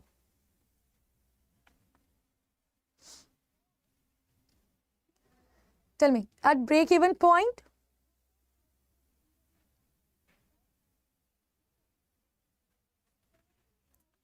no, break-even point is that point. Just now we have seen, na? Break-even point means what? No profit, no loss. Yes, where sell amount is equal to cost amount. Shalini ma'am, just now we have seen this. Sell amount is equal to cost amount. Vishal sir, just now we have seen that. Yes, so correct answer is here total expense is equal to total revenue. Correct answer is answer 1, A1. Yes, This is the correct answer. This is the correct statement. See, in exam, they are going to ask from your books only. Okay? That IFBF book only.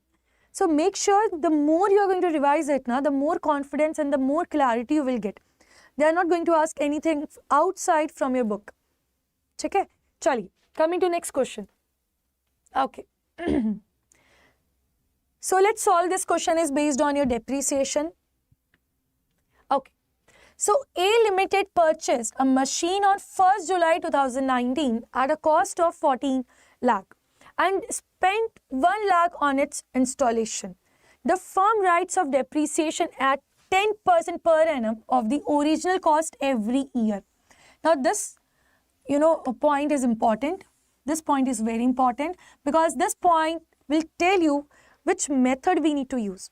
Yes, this point is actually referring out of the 4 methods under your depreciation, which method we need to use here. And the books are closed on 31st March every year.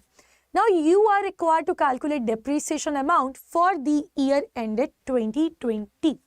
Now tell me everyone which method you are going to use here. Let's see how many of you understood this depreciation unit. We have 4 methods. Let me give you a hint. Okay. So we have basically 4 methods. Number 1, you have SLM method, straight line method. B1 is your WDV method. C is your units of production method. And last one is your sum of years digit method. Tell me, out of the 4 options, which method you are going to use here?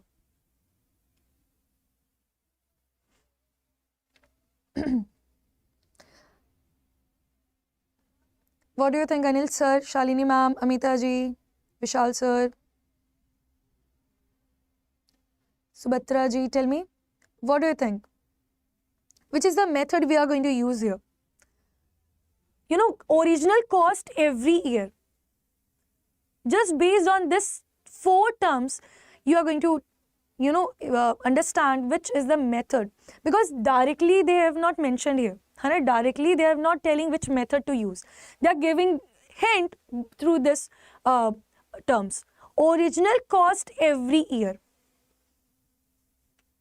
Okay. Amita ma'am, Shalini ma'am, they both are saying WDV. Shiva sir and Vishal sir, you both are saying SLM method. Okay, what about others?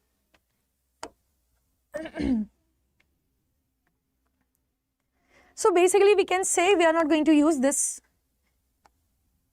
Yes, C and D option. Yes.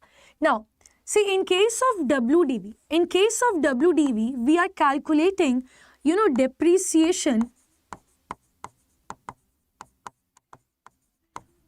on residual value. Yes, or that closing value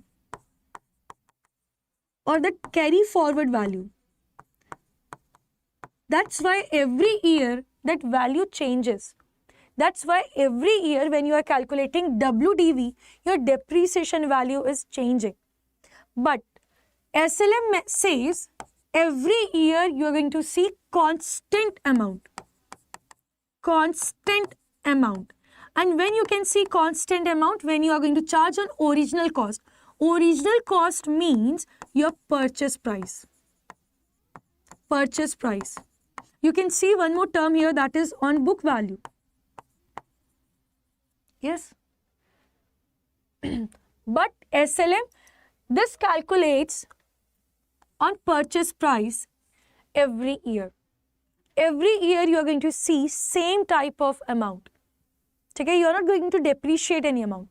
So here of the original cost every year, so you are going to use SLM.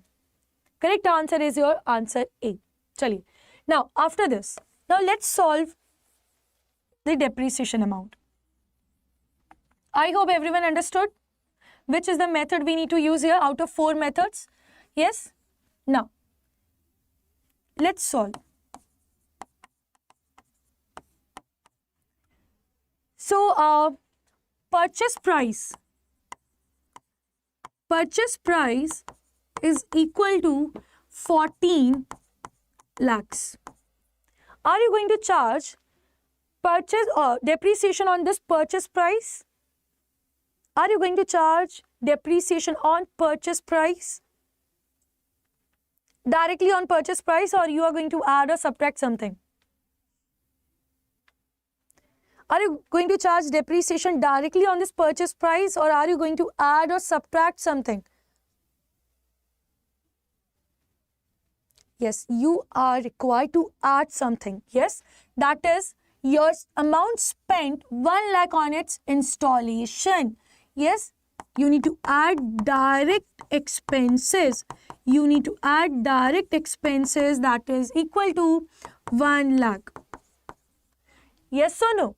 As per your Index 16, as per your AS 10, when you are calculating any value of fixed asset, you need to add all purchase price amount, all direct expenses amount. Yes or no? You need to add all your direct expenses amount. Here you can see direct expenses amount, that is the installation amount. Very good. That's why we need to add this 1 lakh. So what is the total price now? What is the total value of machine? Yes, of machine. That is 15 lakhs. That is 15 lakhs. Okay. Now, you need to calculate depreciation. You need to calculate depreciation. So, value of machine into what they are giving here, they are giving you rate. Yes. So, you need to calculate on 31st March 20. So, 15 lakhs into rate is your 10% per annum. If you are saying your answer is equal to 1,50,000, then your answer is wrong. Then your answer is wrong. Now, why your answer is wrong? Because you know your financial year starts from 1st April. Yes, and it ends on 31st March. In your bank also you are following this now. You are starting your year on 1st April and you are ending your financial year on 31st March. Yes or no? So here you have purchased in 2019. So here if you started your book on 1st April 19 and during this financial year, suppose this is your 1st July 19. Yes, 1st July 19. On this day, you have purchased your machine. So, you are going to calculate from 1st July till 31st March. From 1st July till 31st March, depreciation only you need to calculate. Why you will calculate from April to June? At that point of time, you were having that machine in a factory. The answer is no. The day you start using your machinery, that is the only day when you need to start charging depreciation. Everyone, I'm saying the day you are starting that use of that machine, from that day only you need to charge depreciation. So, are you using this machine from 1st April? The answer is no. You are not using that machine from 1st April. You are using that machine from 1st July.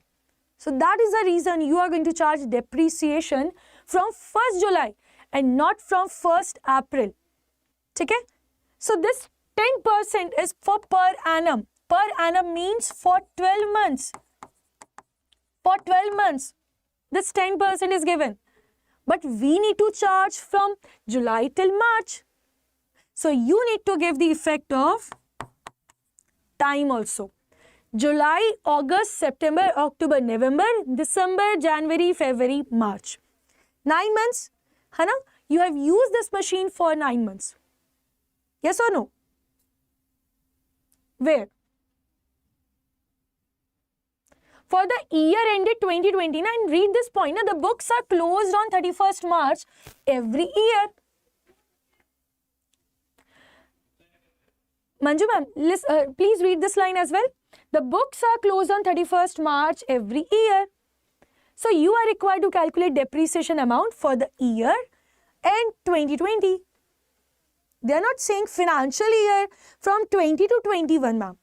Okay. So, here you need to multiply with 9 divided by 12. 15 lakh into 10% into 9 divided by 12.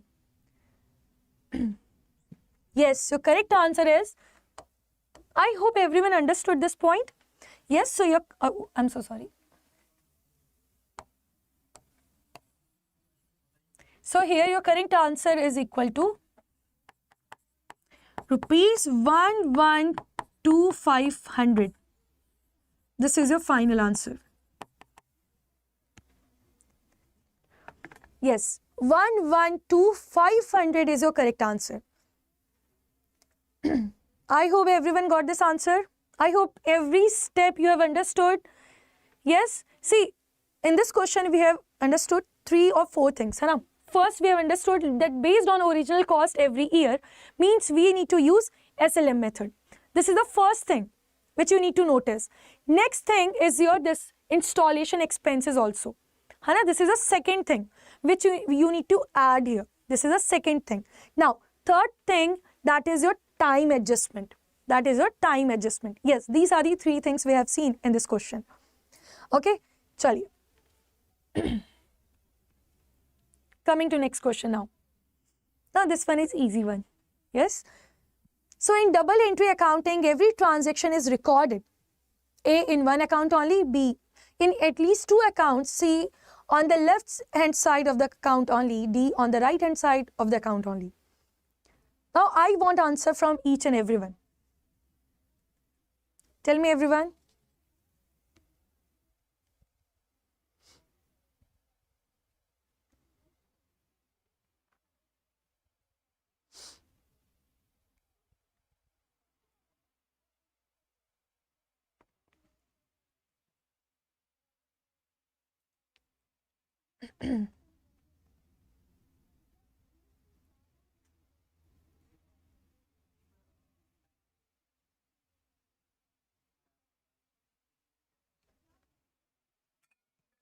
Yes. Correct. So here your correct answer is answer B. Yes, now in exam they can ask you this question for 0.5 marks. Yes. So here your correct answer is answer B. Now, wait. Coming to next question. When capital decreases, it is debited, credited, recorded on the right hand side, or D, ignored. Tell me, when your capital amount decreases, it is debited, credited, or C, recorded on the right hand side, or D, ignored.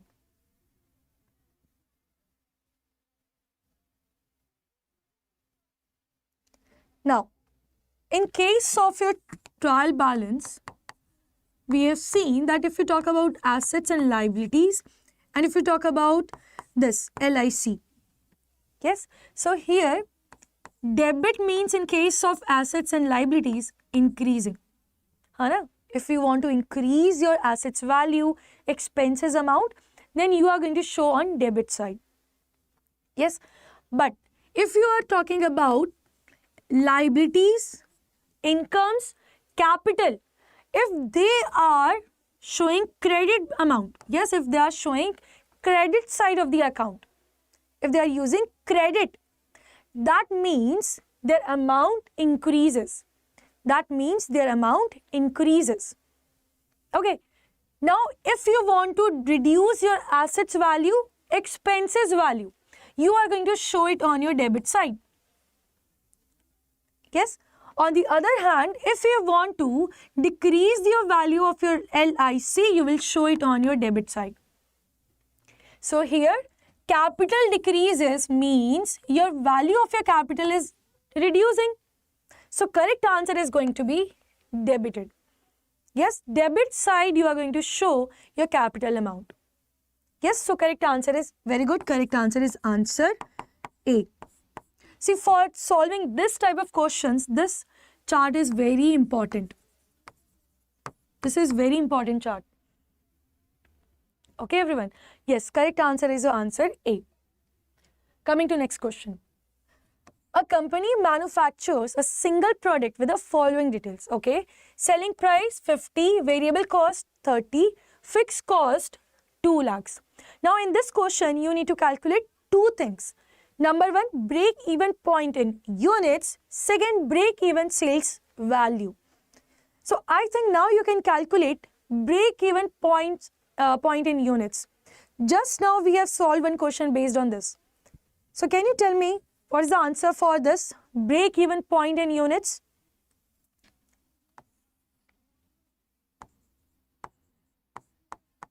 For break-even point in units, you are going to take fixed cost divided by contribution per unit. Okay, now how to calculate contribution per unit? Contribution per unit is equal to sell price per unit minus variable cost per unit. So here sell amount is your 50 minus 30 equal to 20. This is your contribution. So if you divide fixed cost 2 lakhs divided by 20, you can say 0, 0 and 1, 10,000.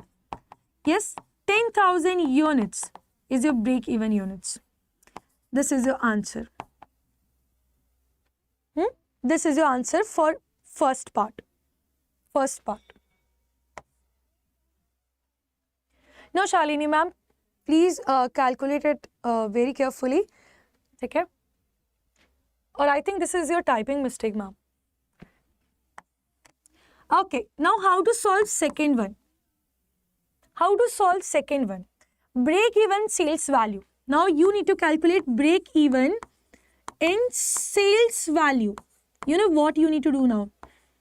Just take your break-even units, multiply with sell per unit. That is 10,000 units. In your first part you have calculated, and selling price per unit is already given, that is 50. So sell price in terms of break even is going to be 5 lakhs. 5 lakhs. This is your answer for second part, and this is your answer for first part. Okay, so this is how we need to calculate your break-even sales value, break-even point in units.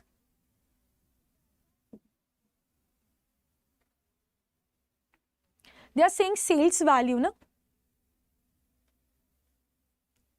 They're not talking about cost. So see here they are asking sales value.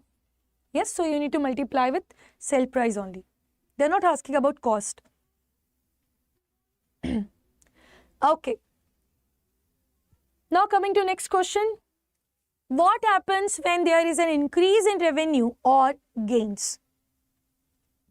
It is debited, it is credited, it is ignored, it is recorded on the left hand side. Increase in revenue or gains. You need to remember that table which we have seen just now. Yes, assets, expenses and LIC. Debit, credit. If you want to increase their value, debit. If you want to increase their value, credit. If you want to decrease their value, debit. If you want to increase their value, credit. So here they are talking about increase in revenue or gains. So tell me, debit, credit, ignored or recorded on the left hand side?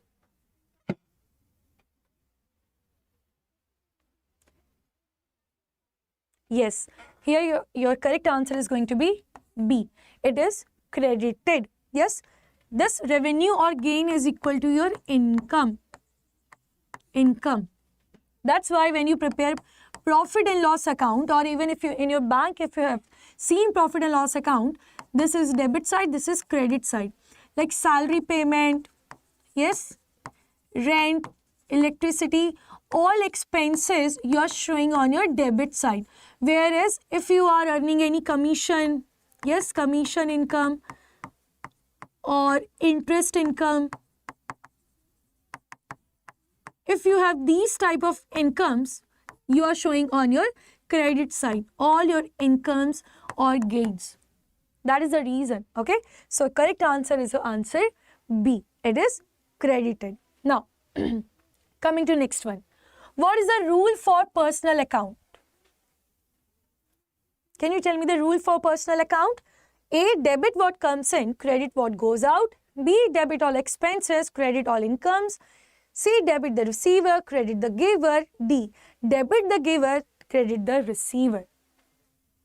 Now I know you all can get confusion between these two options. Yes, but you know, you are 100% sure that answer A and B is not your answer. Debit what comes in, credit what goes out. This is your real account rule.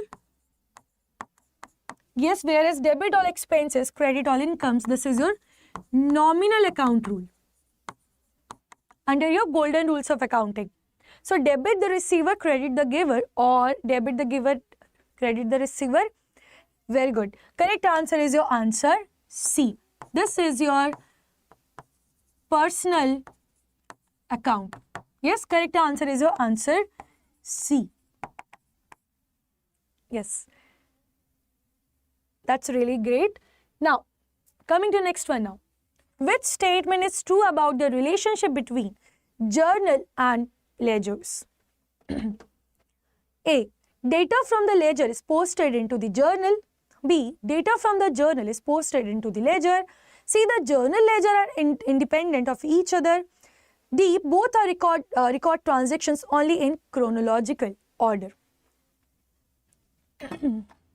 Now this question is based on your relationship between journal and ledgers.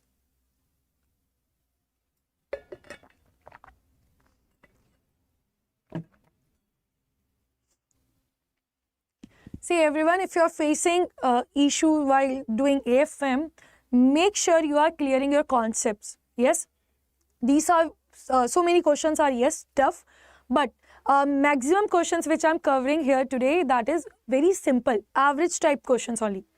So if you are not able to solve the average type of questions now also, means your concepts are not clear.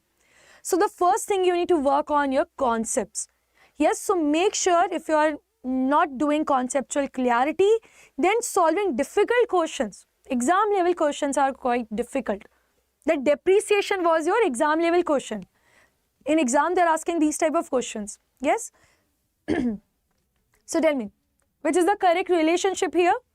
Now, as per your financial accounting, yes, first thing, as soon as you are identifying the transaction, and you can say, yes, this is your monetary transaction, you are going to record in your books. First thing you are going to record in your books. And for this, you prepare journal. Based on this journal, you prepare your ledger account. And under this ledger, we do classification. Yes, as per your type of nature, we are classifying those accounts. So here they are asking about the relationship between this. Yes, first you are going to prepare journal. Now based on this journal, you prepare ledger. So here this option C is your wrong answer, that they both are independent. No, they both are not independent. Then both are record transaction only in chronological order. No, you are not recording your journal and ledger both on chronological orders. No, you are recording only and only journal based on your day wise. Yes, day wise. Chronologic means day wise you are recording. So here your correct answer is not C and D. Here if you see data from journal is posted into the ledger or data from the ledger is posted into the journal. Which is the first thing you are preparing? You are preparing journal first. And based on this journal, you are doing posting. Yes, you are posting into ledgers. So correct answer is not your answer A, correct answer is answer B. Answer B. Data from the journal is posted into the ledger. Okay. First you are going to prepare journal and after that you prepare ledger. Okay.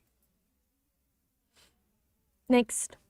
What is the primary purpose of maintaining a petty cash book? Can you tell me what is the primary purpose of preparing this petty cash book? A. To record large payments. B. To record repetitive small payments. C. To replace the main cash book entirely. D. To manage large cash inflows. Petty cash book means your small expenses.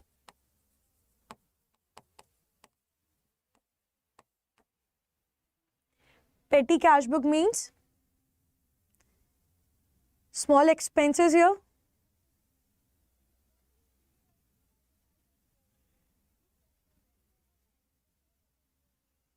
Yes. To record large payments? No. To replace main cash book? No. Our main aim is not to replace the main cash book. This is just a supportive book. To manage large cash inflows? No. Correct answer is yes. Answer B. Yes, answer B is your right answer. Next question. Who is responsible for maintaining the petty cash book? A. Head cashier. B. Accountant. C. Petty cashier. D. Auditor. Now again this is your direct question.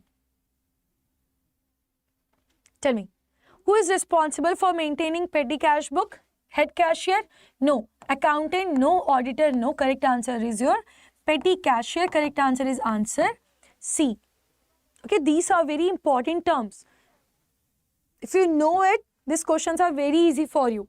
But if you are not aware of these terms, you can easily lose your marks. So make sure you are aware of the correct term. Here your correct term is not head cashier. Your petty cash book is maintained by your petty cashier only. Correct answer is your answer C. No issues. Now, okay, so we have one question. So let's solve this. Now, Vijay sold goods to Preetham on 1st September 22 for 1,06,000. Preetham immediately accepted a 3 months bill. On due date, Preetham requested that the bill be renewed for a fresh period of 2 months. Now, Vijay agrees provided interest at 9% per annum was paid immediately in cash. To this, Preetham was agreeable. The second bill was met on due date. Give journal entries in the books of Vijay in case of renewal of bill. Okay, so this question is based on your that bills of exchange. Yes, we have one condition now. Under this bills of exchange, we have one condition, that is your renewal of bill. Yes. Okay. So let's talk about what are the bills we are holding right now. Okay. So on 1st September here. Acha, who is drawer here? Who is drawer here? Vijay sold goods to Preetham on 1st September 2022. So who is drawer here? Preetham is your drawer or Vijay is your drawer? Who is here drawer?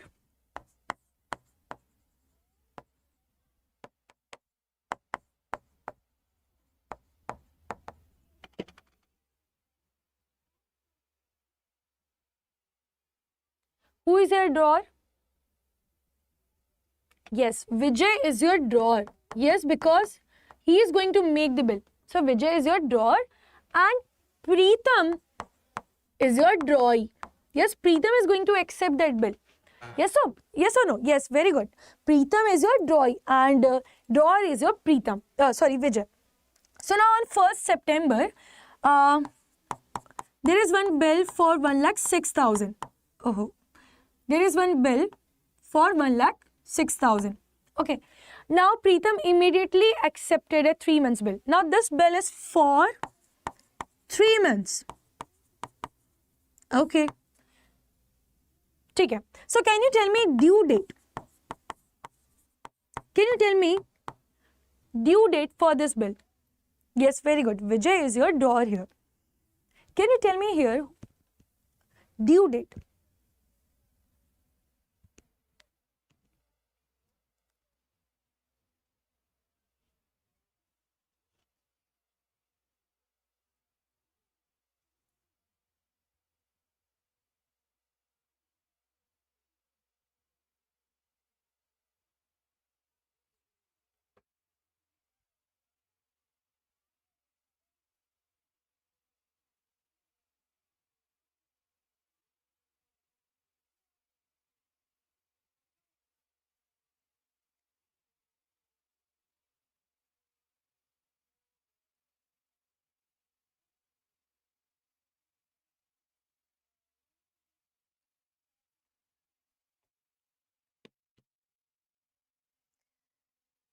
First September, yes, first month, this is your 1st September, then this is your October, then 1st November, and you have 1st December.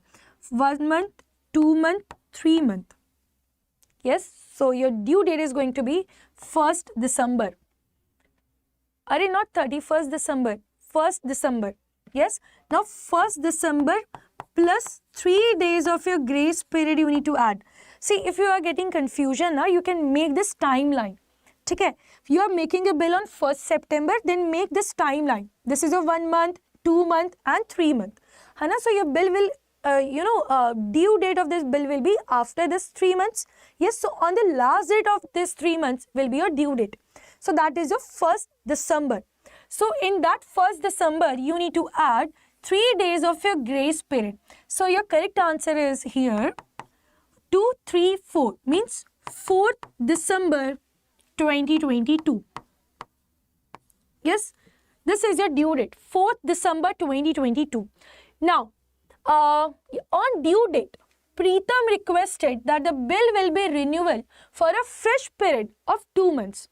Now, on this 4th September, here Preetham, yes, your drawee approached Vijay that today I am not able to pay you any amount. Please make new bill. Okay, so means on the 4th December, you are holding one bill for amount 1,06,000. This is your old bill. So first thing you are going to cancel. Okay, so you need to prepare in the books of Vijay only. Hana? So first you need to cancel old bill. Old bill. And in the books of Vijay, you are going to show it as bills receivable. Bills receivable. Can you tell me what journal entry you are going to pass here?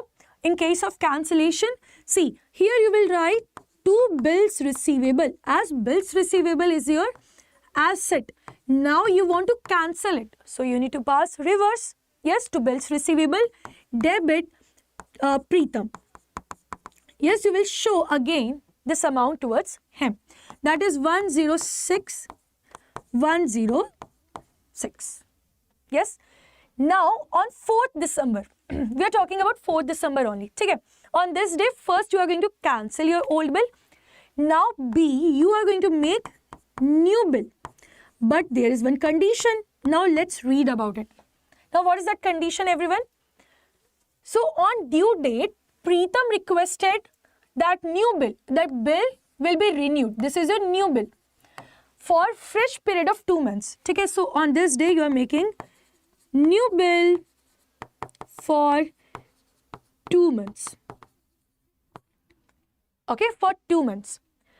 And Vijay agrees, provided interest at 9% per annum. But Vijay said if we are preparing new bill, na, first charge interest on that. First pay interest on that. And what is the interest amount here? That is 9% per annum. What is the interest amount on this bill, on this new bill? Along with this new bill, if you want, you need to pay interest. That interest is equal to 9% per annum.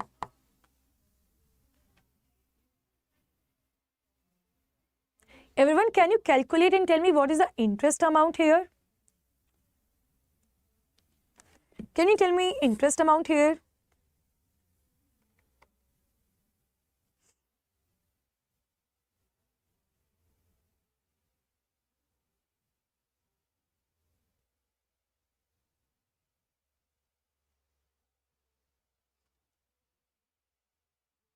Tell me everyone, you are going to calculate interest for 3 months or for 2 months?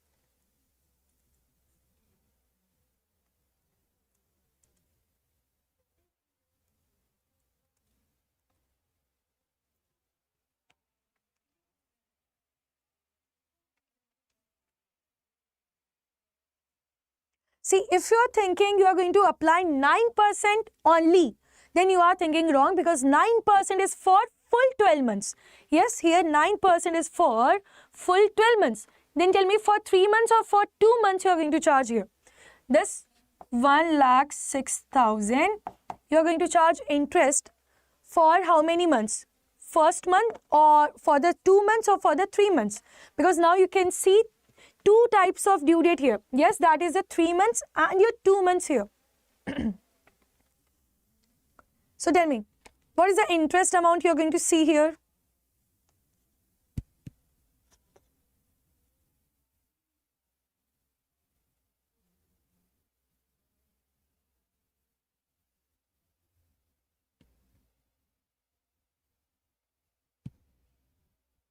You are going to calculate it for 3 months. Yes? You are going to calculate it for 3 months, because you are not paying this amount now. You are not paying on your due date. So you are going to calculate for 3 months. Yes? That is 3 divided by 12. So 106 into 9% into 3 divided by 12. That is 2385. This is your interest amount. 2385 is your interest amount. 2385. Okay? Now, so new bill. Now, what journal entry we are going to pass in case of new bill? Here you will show new bill, account debit, that is your 106. Correct? Now, you are paying interest. So, interest is your expense. So, interest debit 2385. And see, they are saying was paid immediately in cash. So, sorry. This interest is your income here. Okay, so you are receiving cash as you are drawer here. So, you are receiving cash of amount 2385, and this is your income. This is your interest income which you have received immediately. That is 2385. To Mr. Preetham, he will pay this 106 after 2 months. So this is your entry. Okay, in case of new bill and for cancellation. So in case of renewal of your bill, you need to pass these 2 entries. One for cancel and one for new bill. So give journal entries in the books of Vijay. In case of renewal of bill, so these are the 2 entries which you need to show. Don't forget to, cancel your old bill. Yes? Okay, so this question is from your bills receivable. Now, let's see. Now, easy question. What is written against the amount of difference when balancing an account? Balance BD, balance CD, total carry forward, your opening balance. Which term you are going to use when you are balancing? Balancing means, suppose you are preparing one ledger account. Okay, this is your, suppose, a machine account. So you are showing cash when you purchase machine. Okay, suppose 1 lakh. And during the year, if you're charging depreciation, suppose 20,000. Now, when you are closing this book, that is 1 lakh. And here also you need to show 1 lakh because you are following double entry system. Yes, you are following double entry system. So you need to show here. So for remaining 80,000, you are going to use balance carried down when you are balancing it. Okay, at that time you are going to use balance CD. So what is written against that amount of difference? So 80,000 is your difference amount, and for that you are going to write balance CD, balance carried forward. So correct answer is your balance CD. Yes, correct answer is here your balance CD, answer B. Now coming to next question. What type of error occurs when a transaction is completely omitted from the ledger accounts? A, error of omission, B, error of principal, C, error of omission, D, compensating error. Yes, previous question answer was your answer B.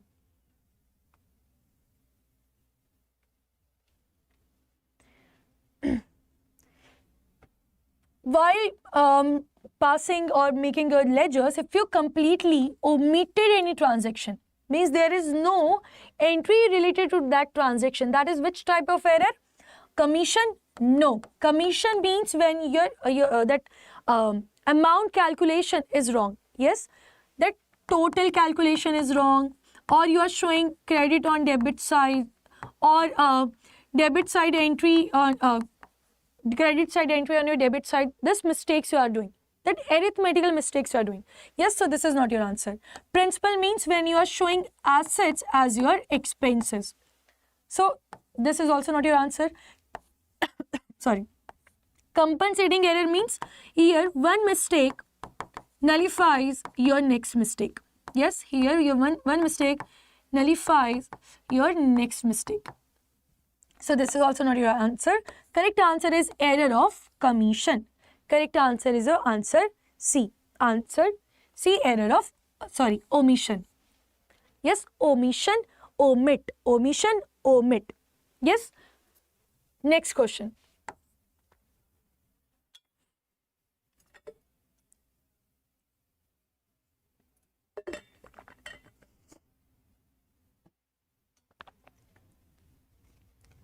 Which of the following facilitates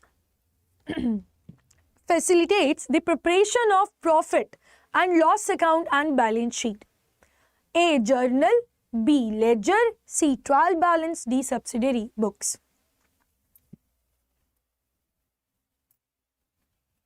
Which of the following facilitates your P&L and balance sheet? Yes, correct answer is a trial balance.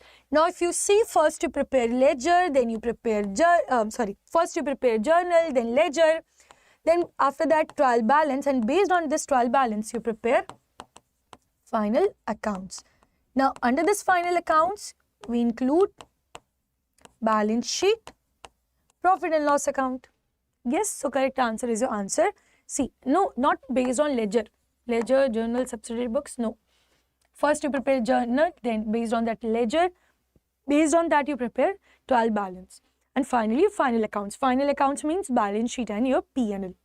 So the correct answer is your answer C. Next, an accommodation bill is drawn for what? You have 4 options. A, for the purpose of genuine trade transactions between two parties. B, without any consideration, only to provide mutual financial help. C, by a bank for financing a customer's import. D, to record sales made on credit. So, accommodation bill is what?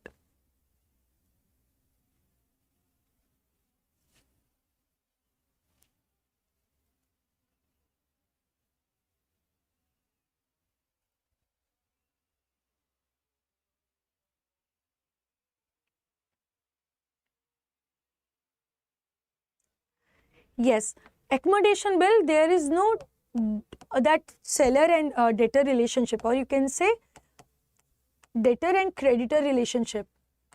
Yes, there is no such relationship. Only you are using this bill for financing both the parties. For mutual financial help, you are using this bill. That is your accommodation bill. Okay, for financial help without any consideration, means without any purchase sell transaction. So correct answer is answer B. Answer B. Next question, everyone. Okay, so which of the following is not a cause of depreciation? A, wear and tear from usage. B, obsolescence due to technological advancements. C, passage of time. D, increase in the market demands.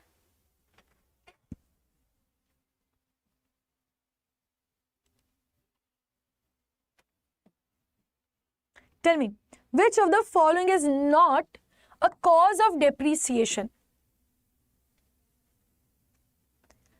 Wear and tear means when you are actually using that asset. Yes, which type of asset? See, we charge depreciation on fixed assets, but in that fixed assets also you have tangible, means which you can touch, you can see.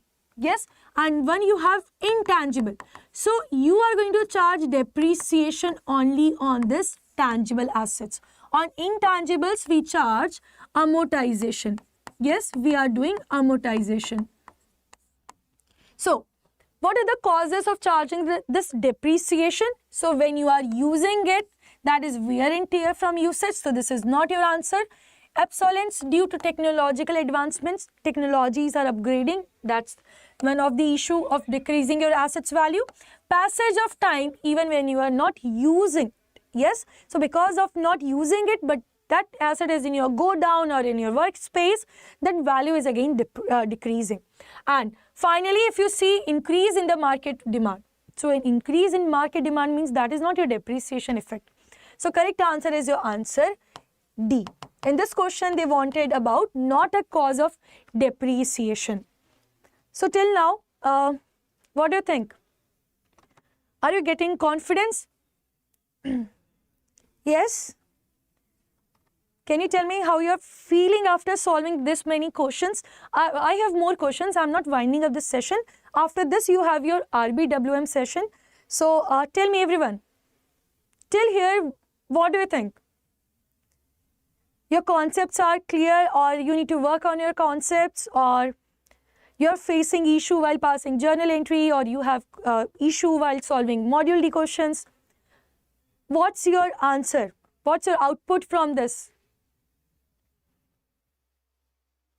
Please, everyone, share this one once so that I can bring more better sessions. Yes, I can conduct more sessions on YouTube. For your practice, I can conduct more sessions. So please, everyone, share your thoughts.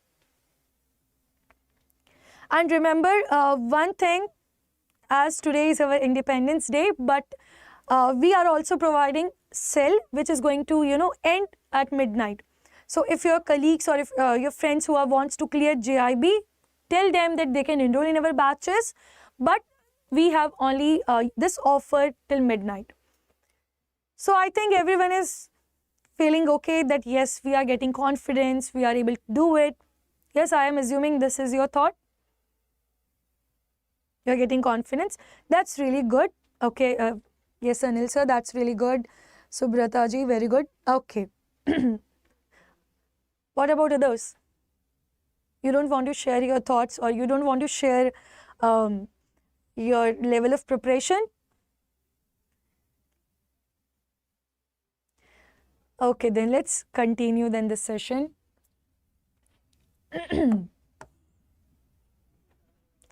Okay, I got the answer from Shalini ma'am that yes, you are getting confidence. That's really good. Next question. A bill is drawn on 12th August 2025 for 3 months. Find the maturity date if 14th November 25 is a public holiday. Now let's see how many of you can recall this point. Yes, everyone, calculate maturity date.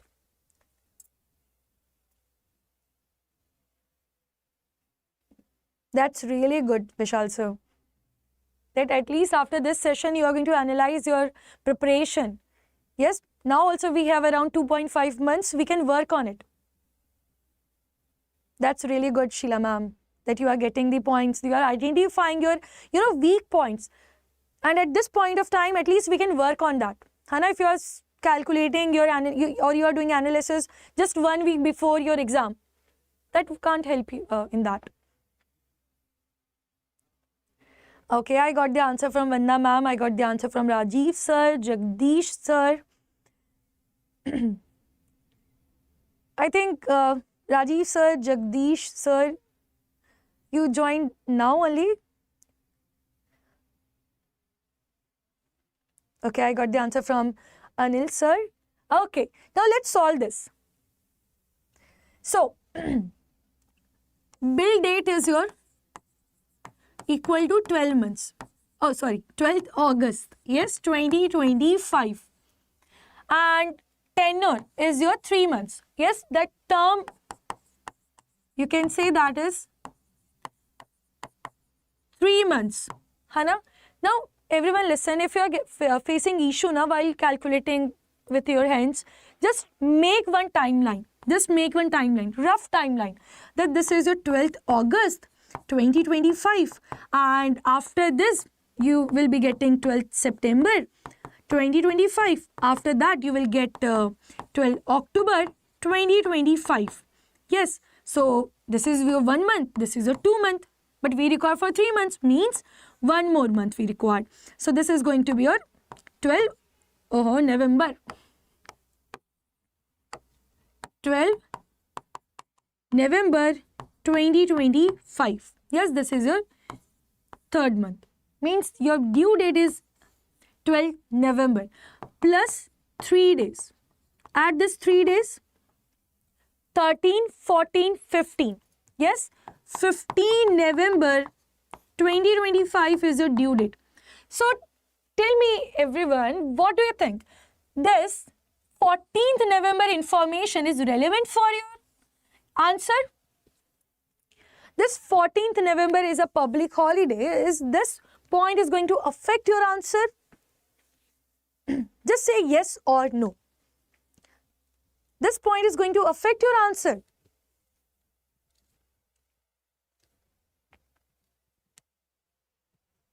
The answer is no.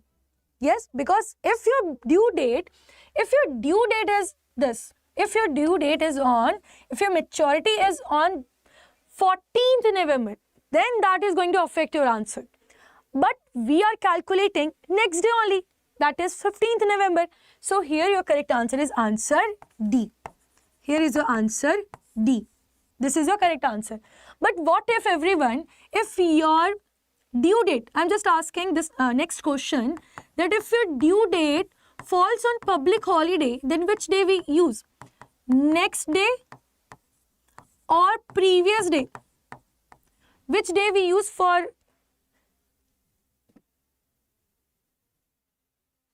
We added here 3 days of grace period. Sheila ji, that is a grace period. While solving bills of exchange question, always in your date you need to add 3 days, ma'am. This is compulsory thing, which is known as grace period. See, in case of, let me write it very clearly, at least this point, that in case of public holiday, on which date you are going to celebrate 15th August, yes or no? You know already on which date you are going to celebrate 26th August. You know about 2nd October. Of course, we know it. Yes. So here in case of public holiday,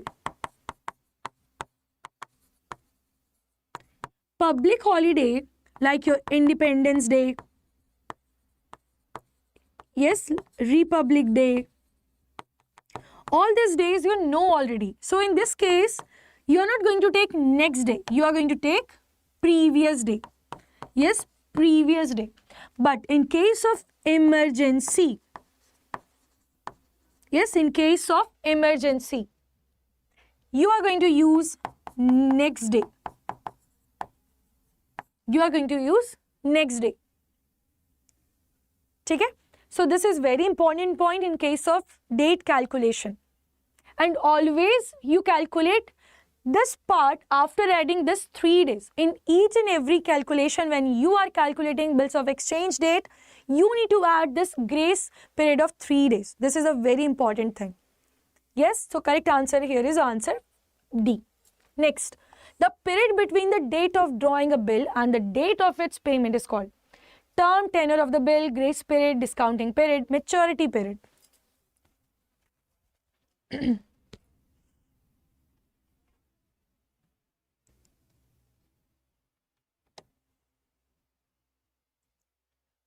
See everyone, if you are facing issue now, what you can do, you can like this button and you can save this video in your videos.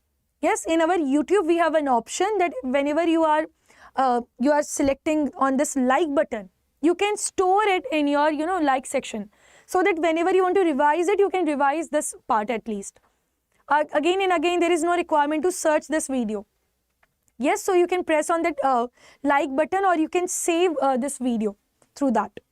Yes, so between the date of drawing a bill and the date of its payment is called term, tenure of the bill. Yes, like 3 months, 2 months, 45 days, 60 days. So that is your term, tenure of the bill. Now, this question is based on your match the following. Column 1, you have sections as per your Income Tax Act, and here are their deductions given in a second column. You need to identify the correct option. Let me see how many of you can do it.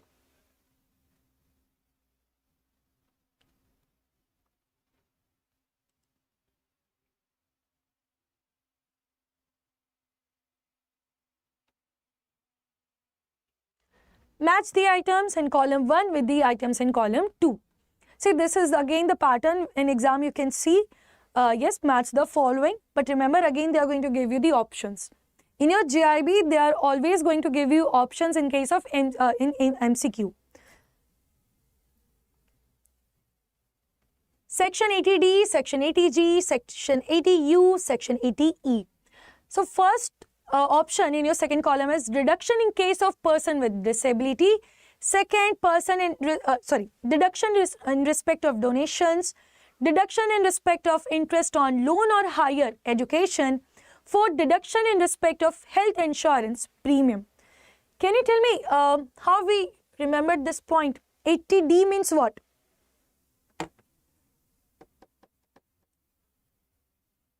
Okay, ma'am. Okay.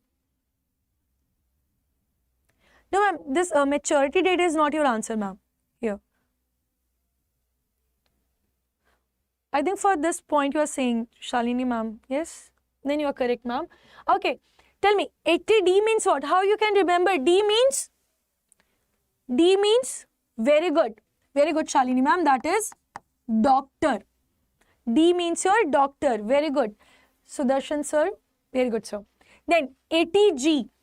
80G means your 80G. G related to grant. Hana? Grant. Donation. Grant. Donation. Then 80E. 80E. Very good, Rajiv, sir. D means doctor. G means grant. E means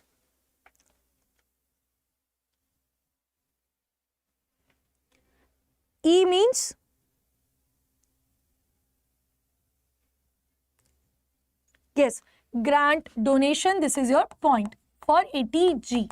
Yes, E means education. E means education. Very good. So in case of donation, you can say B equal to second point.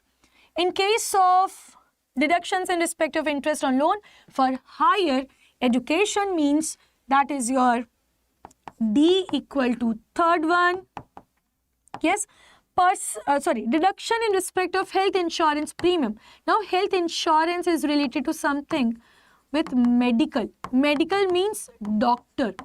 Yes, who will treat over there? Doctor. So, A equal to 4 means C is equal to first one. Yes, U means deduction in case of person with disability. Yes, that when individual is a disabled person. So, let's see which is the correct option. You all are saying, okay, so C and B is not your answer. Okay, third one is your C. So correct answer is your option D. Yes, correct answer is your answer D. Okay, everyone. Now, coming to next question. Which of the following is not a category into which the standards are normally classified?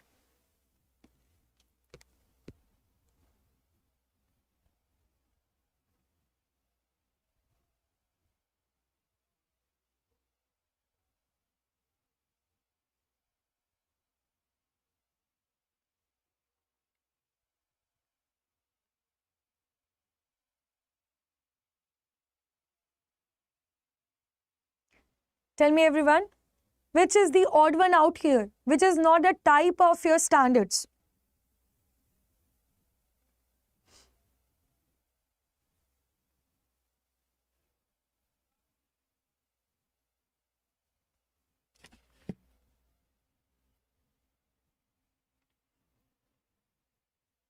Yes, if we talk about types of standards, yes, we have three types.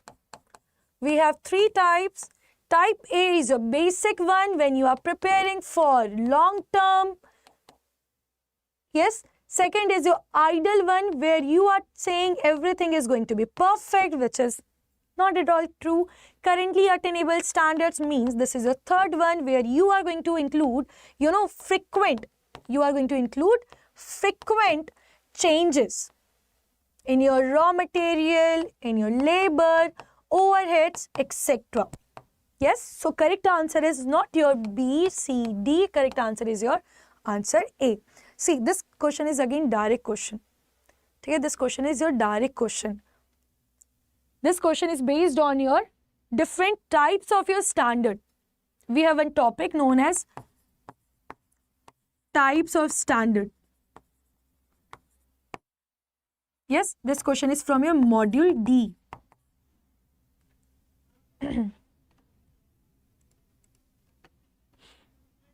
Okay, coming to next question now. Which document is used to record the cost incurred for a specific job? Tell me here.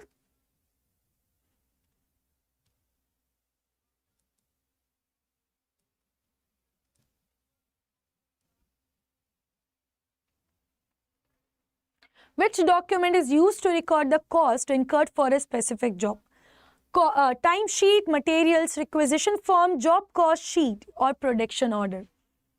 Correct answer is your job cost sheet. Yes, when you are incurring expenses and when you want to record this cost, you are going to use job cost sheet. Yes, for any product you can prepare it, for customer wise also you can prepare it. Correct answer is your answer C. Next one now. Who governs the levy of income tax in India? A. Indian Constitution and Finance Act. B. The Income Tax Act 1961 and Income Tax Rules 1961. C. Reserve Bank of India Act and Securities and Exchange Board of India Act. D. None of the above. Who governs the levy of income tax in India?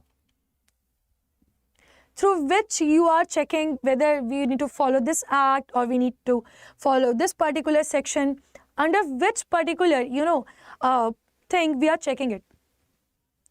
You have four options, A, B, C, D.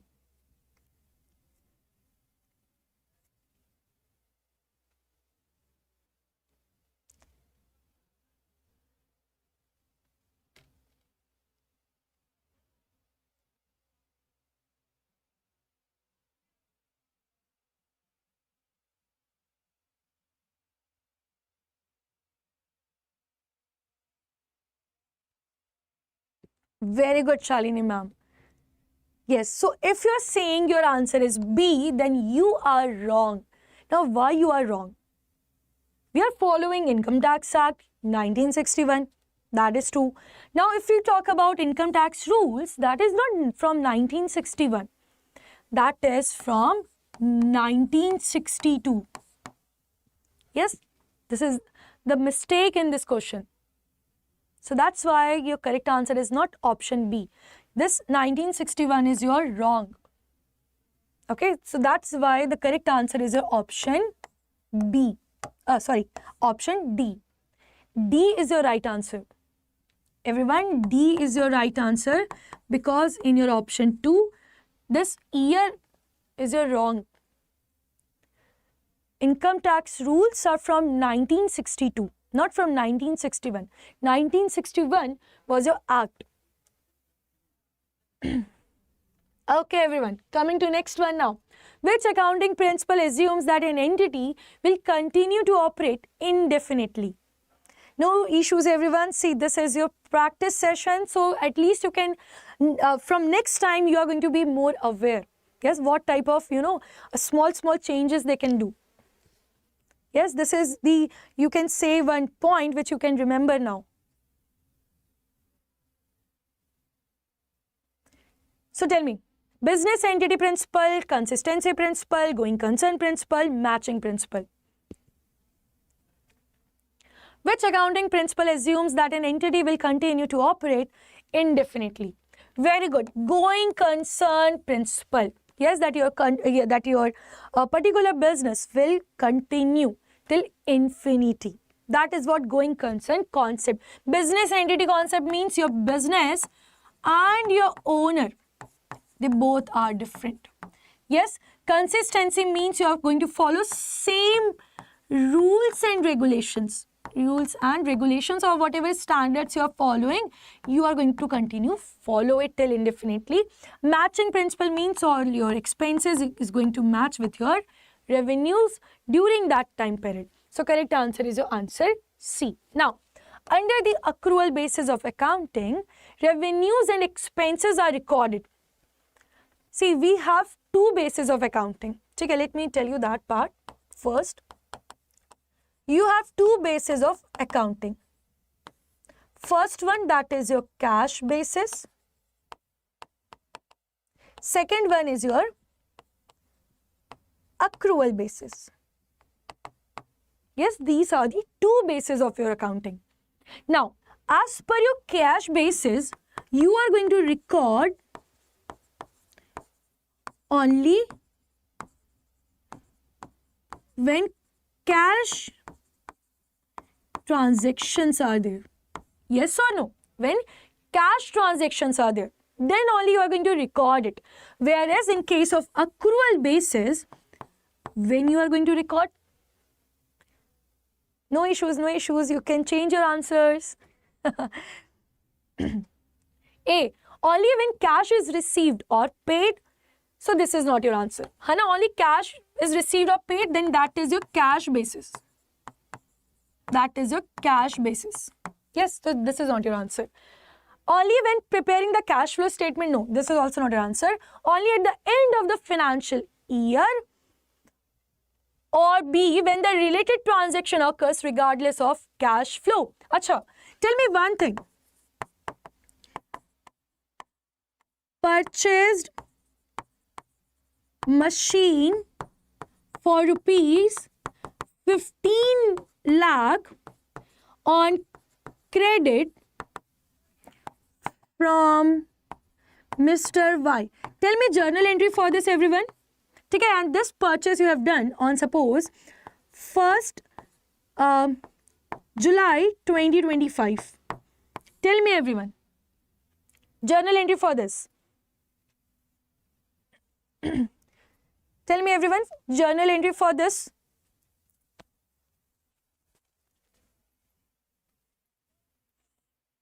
Okay, as I can see, you all are saying B or C's. You all are confused between, I think, B and C only. So before I'm going to disclose the answer, first tell me the journal entry for this transaction.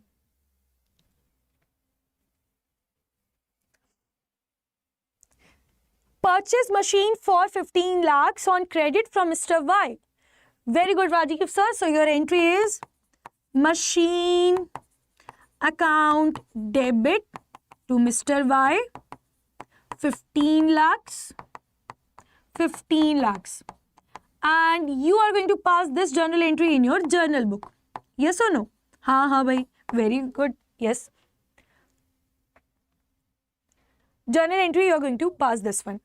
And this is the transaction based on 1st July 2025. So are you going to pass this journal entry on 1st July or on, everyone, now your turn, you need to tell me the answer. You are going to pass this journal entry on 1st July 25 or on 31st March 26 on your closing day. When you are going to pass this? When you are going to pass this entry? On 1st July or on 31st March 26? In your journals, you are going to pass this entry on 1st July 2025. Yes, you are going to pass on 1st July 2025. Then how come you can say only at the end of financial year? This is wrong. You cannot say this part then. This is your accrual entry. Yes, revenues and expenses are recorded when the related transaction occurs regardless of cash flow. Whether you are receiving that, whether you are not receiving that, you are going to record it as soon as you are incurring that transaction. So that is why your correct answer is your answer B. Yes, your correct answer is your answer B. Okay, everyone. So you need to prepare based on your concepts, everyone. So that's why what you can do, you can start your preparation with our conceptual batches. See, now you have only 2.5 months left. Okay, so you need to start your preparation. If you analyze after this session that your journal entries are not strong, you have problem in your module D, you have problem in numerical question, you have problem in your, theory questions. So at least now you know on which part you need to work on. Yes, at least now you can say this is my strong part, this is my weak part. Because we are about to complete your module A, means now you can say that you have completed 50% portion. But if you haven't started your preparation, so everyone, you can start from today itself. Now for that you can enroll in our batches. So let me guide you how you can enroll in that, how you can prepare for your JAIIB November 25. Because right now we are providing you maximum discount. And for that, you can visit to Adda 24/7. This is our official website. All courses JAIIB CIB. JAIIB November 25 is your attempt. Now here you can see different batches here. But if you want conceptual batches, crash course, revision batches, then the perfect thing is your JAIIB Mahapack 2.0. Yes, now in this you are going to receive the maximum benefit by using the online classes, conceptual classes. Along with that, you are going to receive recordings as well, mock test, e-books, videos you are going to receive. Yes, and after that, if you purchase it now, if you click on buy now, and you can see you only 80% off. But here, as soon as you are using this coupon code, that is Y895, and you are applying this, you can see you are receiving maximum off, and that off is around 82%. That's the benefit when you are using coupon codes. Okay, and along with this we are providing triple X validity, means for 15 months you can use the same batch. Earlier we used to provide only for 12 months, but now because of Independence Day sale we are giving you 15 months validity. So if you are a banker and if you haven't started your preparation for JAIIB, you can enroll it now. Yes, and along with this, you want more practice, you can do with this batches as well. Apart from that, I will conduct more sessions based on our AFM topic, but make sure you need to start your conceptual clarity. Again and again I am saying, because if you are not working on your concepts, you cannot clear your JAIIB.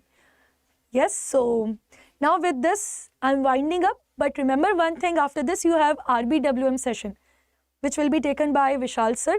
So soon Vishal sir will join you. So don't go anywhere, everyone. Please utilize today's day by revising as much as you can.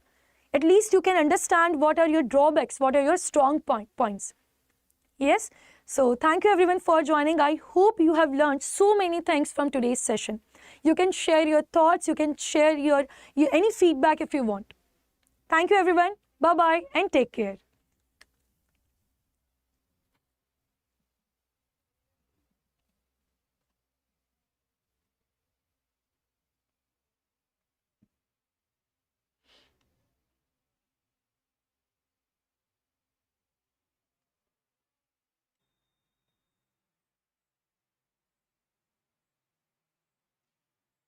Hi, hi, hi.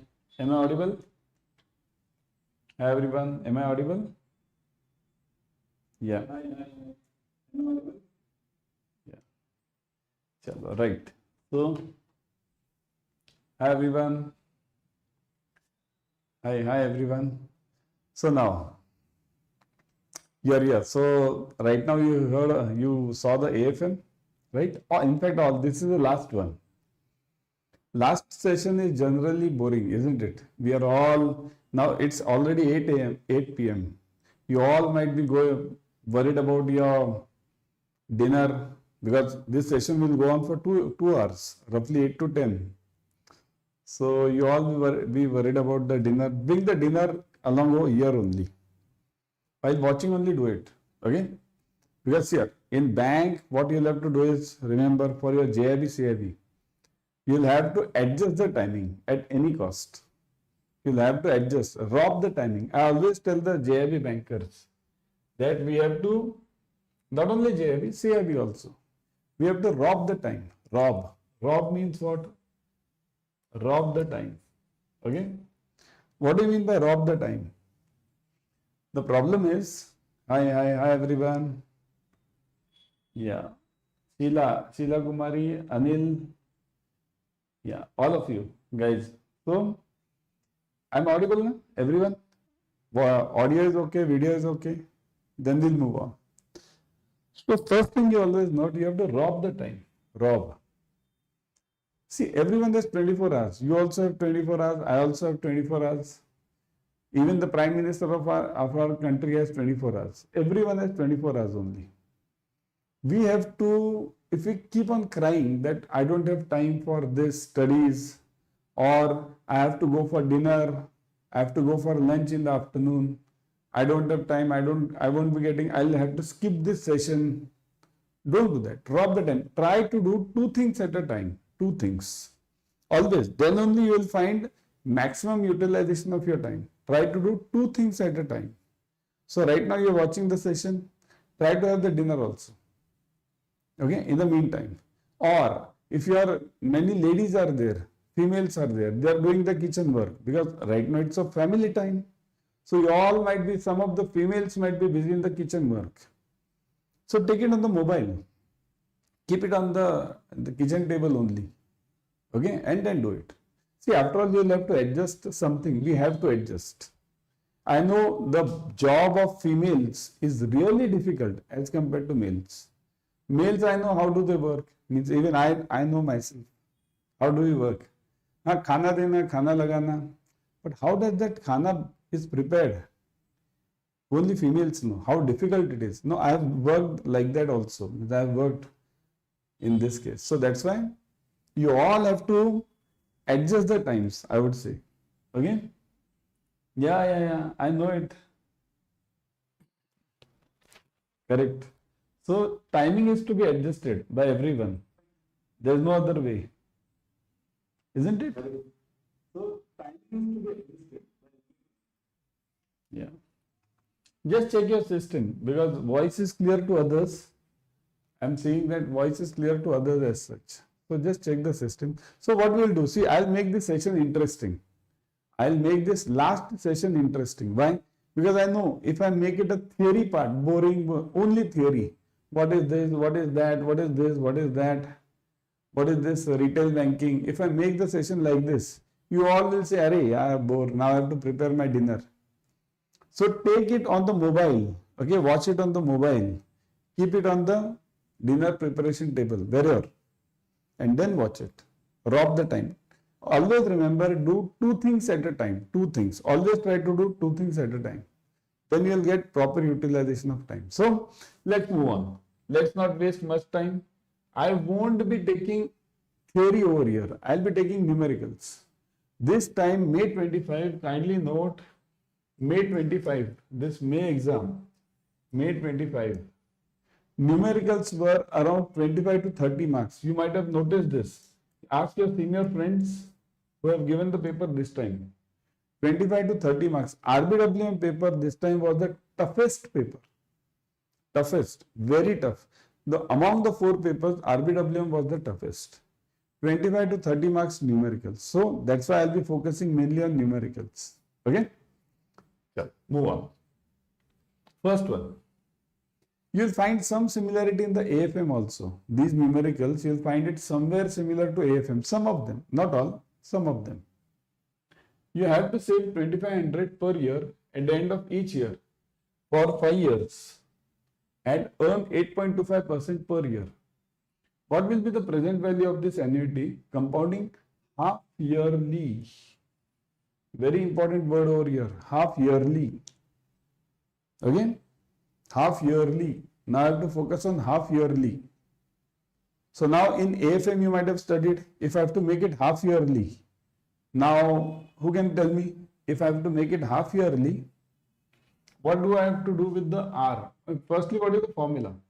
Annuity, see, per year, okay? Per year means what? I am talking here of annuity.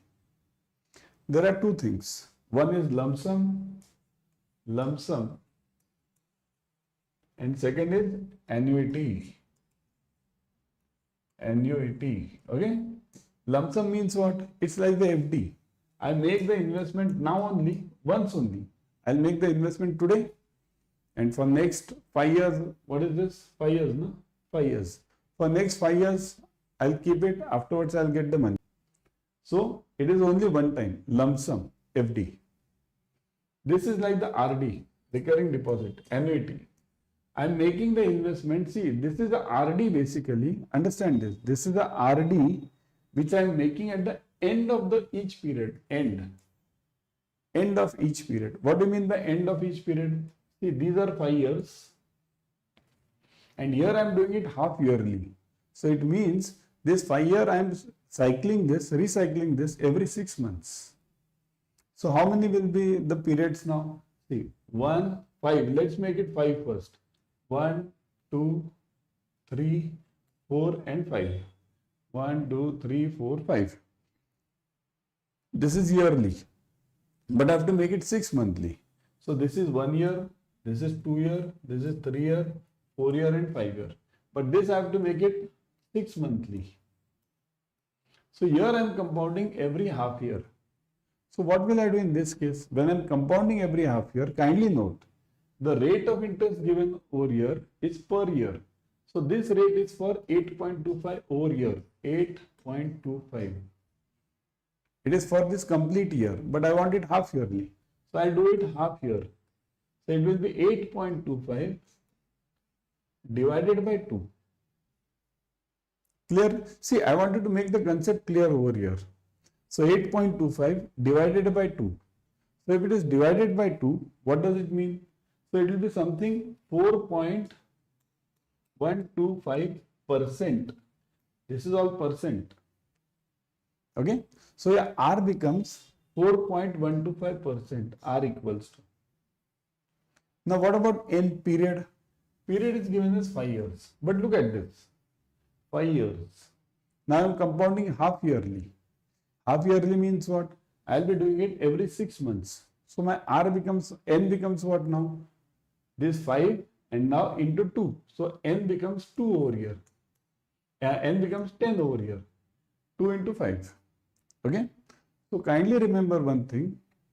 Whenever you are doing any compounding half yearly, you divide R by 2. See, half yearly and quarterly. Generally you get only 2. Quarterly. So if you are doing the compounding half yearly, divide R by R divided by 2. N over here, N, this is multiplied by 2. Okay. R divided by 2, N multiplied by 2. Now regarding quarterly. For quarterly what will you do? Same thing. Divided by 4, multiplied by 4. Whenever you are doing the compounding like this, you have to first focus on half yearly or quarterly. Also at the end of each year. Now end means what? This is called as ordinary annuity. There are two types of annuities. Okay. I'll show it over here. There are two types of annuities. Okay. Here we'll show it. This annuity is of two types. One is ordinary, and second one is due. This in fact you had it in the accounts also, right? You have it in the accounts also. Got it? Ordinary means what? It's at the end. Whenever you are doing anything at the end, it is ordinary. Whenever you are investing at the beginning of the period, So here see, here as per this numerical I am investing over here, end. I am not investing at the beginning. But if I am investing at the beginning over here, then the formula becomes, this becomes due. And what do I do? Beginning. And what do I do? I'll just change the formula slightly. I'll multiply the formula with only 1 plus r.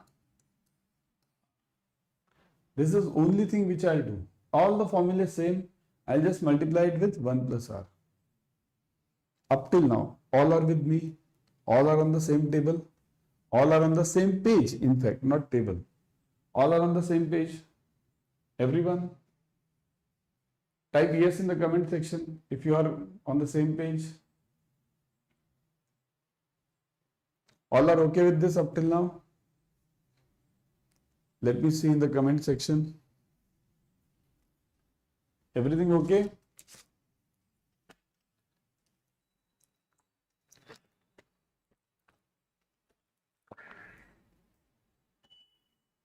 Yes?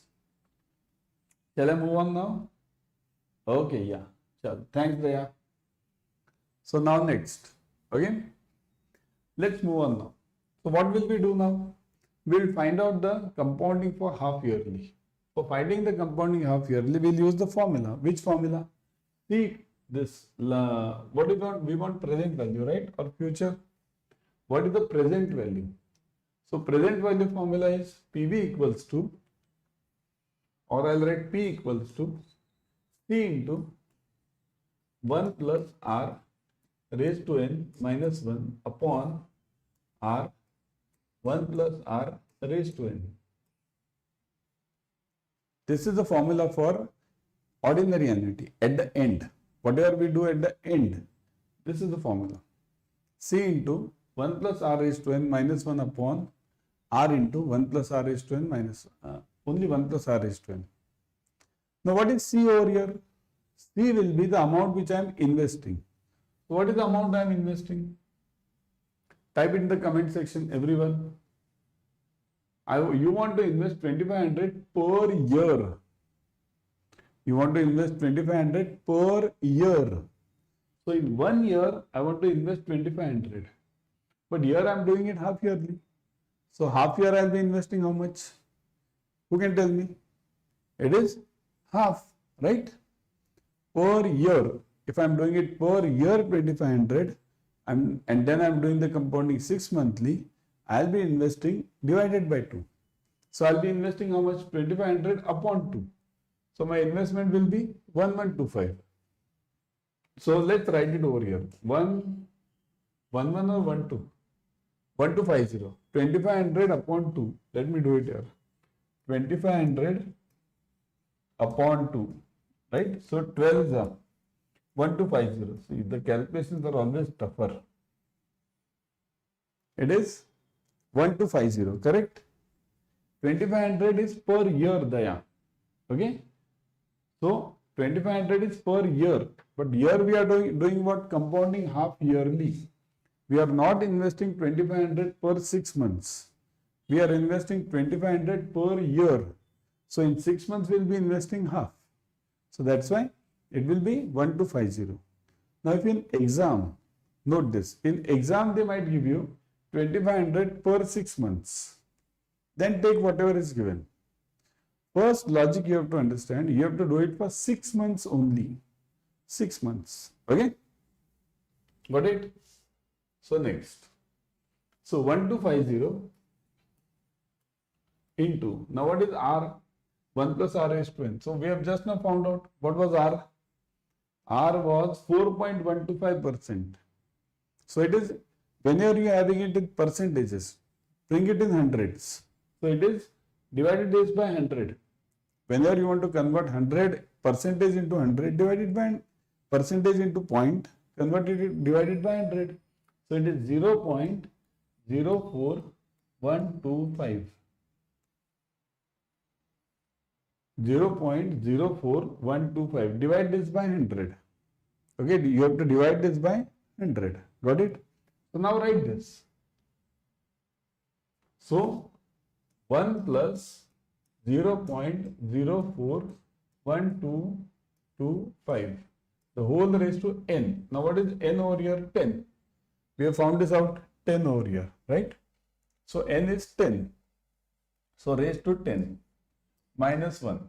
The whole upon r. What is r? Same.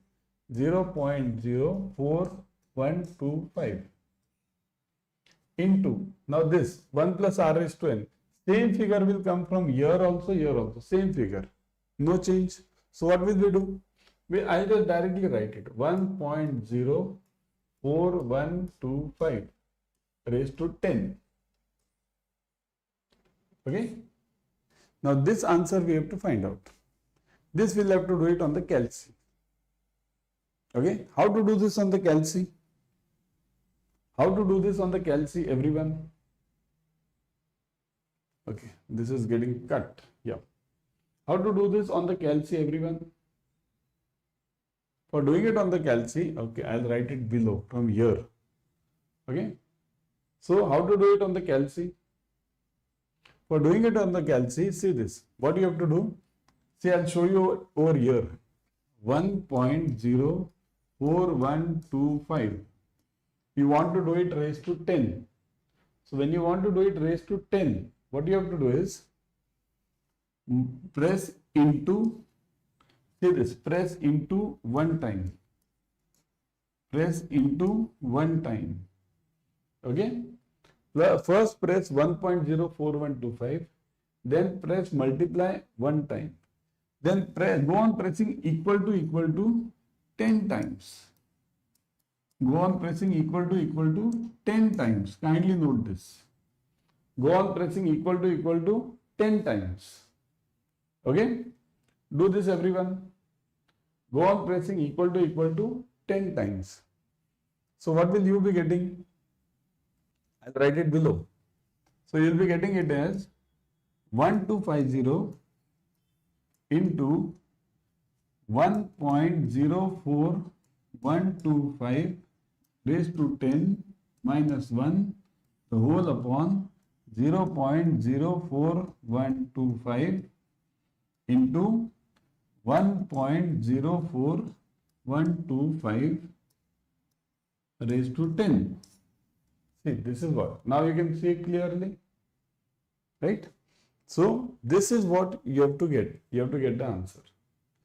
This raised to 10, do it like this. 1.04125 multiply, then equal to 10 times. Do it, everyone. Let me see the answer.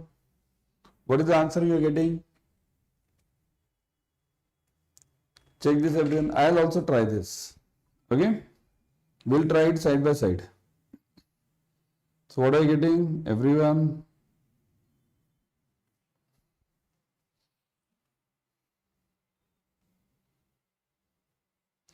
$1.04125. Okay, 1.04125.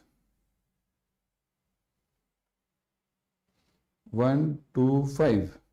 And then what? Raised to means into equal to 10 times. Do it, everyone. Huh? What are you getting? 1 point. This answer, what are you getting? 1.498. See, I am getting this 1.498. This answer you write it down separately. This answer you write it down separately. Okay? You write it down separately. Got it, everyone? Are you getting this? 1.498. Let me see the comment section. Are you getting it? 1.498. Now do it. Write it over here. So this is 1.498. Now the calculation is easy. This is 1.498 minus 1. So it is 0.498. So 1250, see, I'll write it over here. 1250 into 1.498 minus 1. So it is 0.498 divided by this multiplication. So 0.04125 into this answer 1.498. So 0.04125 into this is what raised to 10, same answer 1.498. Now do this calculation. This is easy. This you can do it. So do it, everyone. What are you getting? 1250 into what is this? 0.498. So that is equal to 622. I am getting 622.5. I'll write it over here. Where shall I write? I'll write it over here. Are you able to see this? Yeah. So 622.5 divided by, what is the answer for this? Everyone check this. What is the answer for this? 0.04125, right, into 1.498. So 0.0617. You can write, take 3 digits only. 0.061. That's it. Okay. So divide this now. Get the answer for this. Get the answer, everyone. So 622.5 divided by 0.061. Okay. So that is equal to 10,204. 10,204 point something. What is it? 0.9. So let's take it 5. 205. This is the answer. This is the answer. Are you getting this, everyone? Kindly give me the check and give me. Are you getting this? 10,205. Are you getting it? 10,205, everyone? Just check this and tell me. Are you getting 10,205? Yeah? Are you getting it? 10,205.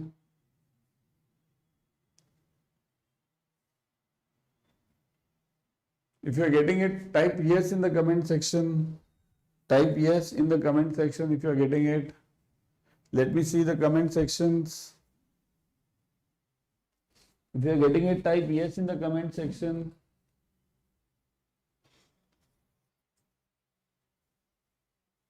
Type yes, everyone, if you are getting it. Do it yourself, but try it, everyone. Try it yourself. See, trying is important. You may get the exact answer, you may not get the exact answer. But trying is very much important.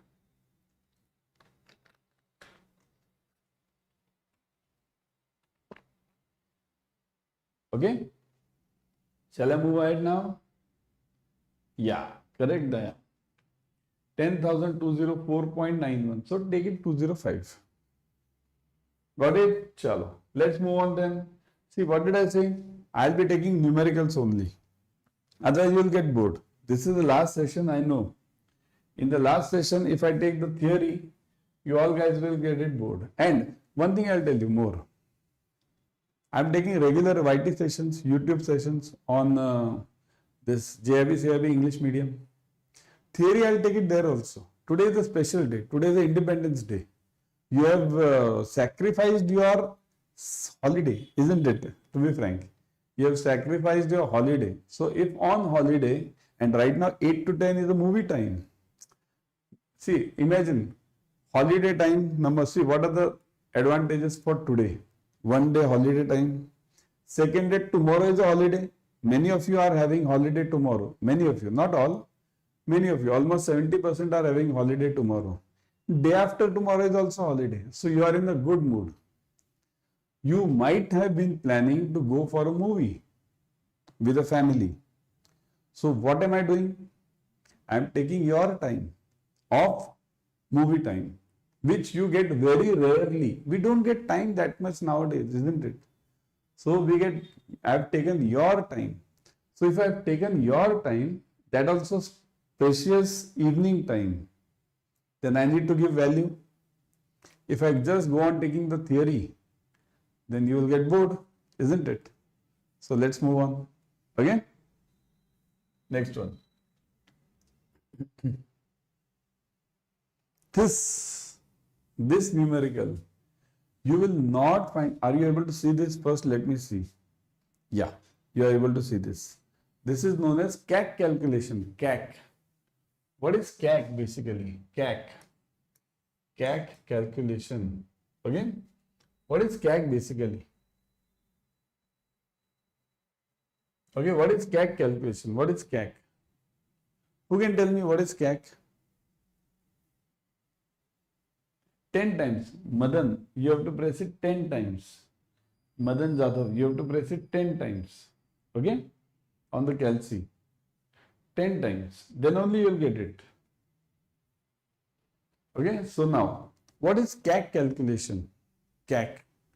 CAC means customer acquisition cost. I'll write it over here. Customer acquisition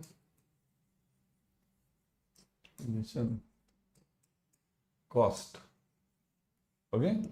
Customer acquisition cost. Now, you have to do the numerical over here for customer acquisition cost. There are two parts in this numerical. Mind it, this numerical, you will not find it in any book. Any book, your Macmillan book, you will not find it. On entire YouTube, you check, entire, I'll give you open challenge. Entire YouTube you check for JAIIB CAIIB. For CA you might be getting it, CA or some other courses, or MBA you might be getting it. But for JAIIB CAIIB you check out entire YouTube. You will not get these calculations. You will not get this numerical. Because this I have designed it separately from myself, from my experience. I have been teaching this subject. Earlier this subject was for CIIB. This RBWM, retail banking it was called as. This was for CIIB before 23. So there I used to teach it for CIIB, and it was since almost 2014. Not even that, before that, 2012 the portion changed. I have seen almost 4 portion changes, 4. Okay, in JAIIB CIIB. I am teaching this JAIIB CIIB since 2013. Per year I am teaching almost 4 batches. So 13, 25, 12 into 4. 48, roughly 48, 50 batches. Plus some more, crash course and everything. Roughly 60, 70 batches, 70 batches have been passed. 70, more than 70 only. So this numerical I have seen in the exams. Recently I have seen in RBW. Earlier it was not asked. Nowadays they have started asking. First part they have started asking one CAC, and second thing what do they ask is payback period. Okay, payback period for CAC. These are the 2 things which they have started asking now. One is CAC and second is payback period for CAC. Okay. What is payback period for CAC? And what is CAC? See, CAC means customer acquisition cost. Customer acquisition cost, how do we find it? What is given? Imagine a bank that runs a marketing campaign for a month. This is there in your CRM, customer relationship management. Okay, that topic you will be having it over here. Okay, CRM. CRM is there in your module B. Yeah, module B and module C also. Module B only you get it. CRM, customer relationship management. Okay. So what is the formula for CAC? Formula for CAC is, see this, CAC equals to what is given? Imagine the bank runs a marketing campaign for a month. So bank is running a campaign. Campaign means advertisement campaign. We go to various schools, colleges, or something on TV ad, anything it can be. So imagine the bank that runs a marketing campaign. Total marketing spending is 50,000. So bank has spent 50,000 in this 1 month. Number of customers acquired is 100. So when you spend 50,000, you got 100 customers new. Then what is given next? Sales per month for the new customer is rupees 100. So say these new customers which I have got it, these 100 customers. So sales to them per month is rupees 100 again. Expenses per month on the new customers equals to 30 rupees. So I am doing the expenses. Expenses means what? It can be salary expenses. It can be calling, "Hi sir, how are you?" This requires expenses. This requires time. Time means my caller's time. Caller's time means my salary. So the expenses are 30. Now I have to find out CAC first. For CAC, what do I do? First formula is very simple. CAC is total marketing spend upon number of new customers. So spend upon new customers. New customers. So that is equal to what? 50,000. See, if you know the formula, things are very easy. 50,000 upon what is this? 100. Yeah. So 50,000 upon 100. So what is your CAC? What is your CAC then? CAC becomes 50,000 upon 100. So that is equal to 500. This is per customer. Per customer. Okay. So this is what you got it for CAC. Customer acquisition cost. Okay. Now next.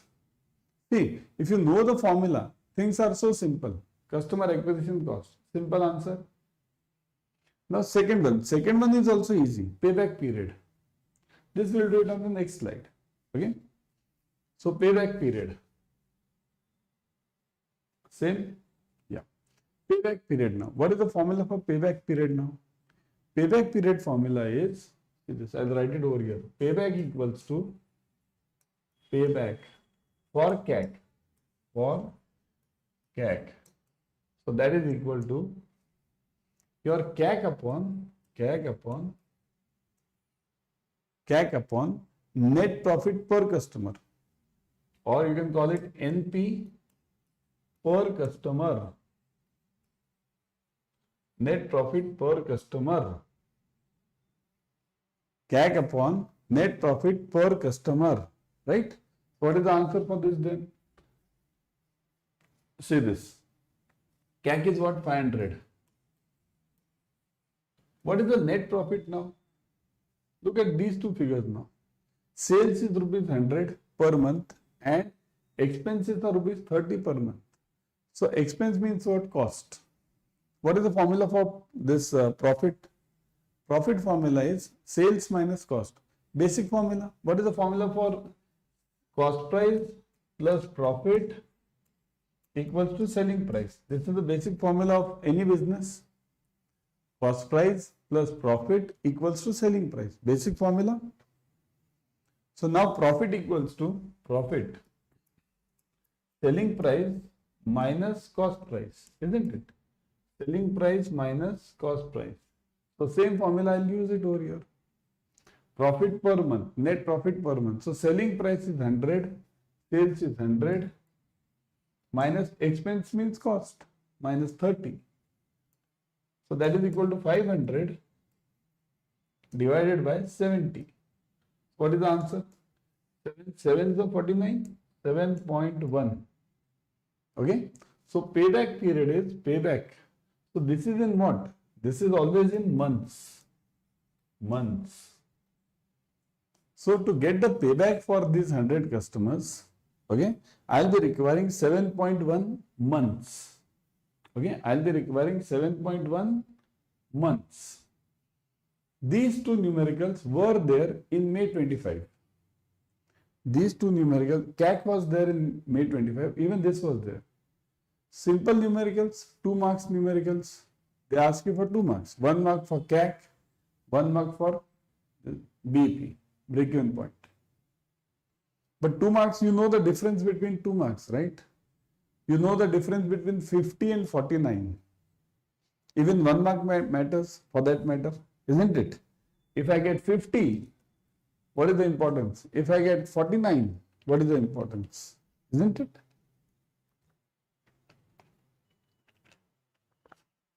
Everyone with me? Okay with me? Am I going too fast? Everyone, am I going too fast? Kindly check the Mahapack given below. Huh? Those who are watching on YouTube, those who are watching here right now, kindly check the Mahapack offer. Right now we are giving the triple validity offer. Triple validity means you buy for 5 months, you get it for 15 months. Plus you are getting 83% discount, 83. And look at this, use this code Y432 to get this 83% discount. Don't miss this. Okay, in Mahapack you are getting, see this Mahapack you are seeing at the bottom, JAIIB Mahapack, Independence Day sale. You are getting 15 plus batches, 15 plus batches per subject, 15 plus batches per subject. PPB 15 plus, Indian economy 15 plus, accounts 15 plus and RBWM 15 plus per subject you are getting. Okay, so that's why join this SF today only, because today I think so Independence Day, today is the last day. Triple benefit offer won't be there again and again. Okay, chalo, move on. How to join? Already ma'am has also told you. I'll also tell you at the end how to join. Directly download the app. You'll get 1% extra over there, isn't it? Let's move on. Now this is similar to the earlier one. Similar, but here we are comparing. This is the case study. Now this you will have to solve. You solve it fast. Let's see. Comparing CAC across different channels. So now I am comparing CAC across different channels and look at the question. A bank uses 2 different channels to acquire new credit card customers. So bank uses 2 different, again I am telling you, this numerical you will again not find it anywhere on YouTube. You will not find it anywhere on YouTube on JAIIB CAIIB session. Because this is not taken, this is designed by me only. I have designed it by sitting separately. Okay, so this is new for you. Got it? A bank uses 2 different channels to acquire new credit card customers. 2 different channels. One, online marketing or advertising, channel A. Cost for that channel is 5 lakhs. New customers equals to 200. Getting it? Channel B, branch roadshows and events. So branch roadshows, you do this na? Roadshows. How many of you have gone for roadshows? How many of you have done this roadshow concept in your bank or gone for the events somewhere? Old person's club is there, you go there. Schools are there, you go there. For home loan melas, you go there. Right? You go for home loan melas. Your bank has home loan melas, no? Do you go there? Home loan melas? Yeah? Do you go there? Home loan melas? Everyone? You go there? Have you gone there? Home loan melas? I have gone there many times. When I was in banking, I have gone there many times. Home loan melas.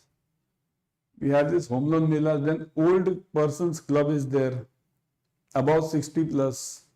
We go to school for the kids' accounts. Right? We go to offices. I used to go to office. All these things I have done. Whenever I was in banking. So all these things I have done. Okay, gone there, gone to offices, met them for mutual funds, for insurance. So this is what is meant, channel B, branch roadshows and events. What is the cost? 10 lakh. New customers 300. Which channel is better? Very simple, very simple. Do it everyone. Try the answer. Do this everyone. Try the answer. You have to just find out the CACs. You have to find out the CAC.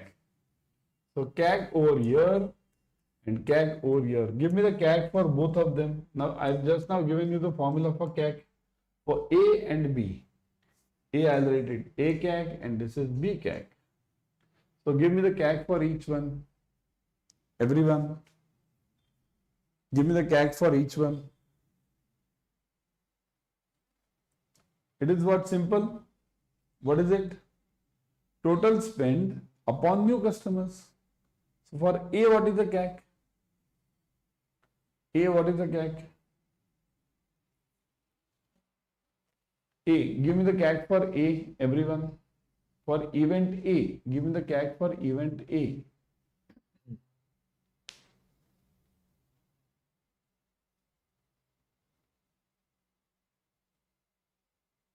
Yes, give me the CAC for event A.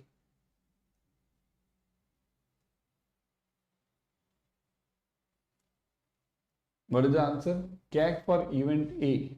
Correct. 2500. So, CAC for event A is 5 lakhs divided by 5 lakhs divided by what is this? 200. So, 2500. Similarly for B now. B CAC. 10 lakhs divided by 300. So, what is this? Gone. 33 something. 3333.33. Okay. So, which is better?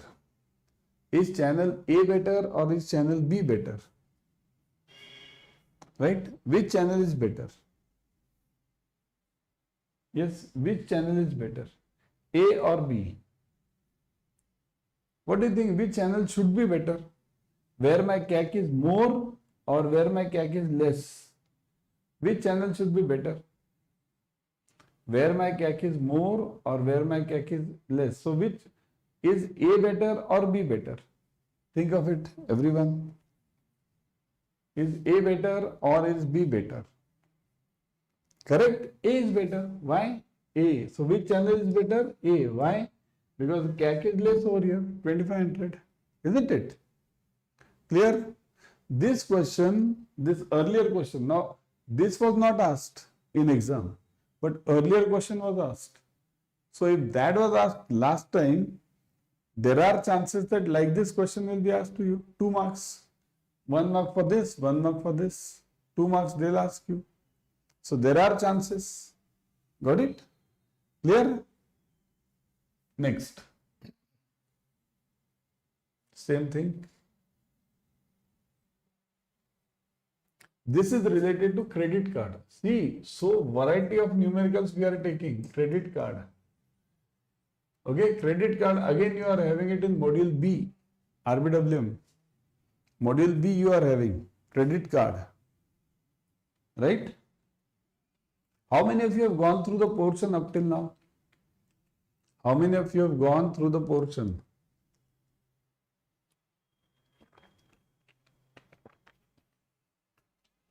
See, in the next month, on 2nd September, I think so, we are starting with the new batch. Okay, we are starting with the new batch. Kindly note, in the batch, all of you, pay attention. In the batch, I give you a PDF, my own, RBWM. Whatever I have gained through my experience, I have prepared a separate PDF for RBWM.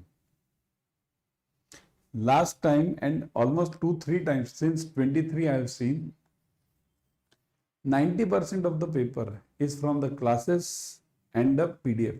That's it. 90%. All last time's passing percentage was 96%, means overall out of 100, 96 students had cleared. Average passing marks which the students got in RBWM were 60 minimum. All of them were 60 plus, all of them. Those who are old, those who have seen this earlier, you can ask them, 60 plus. So that's why go for it. This RBWM batch, in fact, we are starting with the new JAIIB batch only. Join it ASAP. Overall, 96% is the overall strike rate.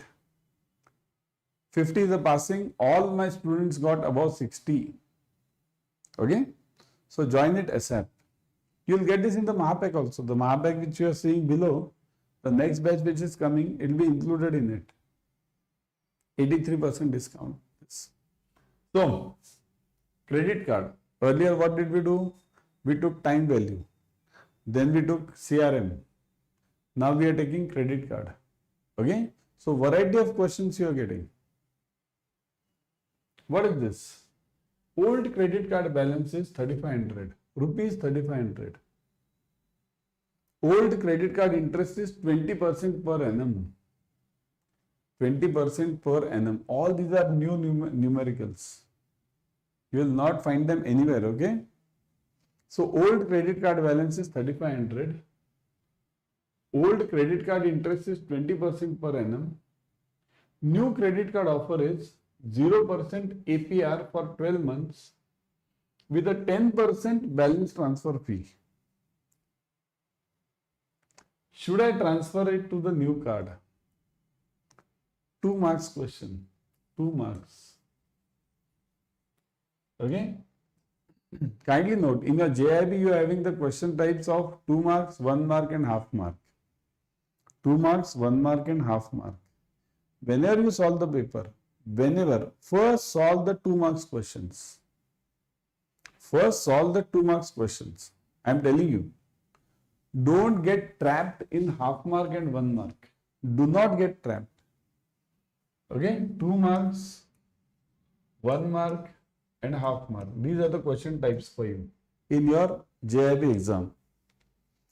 Do not get trapped in 1 mark and half mark. Always solve the 2 marks first. Then this is second and third. Anything you can do it because both are roughly the same. But first focus on 2 marks. You will get around 20 to 25 marks, 20 to 25 questions. Roughly you will get it around 20 to 25. So I will mark it 20, lowest side. You will get around 20 questions of 2 marks. So 40 marks. Imagine if you can score 40 marks using 2 marks only. It means like in the cricket, in first 15 overs or nowadays we have 20-20. So in first 7 overs only, you have made 100. First 7 overs only, you have made 100. Now remaining 13 overs, you have to again make 100. So that is very easy. Once you get the push, right? Once you get the right push in the beginning only, then the things become easy, isn't it? So this is like scoring the 6s in the initial overs. So that's why always focus on 2 marks questions first in exam. Then focus on the 1.5 mark. There you don't forget that whether I should do 1 first or half first. Do anything. As the question comes, start doing it. 1.5. But 2, be very focused. So now, old credit card balance is 3500. Old interest rate is 20% per annum. So what is the annual rate I am paying? Annual interest. See, we will have to divide this into 2 parts. One is old, second is new. So let's do it over here. Let's mark it like this. Old. And this is new. Okay. What is there in old? 3500 principal. 20% per annum. So what will be the interest per annum? Per annum. Interest per annum. So interest will be simple interest formula, PNR upon 100. 3500 into, what is this? 20%. 20 upon 100. PR into N. N is what? 1. So mark it 1 only.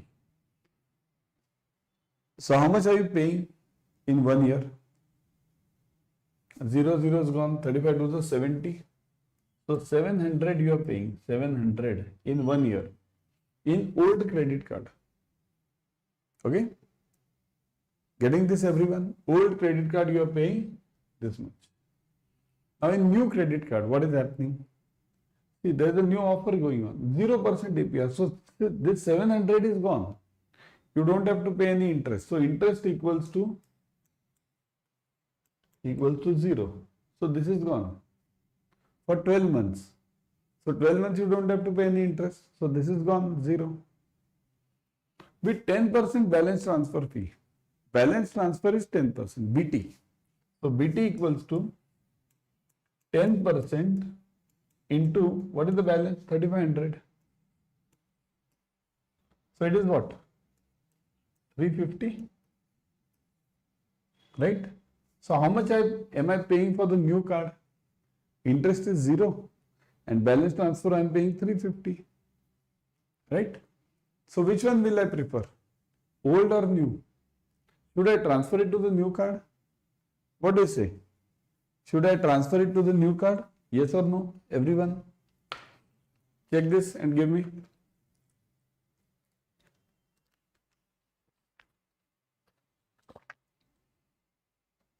Should I transfer it to the new card? Yes or no?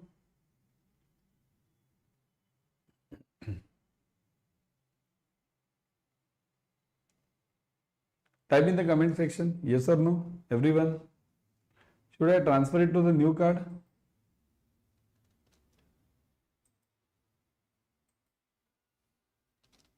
Of course, yes, isn't it? Because I am paying less amount. I am paying less amount over there. Right? I am paying less amount, so I will definitely do this. Isn't it? Yes, I'll do this. See, these questions you get it for 2 marks. 2 marks. So simple questions, 2 marks. Isn't it? Again, credit card. Are you able to see this properly? Let me see first. Yeah, you are able to see this? Yeah. Because what happens? This upper portion is getting cut over here. Because you have this, below you are getting this Mahapak Adna, that's why. So now, suppose you have a credit card with outstanding balance of 20,000. The interest APR is 3%. If you don't pay the full amount by the due date, interest will be charged on a daily basis. What is given? Look at it. You are having a credit card outstanding of 20,000. Okay? Your interest APR is 3%. APR is 3% over here. Okay? Now what happens? APR means what? Annual percentage rate. What is annual percentage rate? Annual interest. Simple. Annual interest. So this is the principal, 20,000. This is the interest and period is 1 year. So keep it very simple. Principal is principal equals to 20,000. Then what? Rate R equals to 3% per annum. PA. I'll write this specifically over here because this is per annum. Then N equals to period 1 year. 1 year. Okay. So 1 year. So now, what you have to find out? If you don't pay the full amount by the due date, you will be charged on the daily basis. That's the basic logic of credit card. How does the credit card function? How does the credit card function? Everyone. Credit card always functions on something called as billing cycle. How many of you know credit card?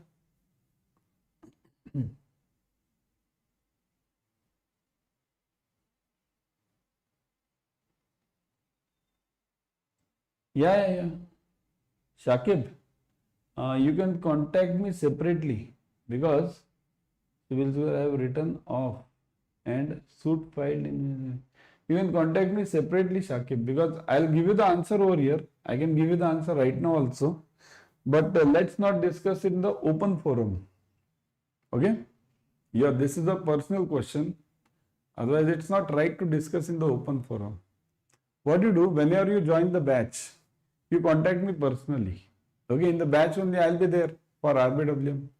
I'll give you complete idea of this. What you have to do, I'll just give you a rough guideline now. Rough guideline I'll tell you. What you should do is, this CIBIL report, from which company have you got it? Is it CIBIL or is it Experian or is it this other, means any other? There are 4 companies.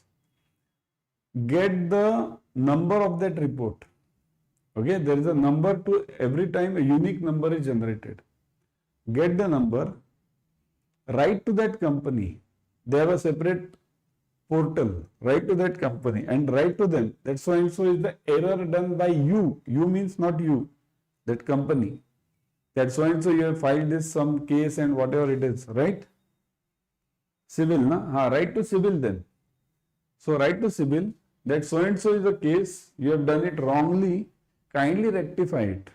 Or else, write to them, or else I will go to ombudsman. First you have to give them 30 days. Within 30 days, they should reply back to you, to your satisfaction. If they don't reply back within 30 days, file the same, get a complaint number from them first and write to ombudsman, and then you will get the right answer. Okay?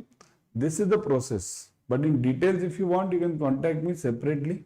Okay? When you join the classes, I'll tell you, because this is very important. It's a serious matter. Okay? So let's not discuss it in the open forum over here. Okay? Personal messages, because it's not right also, isn't it? Let's move on. So now, suppose you have a credit card with outstanding balance. How does the credit card work actually? We are discussing that, right? How does the credit card work?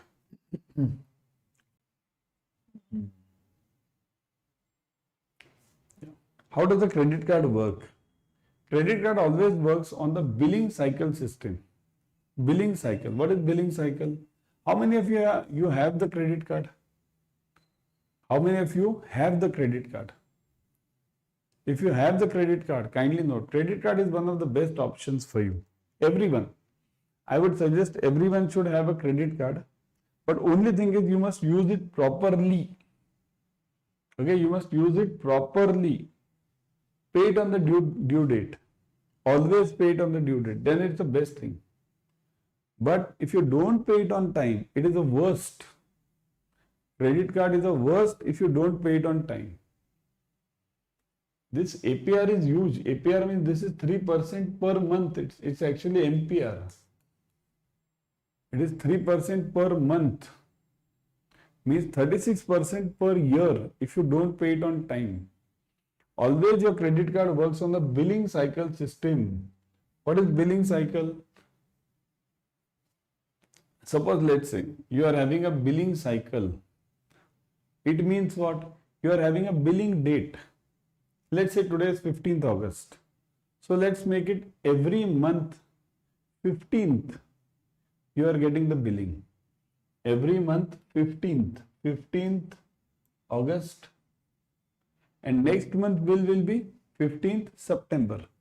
So let's mark it here 15th September. So kindly understand how does a credit card work. Pay attention everyone. It's very important for you to understand. If you understand it, then only you will be able to explain it to the customer. Isn't it? If you only don't understand it, how will you explain it to the customer? Isn't it? So that's why pay attention. Suppose this is the 15th August today. Today will be my billing date. So I am billed today. Now, if I purchase anything, suppose let's say I purchase some TV, fridge on my credit card. Suppose if I purchase it on 16th August. If I purchase on 16th August, when will I get the bill of this? The bill of this will be given on 15th September. So how many days I am getting free? This is free now. I have purchased it over here. Have I paid? No. The money is of whom? In credit card, the money is of the bank, not mine. So the money is of the bank. So here, it's the bank money which I am using, loan. Is there any interest? No interest. Free. It is free. Free. How many days? Roughly you are getting 30 days. 16th August to 15th September. Roughly I am telling. 29, 30, roughly. 30 I am saying. 30. Once you have got the billing, suppose see, the company has given you the bill. That's it. This is your bill for last month. Now pay this. In that case, company gives you 20 more days. So 20 days they will give you to pay. So 15th September plus 20, 25 and 5. So 5th October. 5 October. You have to pay. So you have to pay on this date. Have to. I'm saying have to. Compulsory.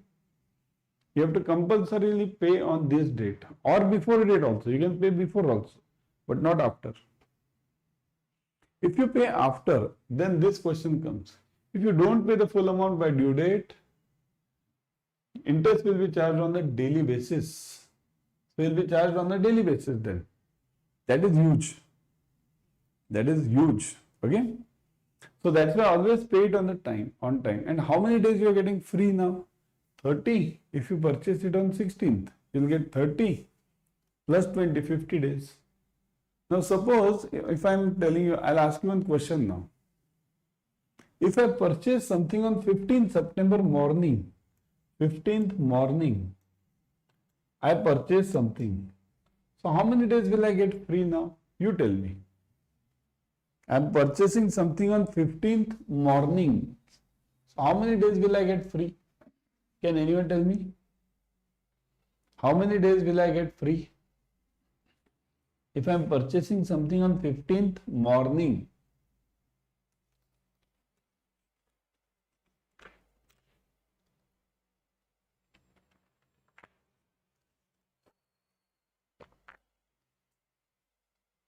yes. If I purchase something on 15th morning, how many days will I get free? Everyone? Anyone? No. You will get only 20 days free, not 50. See, the billing will be done on 15th evening. Billing will be done on 15th evening. So if I purchase something in the morning, I'll be getting this billed up to that date, 15th evening. So this bill I'll have to pay in 20 days. So here I am getting only 20 days free. Here if I purchase it on 16th August, I am getting 50 days free. Understand the cycle. Billing cycle is very important for everyone to understand. If you get the concept clear about billing cycle, then things become very easy. But if you don't understand this cycle, then you are gone. 3% per month, per year 36%. Huge. But now let's look at the numerical. I am just giving you the explanation of the credit card. See, that's what I am saying. See, this is just a 2 hours lecture I am taking, right? You join the classes, paid classes. If you join, you will see this, everything I explain in so much details that you will remember it throughout your life. And that's why the score of my class is 96%. Means out of 100, 96 have passed. Every 100, 96 have passed. Minimum score is 60 marks. Why? Because I explain it this way. So that in the exam, if the question comes, you immediately understand what is this. This is so simple. Tick, tick, tick. You move on. Again? Got it? So let's move on. What is this? Now we have not yet started the numerical. I was just explaining you the credit card, isn't it? So now, you have to find what? DPR, daily periodic rate. Now this is so simple. DPR is what? Daily periodic rate. What do you have? NPR you are having it. Monthly periodic rate. You are having this. So what is DPR then? Divided by 30. Generally, see, it is 30 days or 31 days. Month is of 30 days or 31 days. One that February is of separately. Forget that. You take average. Take always 30 days. In exam, always divided by 30. So DPR equals to what? 3% divided by 30. So it is what? 0.1%. Never forget this percent. Never forget this percent. Okay, it is 0.1%. Got it? Percent means divided by 100. Okay, kindly note, it is divided by 100. Daily interest. Again simple. DPR you got it, 0.1%. Daily interest into what is the principal? PNR upon 100. Principal is 20,000. So 20,000, 20K I will write it now. 20K, 1000 means We are in the modern age now. K. Lol. You hear these words now? All the Gen Z is speaking. Gen Z. You know the Gen Z wordings now? Gen Z. Those who are born after 2000. Gen Z. Some of you might be Gen Z. Is someone Gen Z over here? So they all speak this language. LOL, ROFL, right? And lot of words we don't even understand many a times. So fast speed. So now 20K, 20,000, 20K, okay? Daily interest divided into what? 0.1%. So it is per day, per day. PRN, N is 1 day. This is the interest is for per day. So N is also 1 day. So just multiply it with 1 or forget it. What is the answer? 20,000 into 0.1 upon 100. Don't forget this upon 100. So what is the answer now? 20,000 into 0.1, 0.1 divided by 100. So 2 zeros gone, 2 zeros gone. 0.1 is. So 20 rupees. 20. Okay. For 20 rupees, are you getting this daily interest? Are you getting it 20 rupees? Check this, everyone. Are you getting it 20 rupees? Pay attention. Are you getting it 20 rupees? Yes.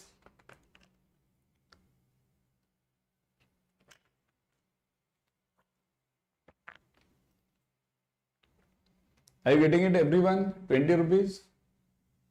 Let me see in the comment section. Are you getting it 20 rupees?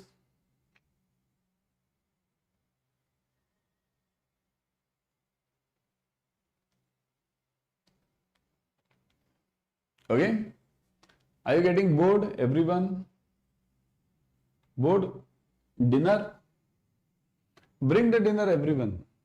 Bring the dinner. Keep it on the table or take this on the dinner table. Take this on the dinner table. Watch on the mobile.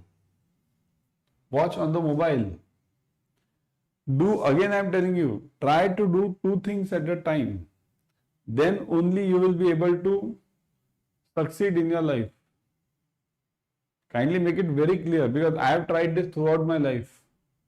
I always try to do 2 things. Whenever whenever you are traveling, try to listen to something. Means if you are driving, don't do it. If you are sitting alone, somebody else is driving, then do it. While driving, don't do anything like this. Huh? Are you getting this answer? 20 rupees. What is the next? Total interest for the billing cycle of 30 days. Now that is simple. Total interest is what? Billing cycle of 30 days. Huh? So 20 into 30, 600. So that is easy. 600. Okay. So that is quite easy. Got it? Clear? Move on.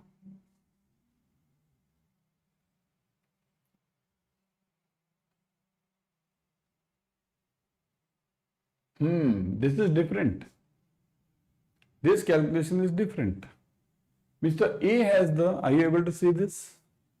Mr. A has the following details about his credit card. Outstanding balance is 50,000 converted to EMI. ROI per month is 3%. A has to close the loan in 1 year. A has to close the loan in 1 year. So find the EMI.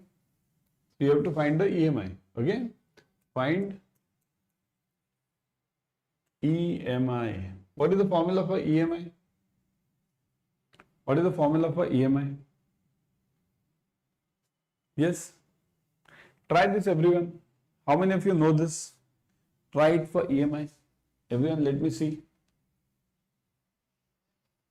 Try it, everyone. EMI. EMI. EMI formula is reverse of ordinary annuity, present value.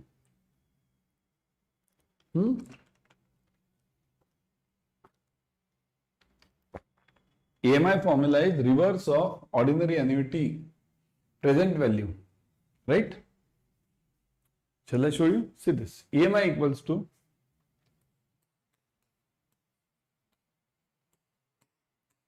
loan amount into R into, see this, R into 1 plus R raised to N the whole upon 1 plus R raised to N minus 1. This is the formula. We have seen this earlier also, this roughly similar formula. That was for present value annuity. First question was on this only in our RBWM, right? So what did we do? This was above, this was below. So it was 1 plus R raised to N minus 1 upon it, this numerator was below. So that's why I said EMI is reverse of ordinary annuity. EMI is reverse of ordinary annuity. So what is the answer? Get this now. Now it's easy. What is it? Loan amount. What is the loan amount given? 50,000. 50K, or shall I write it all the zeros? 50,000 into R. What is R? Now look at this. This is per month. And you also want it for EMI for 1 year, 1 month, for in a year. So per month you want it, and period is 1 year. N equals to 12 months. 12 months. Okay. So yeah, R should also be monthly. What is month? Is it given monthly or yearly? This part. 3% per month. So that is also 3. So that's right. This is also month. This is also month. You have to always see to it that you match N and R. Both should be in the same unit. Month or month, year or year, whatever it is. Day or day. Okay. So now, both are matching. So R is 3. So 3 into, but we'll not take it 3. It is percent, na? So 3%. So 0.03 divided by 100. 3%, 0.03. So it is 0.03 into 1 plus R. So 1 plus R is what? 0.03 raised to 1 year. So N is what? 12 months. 12. The whole upon. Try this everyone. 1 plus same figure. 0.03 raised to 12 minus 1. Now try this whole figure. How to solve this? Try it everyone. How will you solve this? Already we have solved a similar one, isn't it? We have solved a similar one. Try it now.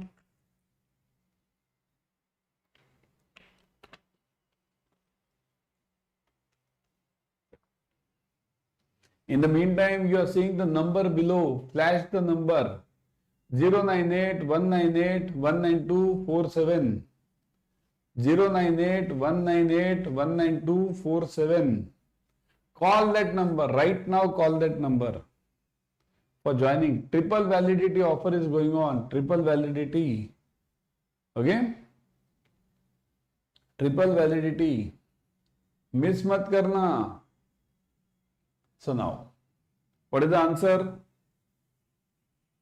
See this, 50,000 into, now let's go one step ahead. 0.03 into, what is the answer for this? 1.03, na? 1.03, yes, raised to 12. Do it now. I told you just now how to solve this in the first numerical. What is the answer for 1.03 raised to 12? Who can give me fast? Who will be the first person to give me?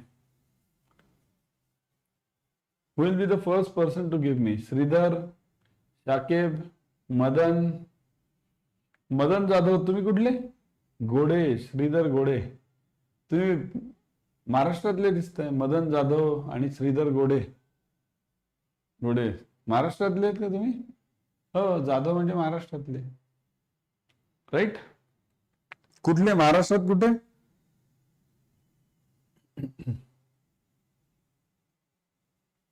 How many of you are from my state, Maharashtra? Right? Okay, just asking, huh? Just asking. Everything, all are from my state only. You be from any state, you are my state only. Okay? अच्छा, Kolhapur. Oh, good. Kolhapur. मी सांगलीला होतो बरेच वर्ष. मी सांगलीला होतो काही वर्ष. अजून Sangli. Yeah. Pune. Wow, Pune. I've stayed in all the parts of Maharashtra almost. Nasik, Pune, Sangli, then Amravati. Now I am in Amravati, Maharashtra. And yeah. Chala, move on. So all others, so those who are from other states, you all are also from my state. Okay? I've stayed in MP also. I've stayed in Telangana also for many years. Okay? So part by part I've stayed everywhere. Basically from Maharashtra. Yeah. Chalo, move on. What is the answer? Forget it. India is my country. All Indians are my brothers and sisters. Right? India is my country. All Indians are my brothers and sisters. So, 1.03 raised to 12. 1.03 into equal to, do it 12 times, everyone. Do it 12 times. So 1.12 times, huh? Don't do it 11 times, do it 12 times. 1.42, I must get it 1.42. 1.42 on 5 is there. You can keep 2 digits also, it's okay, nothing matters. Hardly some figures here and there matter. Right?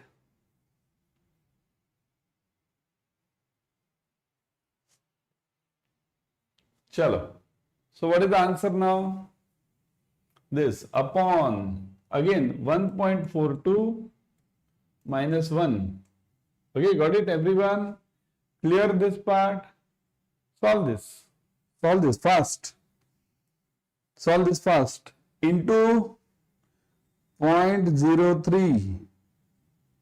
So this is 0.042. See, I'll just write this 50k now. It's too big number here. 50k.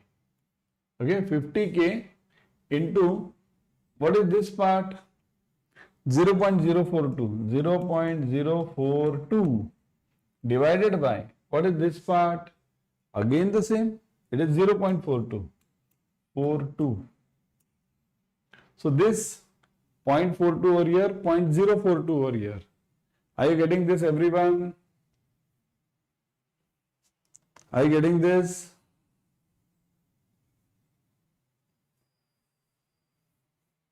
So this is upon 10. So 50k, 50,000 upon 10. Directly I am getting 10 over here because this is upon 10. So 50,000 upon 10. So divide it 5,000. So I have to pay 5,000 per month. This is per month. This is EMI. So I have to pay 5,000 per month. Right? What is the principal amount? 50,000. So this 50,000, if I am paying it in 1 year, I will be paying 60,000. See, 5,000 per month into 12, 60. So 60,000 I am paying. Means what? I am paying 10,000 extra. I am paying 10,000 extra on this 50,000. Okay, 10,000 extra. Got it, everyone? Clear? This is how you will be getting the answer. Got it? EMI is, are you getting this answer? EMI, everyone? Are you getting the same EMI? 5,000. Are you getting it? 5,000.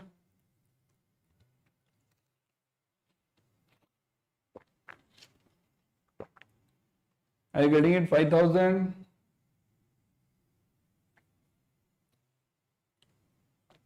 Everyone okay with this? Everyone okay with this? Shall I move ahead?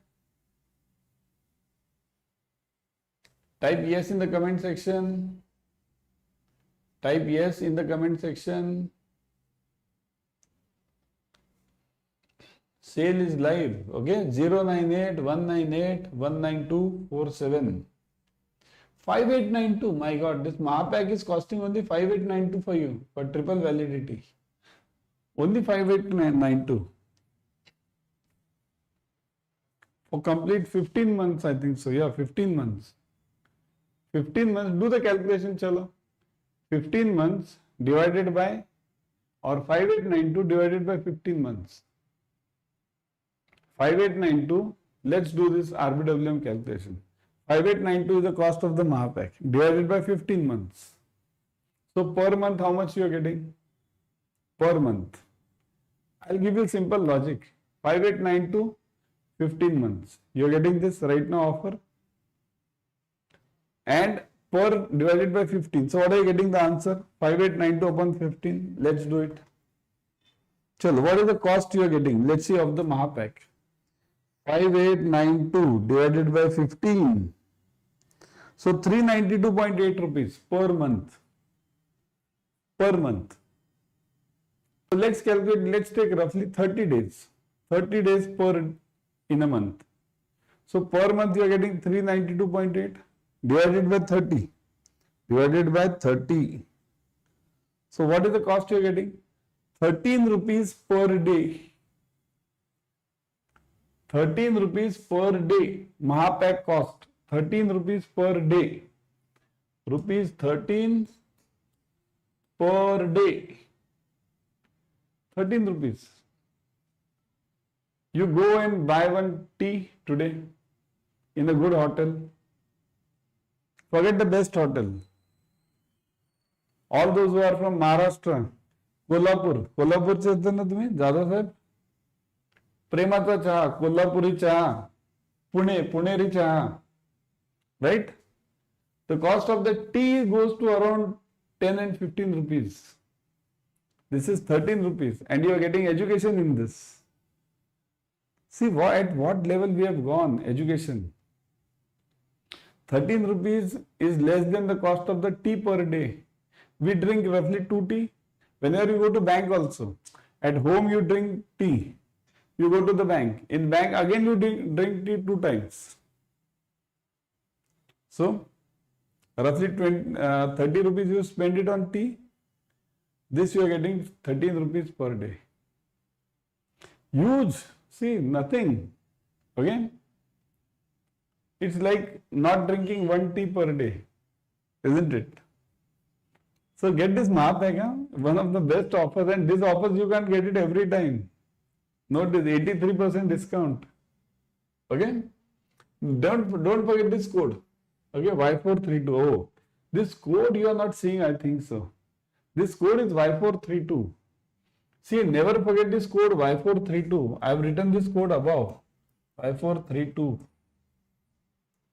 Never forget this code Y432. I forgot to tell you. I thought you are seeing this code. This code you are not able to see this on the screen.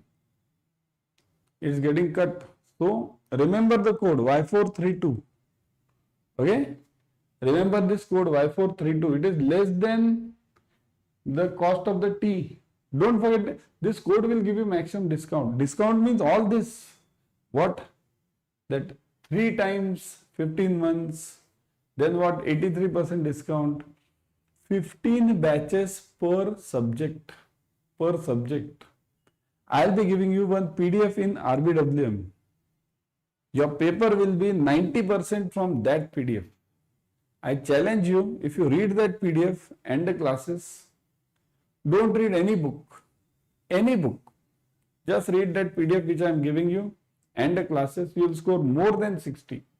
Challenge. More than 60. Okay? So join it. Chalo, move on. Next. A company purchases the machinery for 60,000 on April 1, 2024. The estimated useful life of the machinery is 5 years. Its salvage value is residual. Salvage means residual. At the end of the life is 10,000. The company closes its books on March 31st each year. Find the depreciation for the second year using straight line method. This is another variety which we are doing. Right? Another variety. So, yes.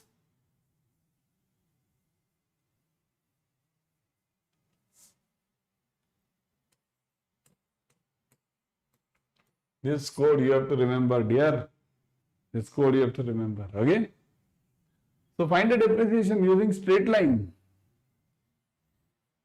Straight line. Kindly note, in your accounts you might be having 4 types of depreciations. Do you have it in your accounts? 4 types of depreciations. Straight line, WDV, accelerated depreciation, okay, sum of years. This all you have. Double declining, you have 5 types of depreciation. Straight line, WDV, sum of years, double declining method, and accelerated. In your accounts you have.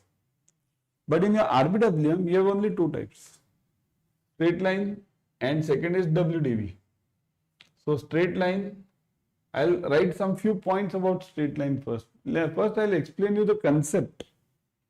Concept is very important. See, in your JIB and CIB, you have to understand the concept first. If you understand the concept, then only rectifying, don't be a popat, tota, don't be a tota.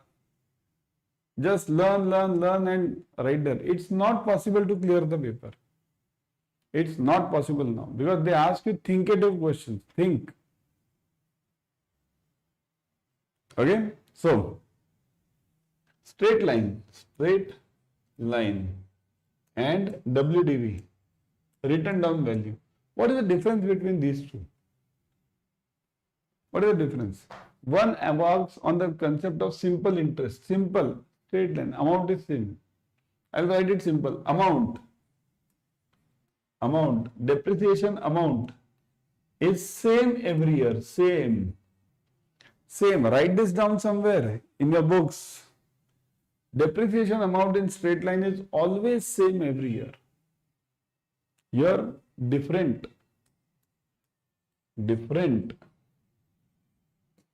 Okay? Depreciation percentage different. In straight line it is different every year. Here it is same. These are the basics of straight line and WDV. Okay? Salvage value. Salvage value. It will match at the end. Salvage means what? Your end value. It will always match in straight line. In WDV, it will never match. Simple terms, simple explanation. Kindly remember these basics. See, everything works mainly on thumb rules. You have to work in your life on thumb rules. If you work on rectifying, blah, blah, blah, blah, straight line formula is what? This life upon, this amount upon life. WDV formula is what? What is that? P into 1 minus R raised to N, all this. If you go on learning, you will not be able to solve the paper.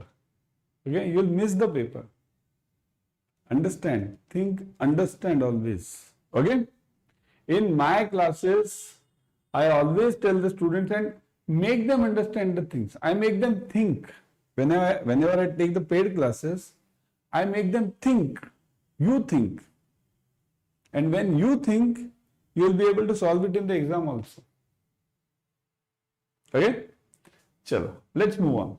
So now let's solve this for straight line. Simple. What is it given? Full cost is given. This is cost. C. Cost. This is salvage. S. This is period. N. Then what? Anything else is given? No, that much only. So what do you want? Find the depreciation for the second year. Second year. Depreciation amount for the second year. Now what have I written over here? In straight line, amount is same for every year. So if they ask you, instead of second year, they ask you third year. If they ask you third year, using straight line, again the amount will be same. They ask you fourth year, same. Fifth year, same. First year, same. Let it be any year. It is same if it is through straight line. Okay? How will you find this? But see, depreciation amount equals to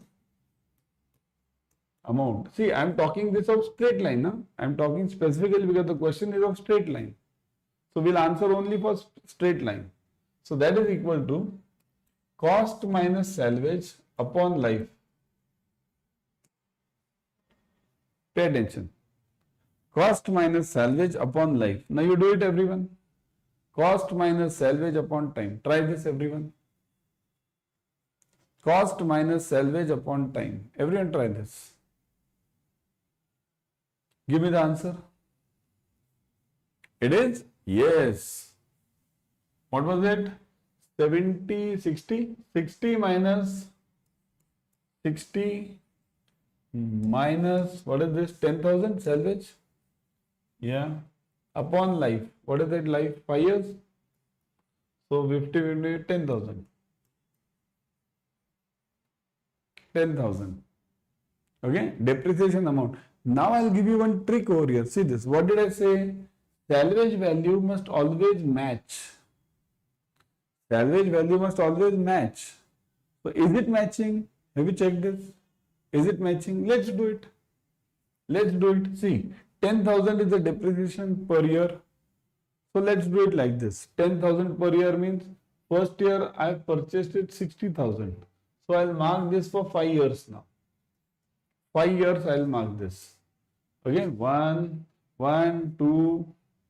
Let me mark it like this. 1, 2, 3, 4, and let me mark this 5. So 5 years are there. 1, 2, 3, 4, 5.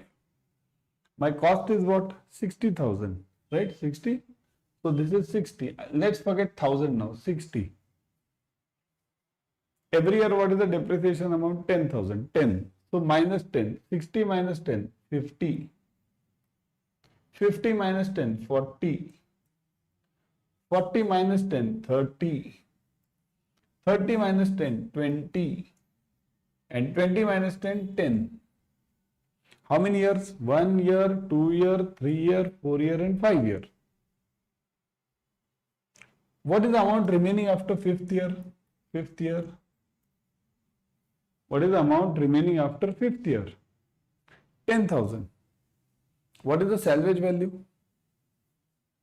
Salvage value 10,000. So it is matching. What is the salvage value? Salvage value means which remains after the end of the life. So this remains after the end of the life. So that is matching.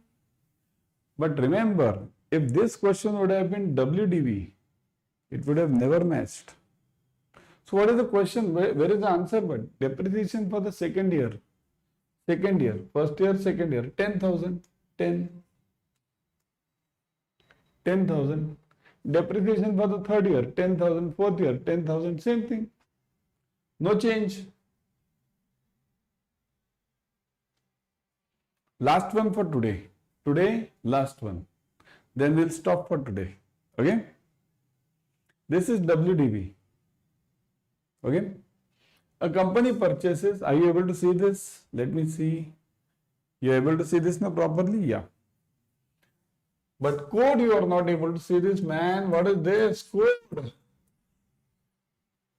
Use the code Y432 for purchasing. Right? Use the code Y432. I told you 13 rupees per day. 13 rupees. Chai se sasta. Isn't it? Chai se sasta. 13 rupees.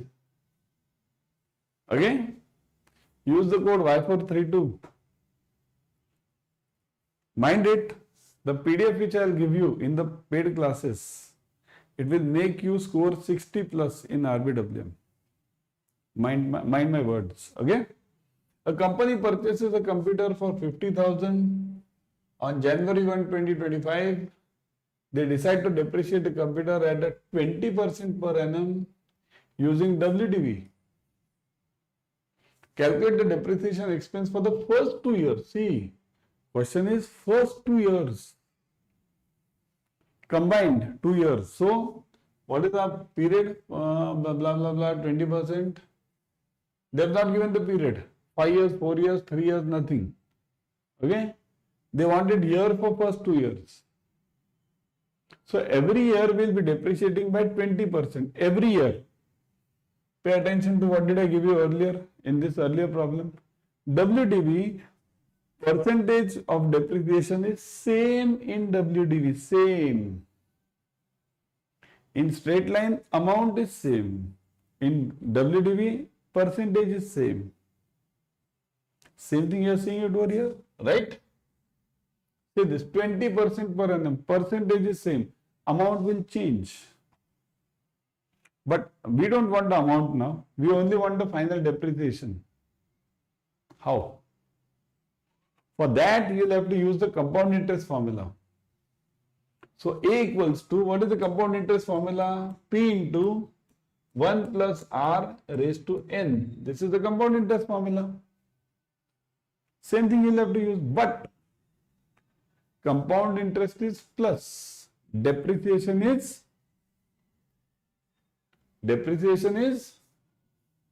minus. Same formula, only use it minus. That's it. So, A equals to P into 1 minus R raised to N. Got it? So, P now. What is P given? 50,000. Is the salvage value given somewhere? If the salvage value is given, then subtract it. 50 minus 10. Suppose if the salvage is given 10,000. So, subtract it. 50 minus 10. If it is given. If it is not given, forget it. So, 50,000 into 50K. Gen Z, right? 50K into 1 minus, what is R? 20%, 0.2 raised to, now how many years? What is N? Complete life is not given, but they have given this first 2 years. So take 2. Solve this. Solve it everyone. So 50K into 0.8 raised to 2. So 8 is 64, right? 8 is 64. So 50K into 0.64. 0.64, right? 50K into 0.64. Get the answer. So, what is it? Do it on the calci. Don't do it orally. Don't do it orally. Do it on the calci. Do it on the calci, everyone. Don't do it orally. Never ever try such things orally in exam. You are having the calci. You are allowed the calci. Try it on the calci. So, what are you getting? 32, half of this 64, 32, so 32,000. 32,000, right? But what is this? What is this? 32,000 is what? What do you want and what have you got? You have got amount. See, this is amount. This is salvage value. Pay attention, what have you got? You have got salvage or residual value. You can call it anything. You have got salvage or residual value. This is, let's say, salvage value. But do you want salvage value? What is asked? The depreciation expense is asked. Have they asked you salvage value? So depreciation, how? How will you get this? So, depreciation equals to cost minus salvage. cost minus salvage minus, okay. So what is cost? 50,000 minus 32,000. 50 minus 32. So what is it? 18. 18,000 is the rupees, is the depreciation amount for the first 2 years. 18,000 is the depreciation amount for the first 2 years. Got it, everyone? Understanding this? Enjoying this? Firstly, I want this. Are you enjoying this? See, studies should be enjoyable, I feel. If the studies are not enjoyable, if you have to learn them, then those are not studies. That is something else. Studies should be enjoyable, isn't it? Got it? Enjoying this? Chalo. So enjoy the remaining 2 days also now. Okay? Tomorrow you are having the holiday. Some of you, huh? I think so in Maharashtra you are not having the holidays. तुम्हाला नाही ना जाधव साहेब? तुम्हाला किंवा कोण आहे अजून? श्रीधर घोडे. तुम्हाला पण नाही ना? राईट? तुम्हाला सुट्ट्या नाहीत बहुतेक. महाराष्ट्रात नसते सुट्टी आपल्याला गोकुळाष्टमीची. That is called as Gokulashtami in Maharashtra. You don't have holidays over here in things. So in south you have, in north you have, in mid we don't have. So all those who are having holidays, enjoy it. All those who are not having the holiday, go to work. Enjoy that also. Everything is enjoyable. Okay? How do you take life? That it depends on that. If you take life as a stress, you will always get stress. If you take life as an enjoyable part, or if you take life as a challenge, everything, you'll enjoy it. That's what I say. Studies also. Studies should be enjoyable. You must find it something new. Then only you'll find it better. Otherwise, learning means you'll find it boring. Right? Yeah. Chalo, bye now. But before going, everyone kindly note, as I'm regularly telling you, join the batches ASAP, okay? And take the advantage of this Independence Day offer. Download the app. First download the app. There you will get it 1% extra. First 1% directly by downloading 1% extra. Go to the JAIIB Increment Mahapack. Click on this. 15 months validity, triple validity. Buy for 5 months, you get it for 15 months. 13 rupees per day. Okay? 13 rupees per day. And never forget the code. This code, what was the code? Who remembers the code? What was the code? Let me see who remembers the code. I had given you the code. What is the code? Let me see this. What is the code? What is the code? Let me try your memory now. What is the code I gave you?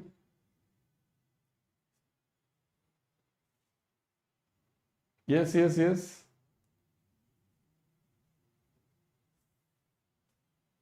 is? Hurry, no one remembers? Yes, I've got this one. Chalo. Y432, correct? Y432. Okay? 82% discount plus 1% extra, 83%. Plus triple validity. Plus 15 plus batches per subject. 15 plus. Okay? Huge it is. Plus you get e-books. Plus you get physical books. You get physical books also over here. Physical books. Plus you get question bank. This formula bank. Question bank also, formula bank also. I give my separate PDF for RBWM. That is separate. That is extra. Join this. Okay? 13 rupees per day. Yes, Y432. Chalo. Bye everyone. Y432. Okay? Chalo, bye everyone.